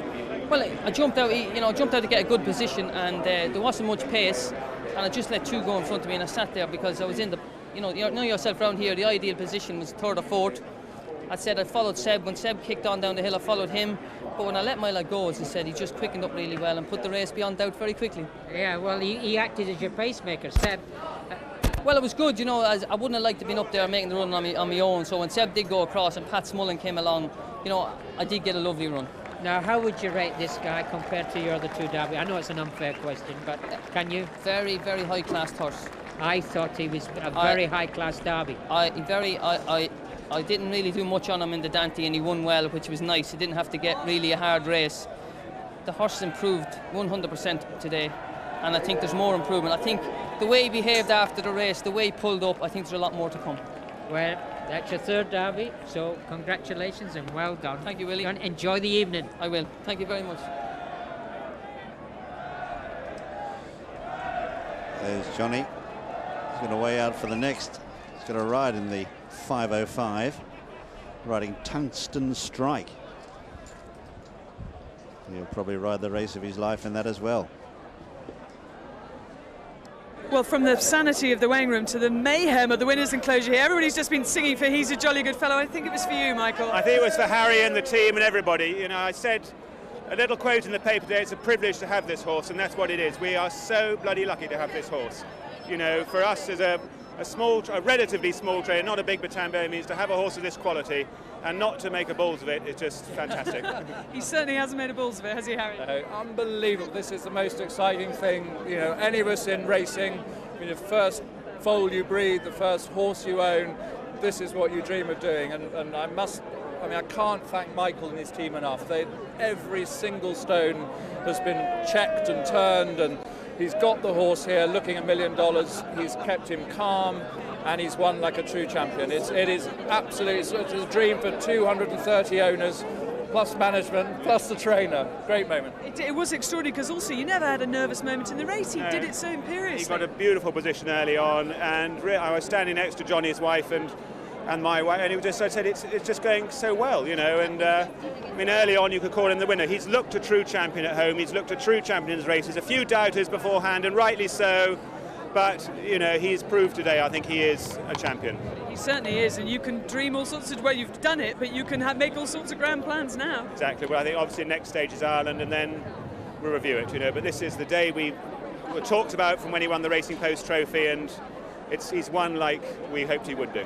So pleased for him. I'm pleased that you've all got family around you. Nick's here as well. Were you pleased? What? Yeah. It's pretty good, wasn't it? Yeah. Yeah? Is Dad cool? Yeah. Yeah. Dad's cool. You don't get that very often. Well done. Well, Motivator's triumph completes a remarkable year of favourites in big races this year, with Hedge Hunter winning the Grand National, Kicking King the Cheltenham Gold Cup, and of course other big ones as well. But this one, Motivator, the well-backed 3-1 favourite, wins the Vodafone Derby. Second, number 14, Walk in the Park, also well-backed at 11-1. And if you were on Frankie, well, he's placed again. Third, number 2, Dubawi at 5-1. And Motivator, 3-1 favourite, wins the Vodafone Derby. The winner's enclosure has never seen so many owners in its entire history. Look at that. How many can they get in there? Are all 230 of them there? I think they are, and a few more as well. Absolutely fantastic. Here's Alan Munro, who rode Walk in the Park into second. A great ride, but he struck a champion on the day. You were winner in the Derby with Generous to second this year, Alan Munro. How close did you come? Well, I got a really good kick in the straight. We was able to cut the corner on the turn, get a good run up the inside, switch out with a clear room and kick. And I got a great acceleration, but he's already gone, you know. He's a good horse. He's already put distance in, you know, between him and us. And I knew I could never catch him. You had your hands full right from the start, didn't you? Because you were shouting out for some help down the start. He was quite on his toes. Yeah, he's a fired-up horse, you know. He's aggressive, but you know, he doesn't get overly warm. I don't think it negates his performance. I don't think it's a characteristic, not a negative. And didn't you get a bump early? I thought I saw you getting a bump early on in the race. I had a bit of a rough trip because I just broke a bit negatively, and immediately I was forced to sit where I was, you know, which is like middle to rear, and that's why I've had to cut the corner, try and save some ground, and I got a nice kick out of him. Any other Derby I win, but that thing just got loose. If we meet again, I have to ride him positive and be closer and watch that horse. Well, let's hope that happens. Well done, Alan. Yeah, I'd like to ride him back. Okay, thanks. Thank you.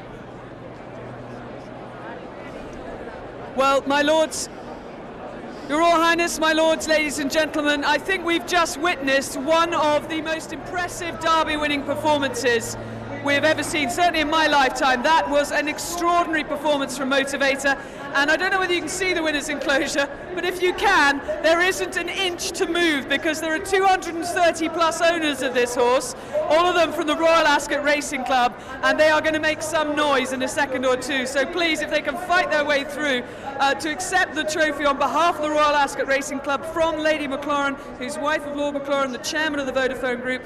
We have the Duke of Devonshire and we have the Honourable Harry Herbert, and you will take home this wonderful trophy, this statue of Lam Tara. Not quite sure whether you're going to share it around all the owners, but congratulations to the owners of Motivator.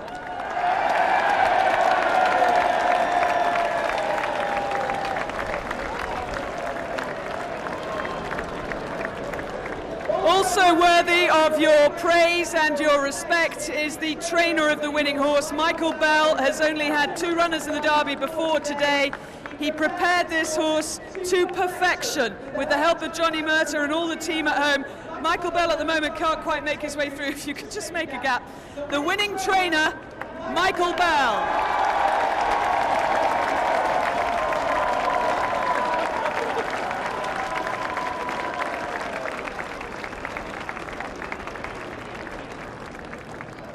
And what about the man on board? His 3rd Vodafone Derby winner.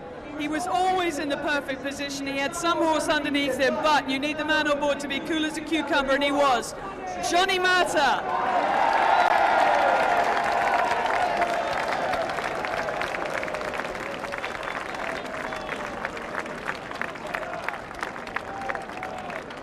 Johnnie Murtagh up here with his daughter Caroline as well. And let's also play credit to the team at Michael Bell's stables who've done so much to help with this horse. He has got a funny temperament. He was calm as anything today. James Cronin is the lad who looks after him and does him. Shane Featherstone rode him at home. James, there is a trophy for you if you'd like to come up. If he's here, he may well have taken the horse away, has he? Probably he's gone to look after his charge. I don't blame him. Exactly. Well, that will be presented to him later. Silver photo frame, which Motivator will be in glorious isolation in that photo later.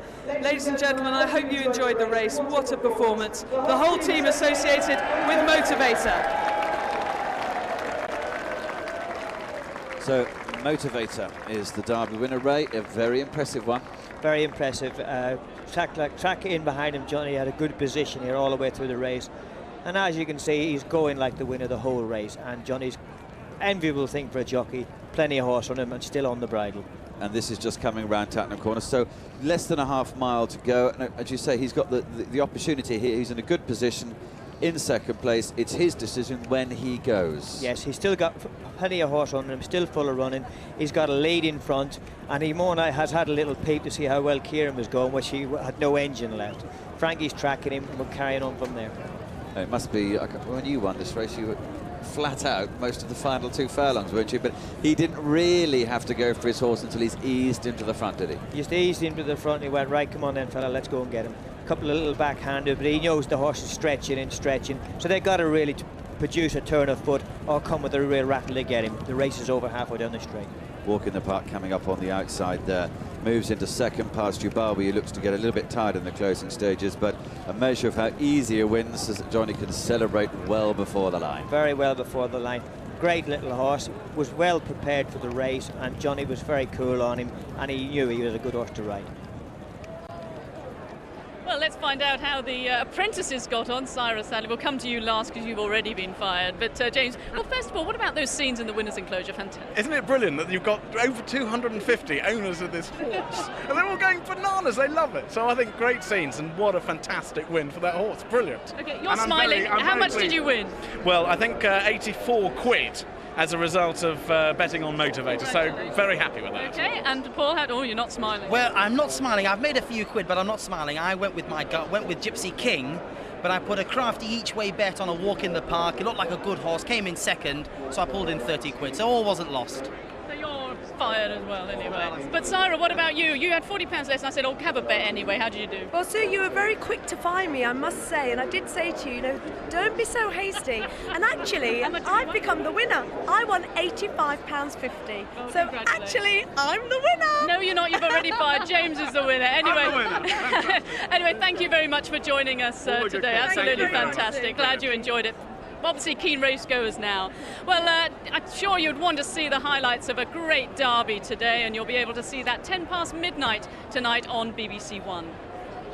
And tomorrow, I think Claire's going to be back working in the Grandstand studio, and that's what's on offer. MotoGP, athletics, the tennis men's final from France, more racing, the French Derby and the amateur golf. And also this weekend, tomorrow evening, England play their first match against Finland in the Women's European Championships. That's Sunday at 6:40 on BBC Two.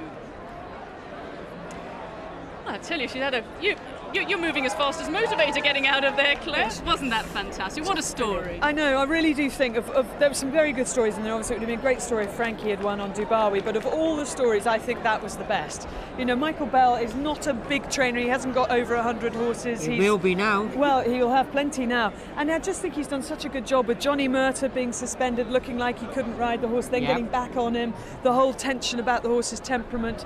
It was just a great thing to kind of get involved in. Because I went down to the yard last week, you feel, well, I saw a fair few of the horses before the Derby, but I felt particularly part of that lot. I really wanted them to win. And Willie, I mean class horse before, but wow.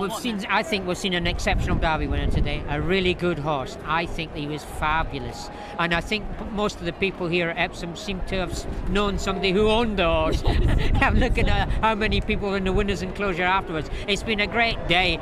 We've seen a great horse, and we're left here tingling with excitement. And the two Monsieur and first and second, the Monsieur. So the Coolmore camp will be very, very happy about that. Okay, well, thanks very much, Claire. Thank you. And I think you've got more work to do anyway later on today. But that is it. We've had a fabulous day here. The crowds have thoroughly enjoyed it. One superstar, Motivator. He certainly gave us a race to remember. From Epsom, goodbye.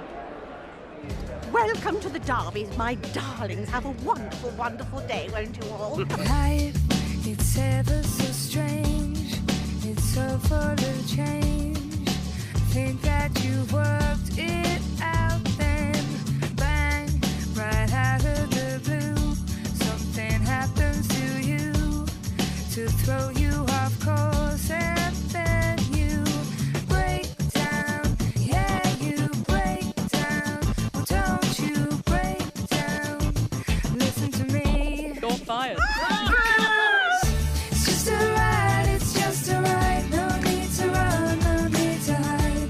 It'll take you round and round. Sometimes you're up, sometimes you're down.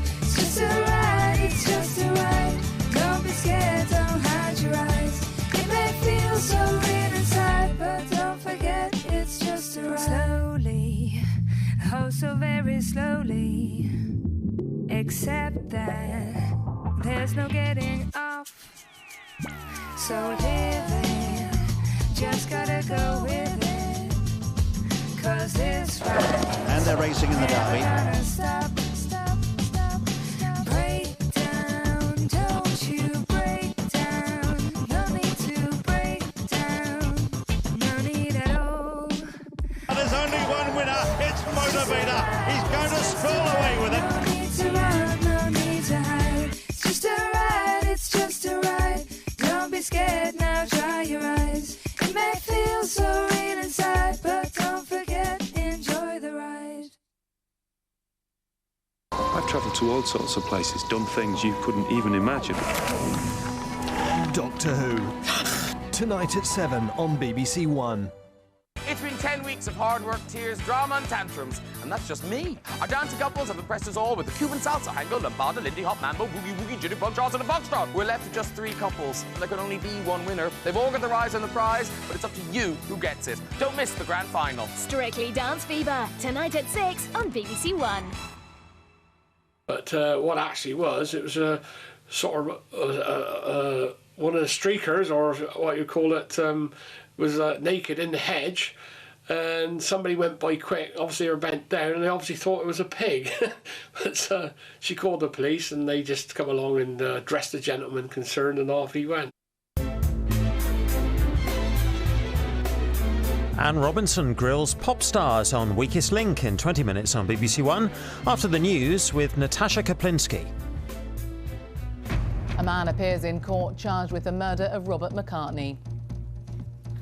After their high-profile campaign, his family say they're glad the case has reached court.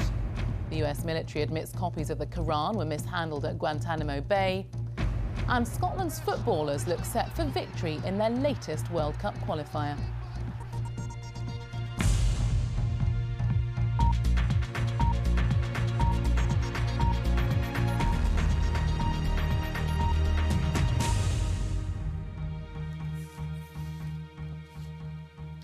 Hello, good afternoon to you. A man has appeared in court accused of murdering Robert McCartney. He was beaten to death outside a bar in Belfast. Another man was charged with attempting to murder Mr McCartney's friend, Brendan Devine. Both men were remanded in custody. Dennis Murray reports. Robert McCartney's sisters and his fiancée, Bridgeen Higgins, were in court for the brief hearing. They sat in the back row of the crowded public gallery in Belfast Magistrates Court. Police officers sat alongside them, separating them from the families of the accused men. They are Terence Malachi Davison, aged 49, charged with the murder of Robert McCartney, and James McCormick, 36, charged with the attempted murder of Robert's friend, Brendan Devine. Detective Chief Inspector Kevin Dunwoody told the court that he believed he could connect the accused with the charges. He also said that when the charges were put, Mr Davison replied, "Definitely not guilty," and Mr McCormick replied, "I'm not guilty." Mr Dunwoody also said that there was witness evidence, identification evidence, and in Mr McCormick's case, some forensic evidence. The two men's defence lawyers stressed that their clients would be denying the charges. Afterwards, Paula McCartney spoke for the family. Well, the family's relieved that the first step in a very long process is over. We're glad that it has arrived at the court, because we vehemently believe that everyone's entitled to a fair trial, and we hope that that's what's going to happen here. Robert McCartney was 33 years old and the father of 2 young sons. He was stabbed and beaten to death outside this Belfast pub in January after a row had started inside. Brendan Devine had his throat cut but survived. The case made headlines round the world because of the McCartney family's campaign for justice, which they took to America.